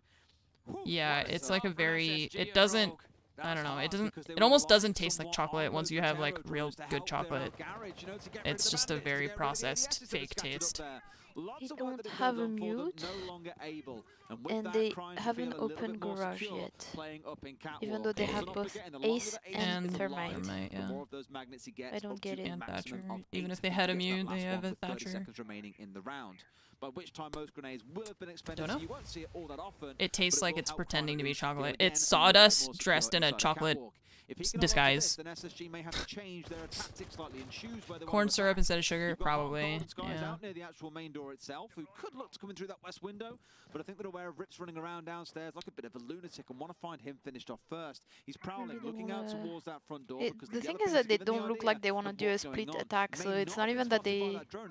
I mean, they need to take garage. That drone definitely did spot him if the first one didn't. That's going to lead Rips to drop himself down into the basement. The question is how Not sure what they're planning. It looks like they're just not doing anything right now. SSG now getting themselves in to look for the challenge. Ah, yeah, finally, okay. They're going to take half damage They away opened from garage. Brian, and that's going to be the rest of it going. SSG looking good at the minute. They've got themselves the garage that they need. They can start pushing on towards side. They just need to be aware of Rips. He could be the thorn in the side. He's looking to push in, but I think they've got somebody covering the angle. Hot and cold. He's aware. He's waiting for Rips to push forward. It should be an easy kill when it comes. If he challenges it, he's just going to hold on to that for the rest of the round. 20 seconds left to go. SSG, they need to make progress. They need to get themselves into sight. That's not going to help them. That puts the diffuser down cold. Rampy, hot and cold, managed to get one apiece. It's time to get that diffuser going with 8 seconds left to go. Prano left at top of red, doing everything he can to hold them back. Brings himself into a 1v1 effectively. Oh my god. The diffuser was down because they smoked him. Oh my god. I don't know what happened there. There was 3 left for SSG. The diffuser was down cold. Rampy? It was after Skies Hello? that it went down, but I don't know exactly where it was, and they just couldn't get to it and get it down. I thought for He's very quiet. all my life that was an SSG round. I wonder if he feels I thought okay. you were rooting for them. Well, I was until they started screaming at the other players. Wasn't a win in the sense of he got all the kills. The smoke canister that got the man down with the diffuser in the backpack was enough to get the man over the line. And I don't like when people overuse the word cringe, but it does make me physically cringe. That should have been them moving up to 5-3 and well on the way to victory. Ghirardelli and Lint are good for supermarket brands. What's that one? I think it's a German company.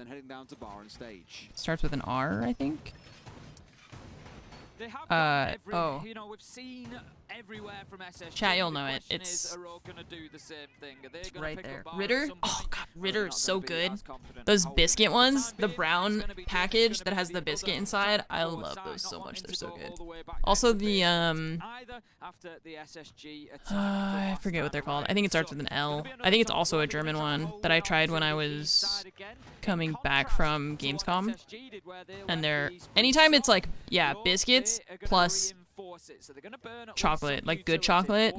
Liebniz, oh, they're so good. Those are so good. Those were some of my favorites. Delicious. No, not Lint. Leibniz. That's the one. Leibniz. The mini choco ones. Yeah. Those are so good. Also Milka. Milka's good for supermarket brands that you can find pretty easily. Okay, sweet chocolate. Huh? Milka's Swiss? Sweet chocolate. Yeah. They have opened up the reinforcement itself. Now, the key thing about this is you don't have to clear out this side of the map. Any sweet chocolate I like. Rappel out on East platform and look to contest anyone that runs in from cash and tries to play out that west window. It does mean you won't cut the kills and you can't comfortably play inside of construction, but it does mean, hell, hey, you haven't got to commit tons of resource on that side of the map and instead can turn attention out towards the west. That's what they've gone through. The EMP's coming in onto this wall and the exothermic surely opening things up.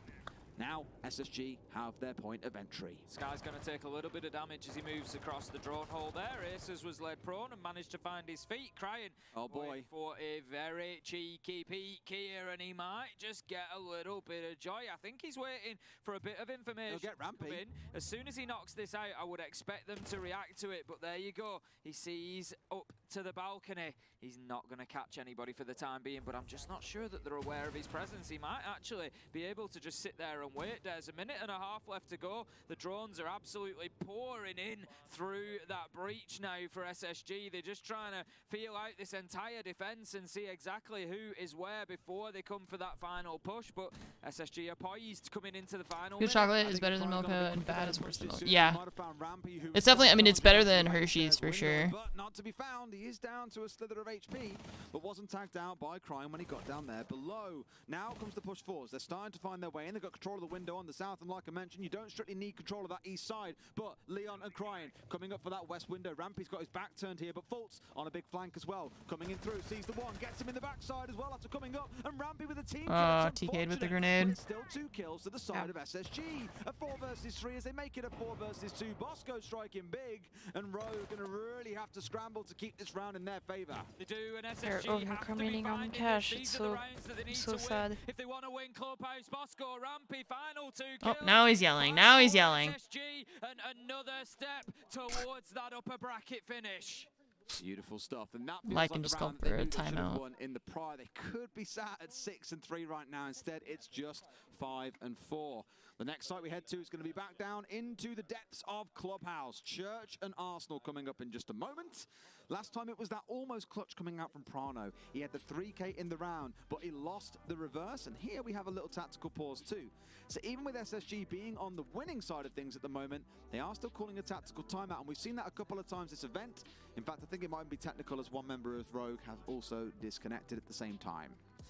This is it. I mean, it's just an opportunity for SSG to try and steady the ship, I think. You know, they are winning rounds, but Rogue are making it difficult for them. They're keeping themselves in touch. Rogue have had, you know, a couple of a successful defense. They're looking to double down and get that to 2, take us all the way to 12 rounds. But SSG, I just feel like they want to get this finish now. They don't want Rogue getting back 11 in touch. PM in so Sweden. let's just have a chat. Yeah, let's see if we can just today went really guarantee long. ourselves these next couple of rounds. They're going to be attacking potentially onto the same site again.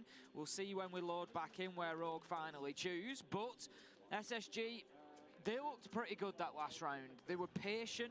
It's like I said, Rogue have come into Clubhouse and it looks like they've just tried to do a few new things. They know there's not too much on the line anymore, so let's not give too much away. We don't need to show, you know, all our proper strats of Clubhouse so that teams can study them. Let's just do a hot drop and rush into site. Let's just do things a little bit differently.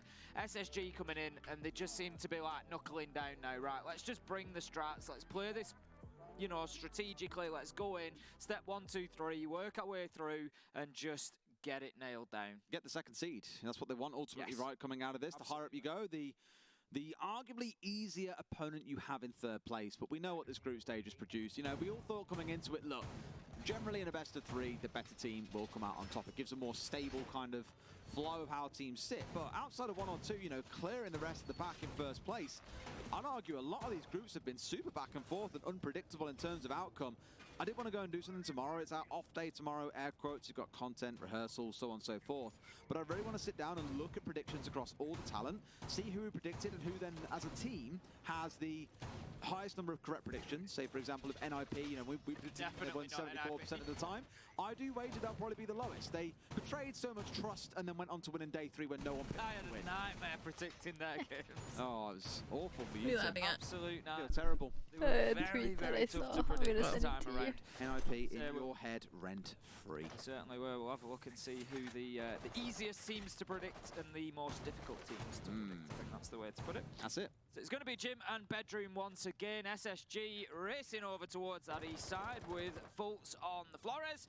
Going to look to get it open. They got it done very quickly last time around and got the jacuzzi wall done. Their access to site was done and then there was no rushing from them. Nice and steady they went until they picked apart the defense. Rampy straight up onto the roof, likely to open the logistics hatch while passing. And then they can start looking to see just exactly where the differences are in this defense. We've got the Echo this time around. Echo's an interesting one these days.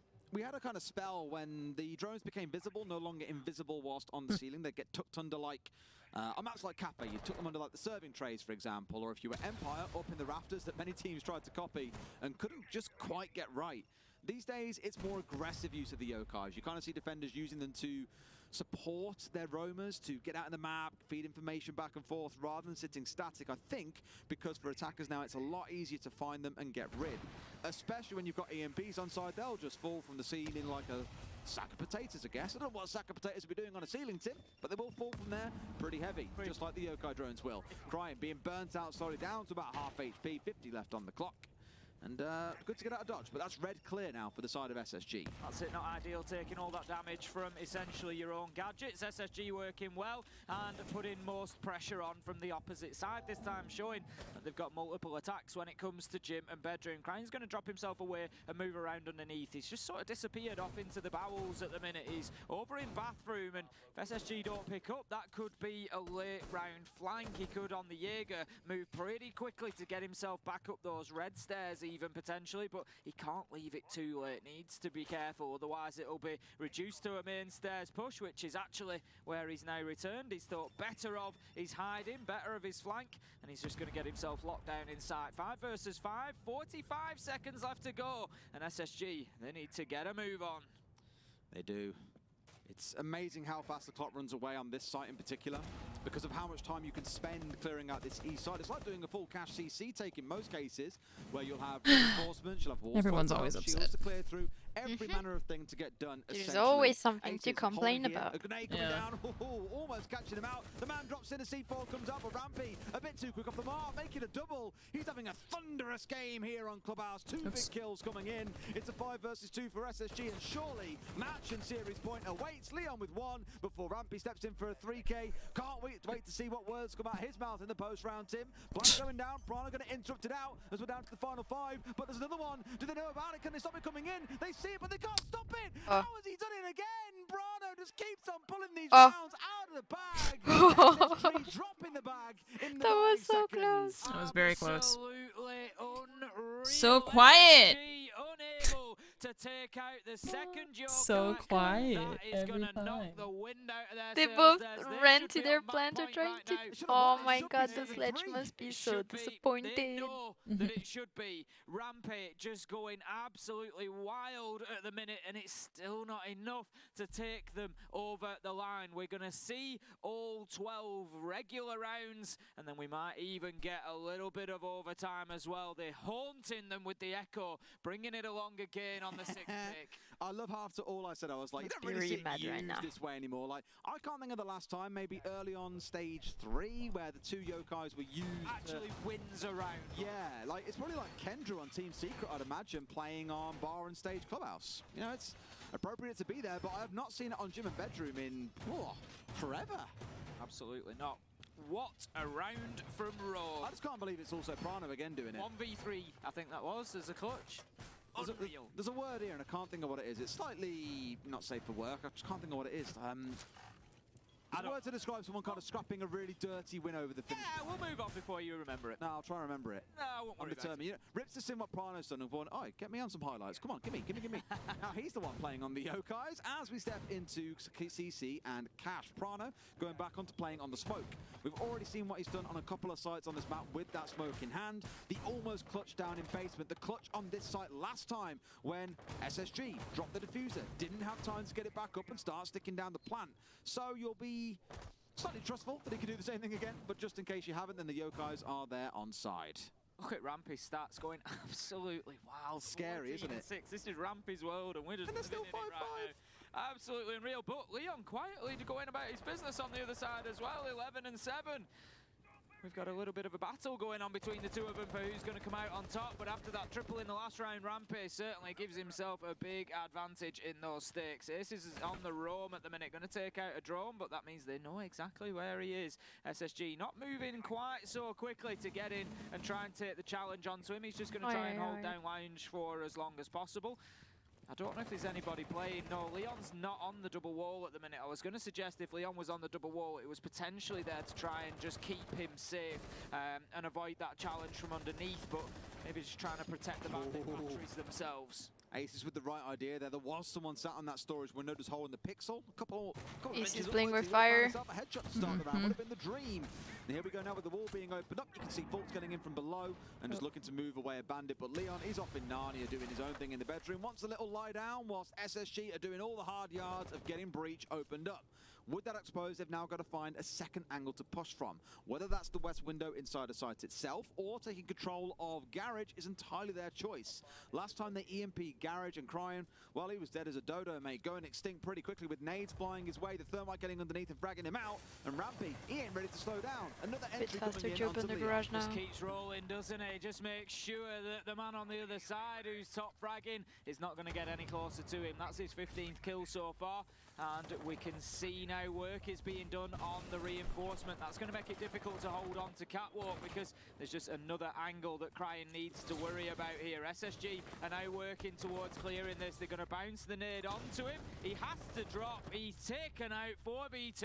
SSG, they are cruising at the minute, but But Des, there is one man left alive who may yet have something to say about this. I mean, there's two of them. Prano's clutched at once. Rips again off to where Leon was earlier. Gone to join him in the bedroom, but found that Leon isn't there. But he's got the Yokais on side. The final 30 seconds does mean there's still quite a bit of time to chew through. Prano can burn through about 20 seconds of that with the smoke canisters coming out and chew through several members of SSG before Rampy takes matters into his own hands. Surely not. Surely not again. Oh, he's tried to jump. He's missed it. He can't jump. He can't get the stick. It won't stick to the ceiling. The plant goes off. It was nearly another big you flop can at do the that. very end there, but they managed to stick How it. do you not Hot and know you cold can't outside do the that? building, and Rips, who's 3 and 10, has got to kill 3, make it 4, all by himself. Pulse is going to recover hot and cold. Skies is going to take down Rips, and that is going to be round number 11 for SSG. They get themselves a little bit of a cushion of safety here. They guarantee themselves overtime as a minimum, but they don't want to go there. If they can win this next round, they will close it out and they will take this in 2 rounds. We're going to have a tactical pause coming in from Rogue before they go into this crucial round and try to keep themselves clinging on. 7-5 or overtime. That's the only answer we get out of this next round. By the looks of it, it's going to be downstairs in Church and Arsenal. Meepy just taking a seconds to rally the troops. No doubt been in many a situation like this back in his history with Team Secret. So between them all, you know, I know they're really trying to avoid spectating the people that have the like fucked up graphics. He's on a rampage, especially in the second half. But 2Ks, 3Ks, it can't really be helped. just like breathing to him. Finish on 17 at the end of that. Crazy. Could be on for a 20 kill. I'm surprised they game haven't here done a if he has good final technical round, or to especially if restart we're it, but I going think that they don't want to overtime, interrupt which is for sure. the Going very, very well like so game. far. And to be honest, that's not It's something that already late. bodes well for the other teams in this competition. Rampy They're just is like a trying to difference force it maker. through, it There's feels no like. two ways about that. And if he starts finding his feet like this towards Which, the if you're playoff playing, stages, if they don't see the he's serious bug, then it trouble. probably, you know, it doesn't matter to them. So they would probably rather not have the game get interrupted while they're trying to focus. All the time, but literally round 1 of SI 2020, Clubhouse against Na'Vi, Rampy dropped an ace and never really slowed down from there. I believe he was tournament MVP come the end of it as well. Yes, yeah, he had a unbelievable tournament, as did SSG, to be fair, going on to lift the hammer there in 2020. How times have changed. We're all in the LATAM age right now, but I'll tell you what. The thing is, like a few people have now said, every region is competitive at the moment. Yes, I was like, you know. I'm not saying LATAM aren't strong anymore. They are, of course. Liquid are crazy at the minute, but I really feel like a few new challengers have entered the arena. It pains me to say this as an EUL caster, but I actually feel like EU is the least competitive region here at the minute. I think if you're looking at Empire, have been a little bit on and off. M&M still got a point to prove, you know, 2 really disappointing defeats, especially when playing early in the morning. The clock is their worst enemy. Yeah, BDS, unfortunately, having the outcome they've had, they were the kind of shining hope for the region. So it's hard to really see where we're going to have that big competition coming in. What I would say is when we look at who's maybe the least or, you know, lesser competitive compared to the sort of more competitive regions, I would say that this, for me, is probably the closest field we've ever seen. Yes, I agree. The difference between, if we say, right, EU have struggled a little bit, which I can get on board with, the difference between that and the top performers is probably closer than it's ever been. This is, for my money, the most competitive field we've had at an SI, and we're going to really see that next week. Maybe I'm just a really cynical person is one way of looking at it. Here we go then, looking to step now inside a stock. I thought for a second we were going to see Fault Skies and Rampy just burst into sight there and land on top of Cryan's head and get things underway pretty quickly. But no, they've dialed out for a second, droning work back underway once again as they decide what will be the go-to angle. Last time they got the church wall opened up, they dropped in through Moto. That was their game plan. Will Rogue let them get away with it again, or will there be some differences to be made for both sides here, with SSG potentially catching them unawares? This is over in Strip on the Oryx. He's one to watch out for here because he could be a real thorn in the side. Leon is playing inside of Logistics again. I didn't call it at the time, actually, but I do recall it. I just love how Skies and Rampy dealt with Logistics a couple of rounds ago. If you remember, the nade came in from Skies. Yeah. And whilst Aces dipped away from it, Rampy was already dropping and he'd gone in and got the kill. It was absolutely beautiful. This time it's going to be a one-on-one fight potentially. I think we've got Rampy just up there on the book at the minute. He's got Leon underneath him. He's going to have an idea of the Vigil's location. The scanner is just recharging as it's just run out, so he's going to have been giving off those bars to show that he was in the area, just dipping away for the time being, moving himself back into Master. This is the thing about Vigil, you don't want to get your location pinned down. It's all about popping up from the unexpected area. Oh boy. The crouch walk's coming. They don't know. The crouch walk's coming. They have no idea that they've come down dirt at this point. Surely dirt. they've heard it open up, but I'm Move not too convinced one they guy have. blue. They've got the yellow pingers coming in. They know what they want to do. As soon as this EMP goes in, it's going to give the Maybe signs more that than one things actually. need to I don't move. feel like they're going much So kitchen. they might even just know that what's going He on just- inside of here. In fact, I'm pretty sure it was silenced out, but they know He those just shot first the few Legion miles mine, so they've are got to know gone. that they're there So now. the calls should surely come through. Ace is the first one to start getting tagged up, but not going down just yet. SSG are down to just 2 drones, and we've got about 40 seconds None to of them play. is and gonna be- Battle Oh is god, gonna go we down. can't see anything. For Observer. Rogue. Hot and Cold manages to find rips inside a site, and that's going to be Rogue fully aware that they are The coming plant's in from going dirt down? tunnel, but Skies is getting the He's diffuser planting. down. He's Hot and Cold planting. tuck in round the back. Hot and Cold gets This two, might be it. and Rogue are falling This is it. apart. It's Yeah. over before it begun. SSG able to Oh, close that good. gulf. Everybody Able to scream at each close out other. the map and able to claim that upper bracket spot. Absolutely love to see it. 2 7-5s across both maps. It came close. Rogue put on a good show, but SSG ending the group strong and securing that second place spot. What a performance! Shut out of up. Rampy. Oh my god. 17 and 7 to finish off. Really did drag his team Jesus towards the Christ. finish line, but honestly, very It's just impressed with both Rampy. teams in that matchup. I think they both had the moments. 2 close games. Rogue definitely need a shout there. You were looking good.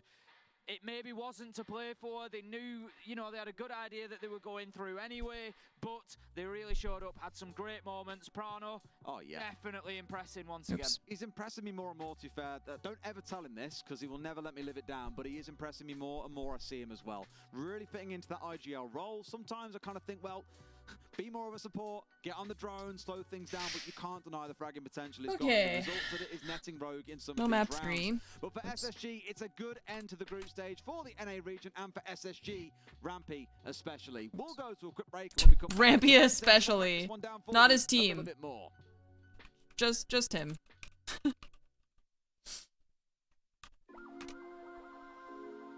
That's just him.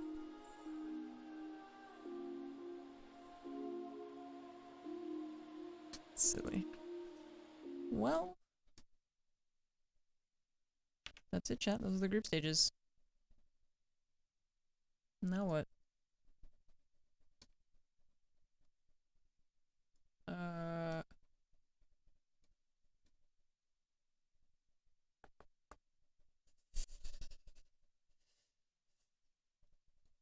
That's it.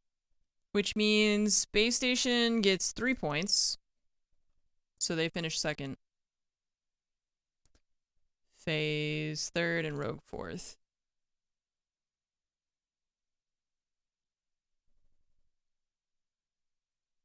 I'm missing a point in here.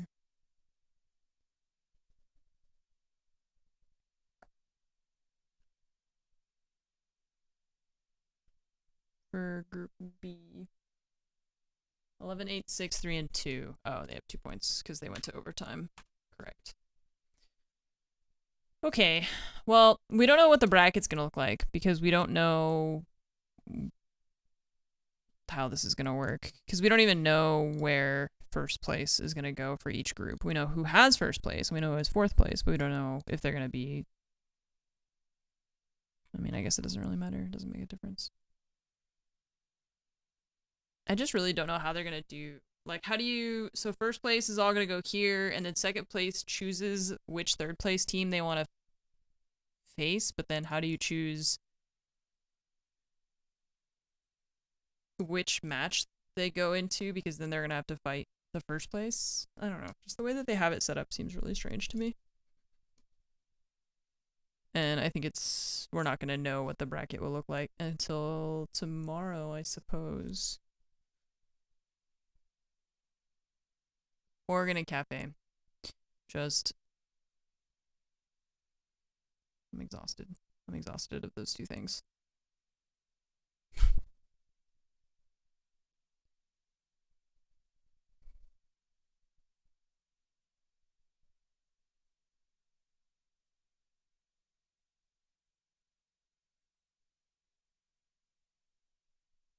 Okay. Well, this I won't be awake for. That's supposed to be, this first round is going to be at 1 a.m. and they have them at the same time again. There's just so many games that they're forced to like overlap them. So those ones and those ones I'm probably just not going to be awake for. Upper quarterfinals I should be good for. This we're not gonna let the first place finishers choose their opponents. I don't know. That's why I'm confused about how, like, if you put Empire, if you put Liquid here and then you put, who's second? I don't know. Liquid, so like let's say you put Elevate there and they choose to play Navi, then how do you decide if Elevate versus Navi goes here or here or here? I don't know. That's what I'm saying. I feel like we're gonna have to like wait and see what they end up. I don't know how the whole thing ends up being laid out.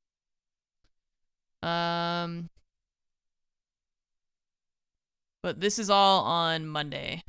It's just that I won't be awake for these games. So we'll probably restream these ones. And then same thing on Tuesday. I won't be awake for these, and we'll probably restream the lower bracket on those. And then I'm not gonna be awake for this or this probably. And then it'll be those ones.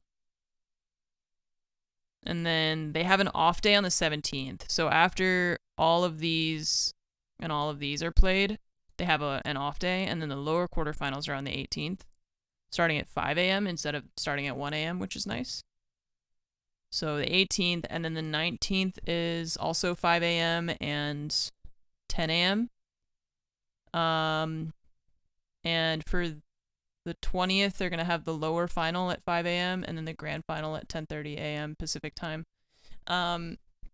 These 3 days, the 18th, 19th, and 20th, for all these games, are the days that all the co-streams will have drops. So to start with, they only had the actual like R6 channels have drops, but we're supposed to have drops now in the future. So I forgot I had paint open, and I was like, why did I draw a dandelion? It's because I was trying to explain what the halo looks like from my LASIK. I was like, why did I draw a dandelion?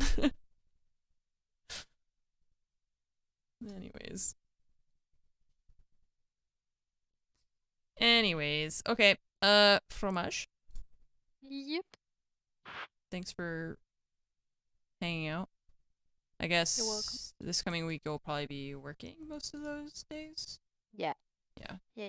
So you're not gonna hang out with us anymore? Probably not. Fromage hates us. No. I know. There's no games tomorrow. I'll actually play video games tomorrow, I suppose. But for today, I think I've been on my computer for long enough, so I'm gonna stop. Goodbye, Fromage. Goodbye. Says it so fast. I would like to play video games, but I've been on my computer for 6.5 hours, so I think that's enough. Tomorrow we'll play something. Probably Tarkov, I would guess. There's no R6 matches tomorrow because it's their off day between the group stages and the playoffs. And then next week we'll see what my schedule looks like. That's a lot of hours, yeah. I'm gonna go lay down and close my eyes, probably. Hope you all have a fantastic evening. Thanks for hanging out with me today, having a chill Saturday with me, and have a good night. Goodbye.